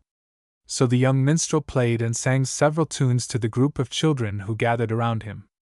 Time passed rapidly, and the recess was over before the children anticipated it. "I am sorry to disturb your enjoyment," said the teacher, "but duty before pleasure, you know. I will only suggest that, as our young friend here depends on his violin for support, we ought to collect a little money for him. James Reynolds, suppose you pass around your hat for contributions. Let me suggest that you come to me first." The united offerings, though small individually, amounted to $1, which Phil pocketed with much satisfaction. He did not remain after recess, but resumed his wanderings, and about noon entered a grocery store, where he made a hearty lunch. Thus far good fortune attended him, but the time was coming, and that before long, when life would wear a less sunny aspect. Chapter 25. Phil finds a friend. It was the evening before Christmas. Until today the winter had been an open one, but about 1 o'clock in the afternoon the snow began to fall. The flakes came thicker and faster, and it soon became evident that an old-fashioned snowstorm had set in. By 7 o'clock the snow lay a foot deep on the level, but in some places considerably deeper, for a brisk wind had piled it up in places. In a handsome house, some rods back from the village street, lived Dr. Drayton, a physician, whose skill was so well appreciated that he had already, though still in the prime of life, accumulated a handsome competence. He sat this evening in his library, in dressing gown and slippers, his wife nearby engaged in some needlework. "I hope you won't be called out this evening, Joseph," said Mrs. Drayton, as a gust of wind tattled the window panes. "I echo that wish, my dear," said the doctor, looking up from the last number of the Atlantic Monthly. "I find it much more comfortable here, reading Dr. Holmes' last article. The snow must be quite deep." "It is. I found my ride from the North Village this afternoon bleak enough. You know how the wind sweeps across the road near the pond schoolhouse. I believe there is to be a Christmas Eve celebration in the town hall this evening, is there not?" "No, it has been postponed till tomorrow evening." "That will be better. The weather and walking will both be better. Shall we go, Mary?" "If you wish it," she said hesitatingly. Her husband understood her hesitation. Christmas Day was a sad anniversary for them. For years before, their only son, Walter, a boy of 8, had died just as the Christmas church bells were ringing out a summons to church. Since then the house had been a silent one, the quiet unbroken by childish noise and merriment. Much as the doctor and his wife were to each other, both felt the void which Walter's death had created, and especially as the anniversary came around which called to mind their great loss. "I think we had better go," said the doctor. "Though God has bereft us of our own child, it will be pleasant for us to watch the happy faces of others." "Perhaps you are right, Joseph." Half an hour passed. The doctor continued reading the Atlantic, while his wife, occupied with thoughts which the conversation had called up, kept on with her work. Just then the bell was heard to ring. "I hope it is not for you, Joseph," said his wife apprehensively. "I am afraid it is," said the doctor, with a look of resignation. "I thought it would be too good luck for me to have the whole evening to myself." "I wish you were not a doctor," said Mrs. Drayton. "It is rather too late to change my profession, my dear," said her husband good-humoredly. "I shall be 50 next birthday. To be sure, Ellen Jones tells me that in her class at the normal school there is a maiden lady of 62, who has just begun to prepare herself for the profession of a teacher. I am not quite so old as that." Here the servant opened the door, ushering in a farm laborer. "Good evening, Abner," said the doctor, recognizing him, as, indeed, he knew every face within half a dozen miles. "Anything amiss at home?" "Mrs. Felton is took with spasms," said Abner. "Can you come right over? What have you done for her?" "Put her feet in warm water and put her to bed." "Can you come right over?" "Yes," said the doctor, rising and exchanging his dressing gown for a coat, and drawing on his boots. "I will go as soon as my horse is ready." Orders were sent out to put the horse to the sleigh. This was quickly done, and the doctor, fully accoutred, walked to the door. "I shall be back as soon as I can, Mary," he said. "That won't be very soon. It is a good 2 miles ride. I shan't loiter on the way, you may be sure of that. Abner, I am ready." The snow was still falling, but not quite so fast as early in the afternoon.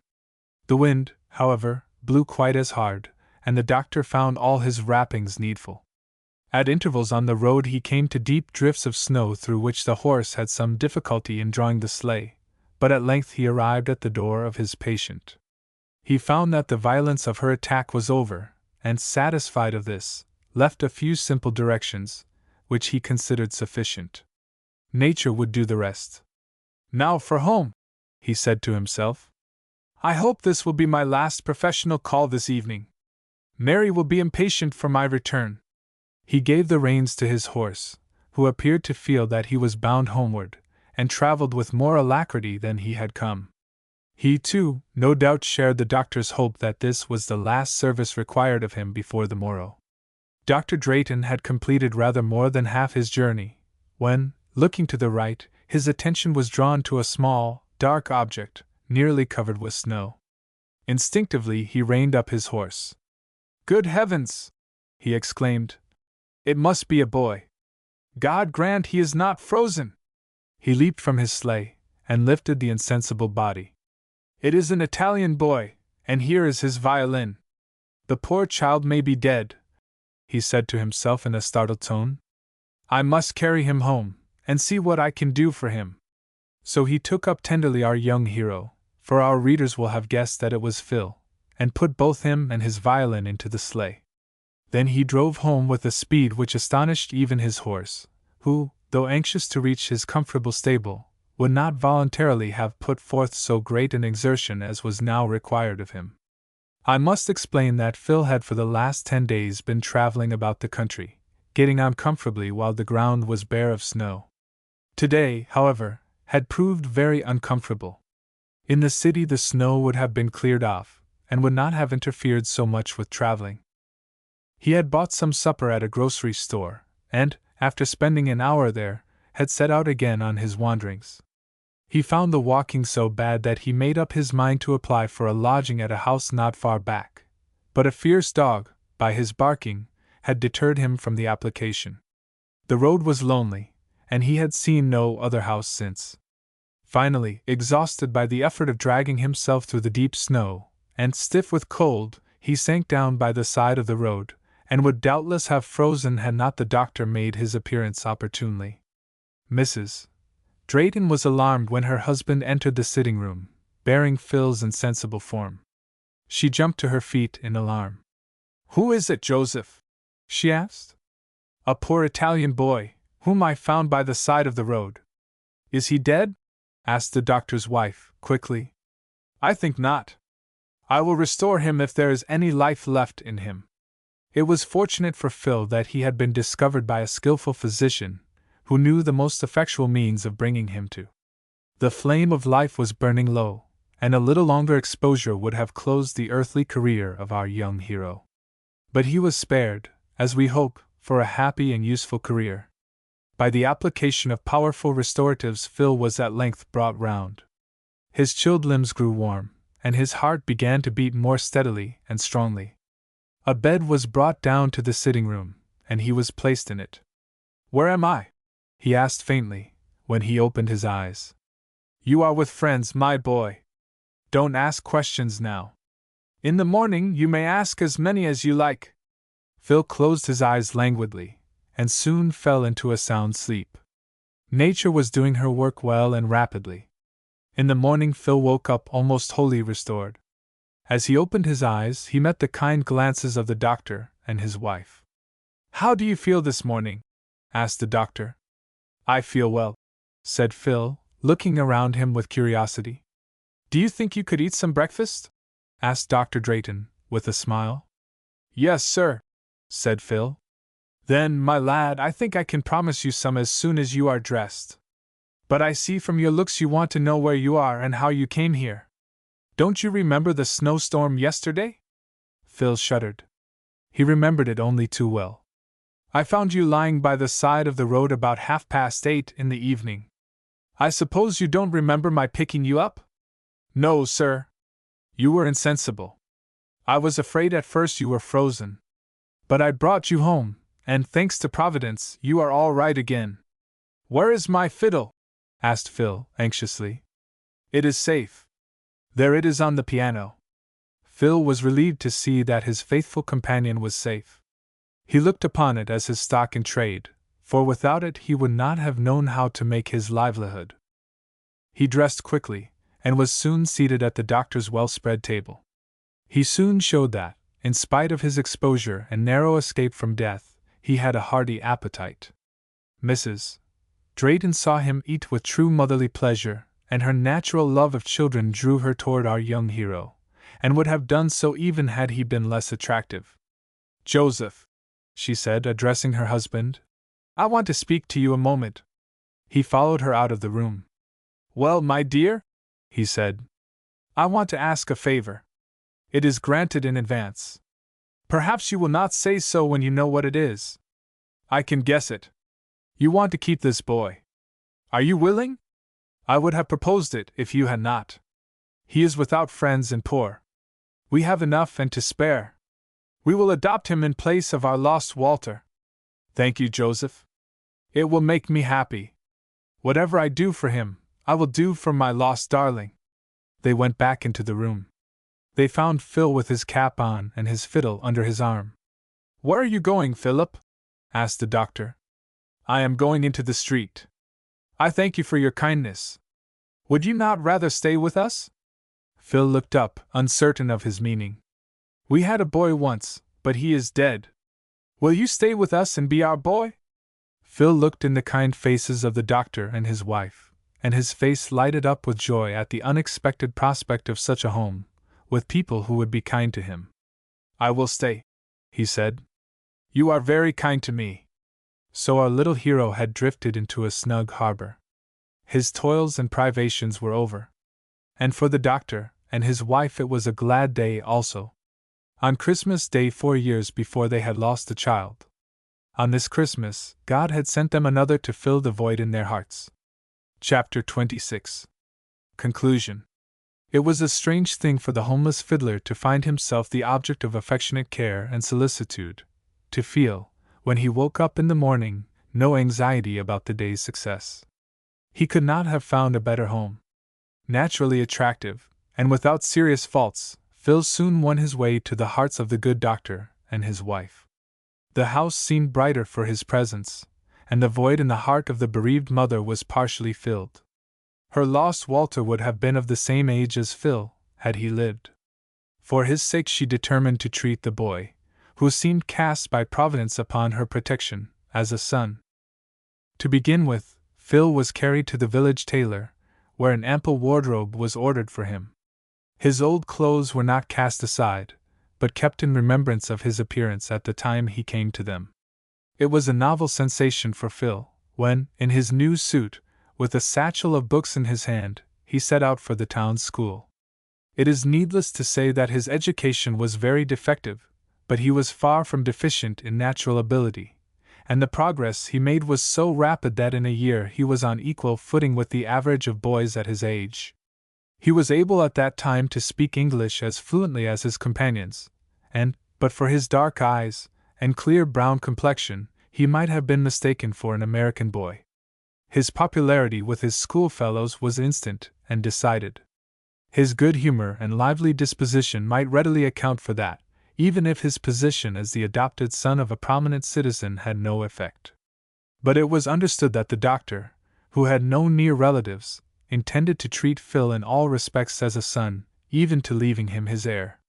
It may be asked whether the padrone gave up all efforts to recover the young fiddler. He was too vindictive for this.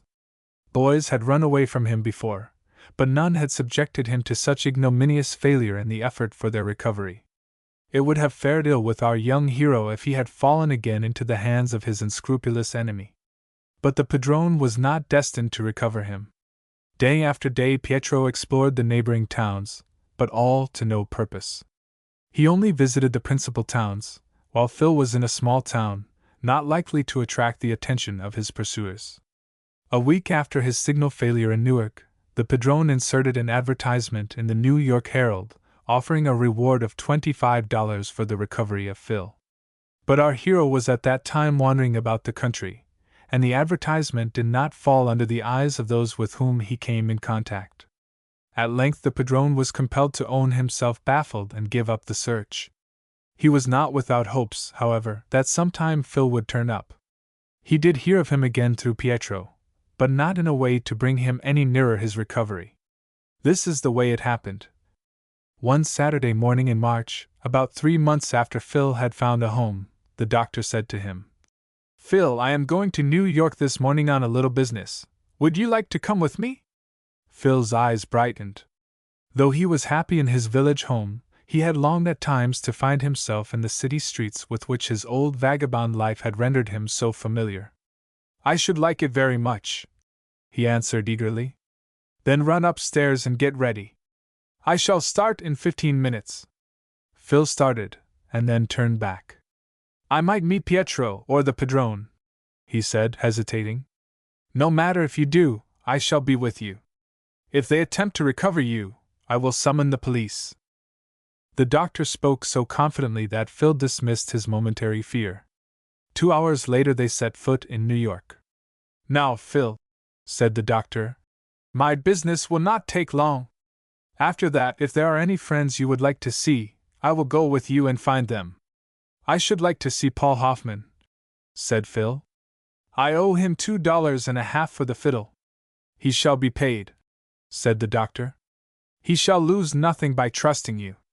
An hour afterward, while walking with the doctor in a side street, Phil's attention was attracted by the notes of a hand organ. Turning in the direction from which they came, he met the glance of his old enemy, Pietro. "It is Pietro," he said quickly, touching the arm of his companion. Pietro had not been certain till then that it was Phil. It looked like him, to be sure, but his new clothing and general appearance made such a difference between him and the Phil of former days that he would have supposed it only an accidental resemblance. But Phil's evident recognition of him convinced him of his identity. He instantly ceased playing, and with eager exultation, advanced to capture him. Phil would have been alarmed but for his confidence in the doctor's protection. "I have got you at last, Celerato," said Pietro, roughly, grasping Phil by the shoulder with a hostile glance. The doctor instantly seized him by the collar, and hurled him back. "What do you mean by assaulting my son?" he demanded coolly. Pietro was rather astonished at this unexpected attack. "He is my brother," he said. "He must go back with me. He is not your brother. If you touch him again, I will hand you to the police." "He ran away from my uncle," said Pietro. "Your uncle should have treated him better." "He stole a fiddle," said Pietro doggedly. "He had paid for it over and over again," said the doctor. "Phil, come along.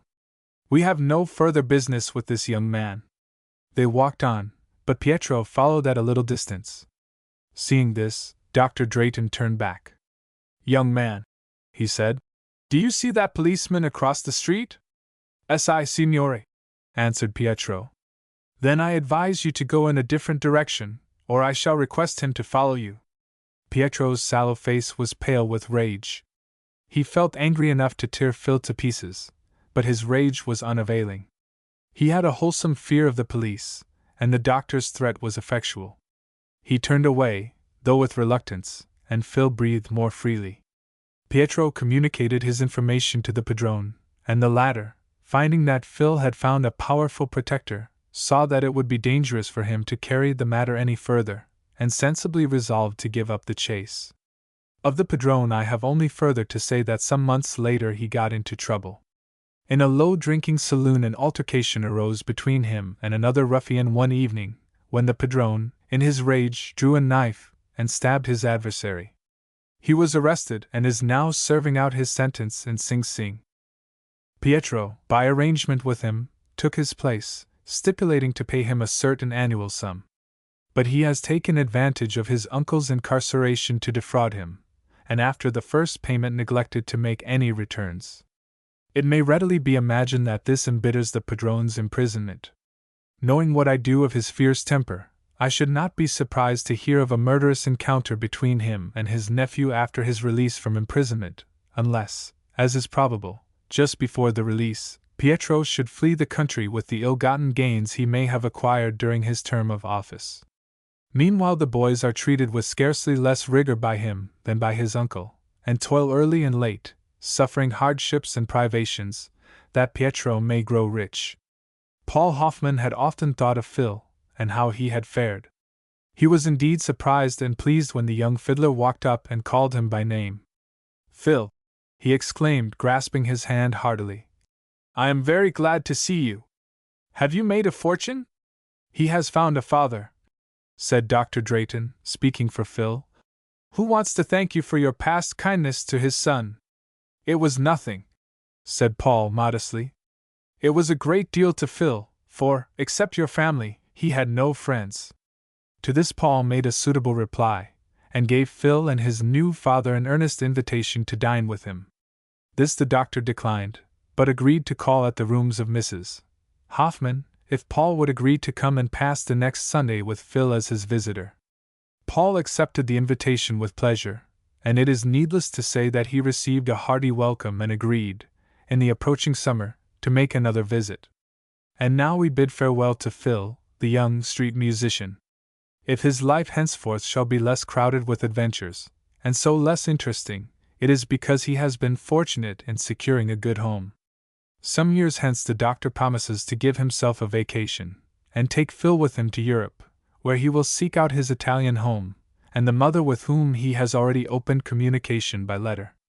So we leave Phil in good hands, and with the prospect of a prosperous career. But there are hundreds of young street musicians who have not met with his good fortune, but are compelled, by hard necessity, to submit to the same privations and hardships from which he is happily relieved. May a brighter day dawn for them also. I hope my readers feel an interest in Paul Hoffman, the young street merchant, who proved so efficient a friend to our young hero. His earlier adventures are chronicled in Paul the Peddler. His later history will be chronicled in the next volume of this series, which will be entitled Slow and Sure, or From the Sidewalk to the Shop. The End.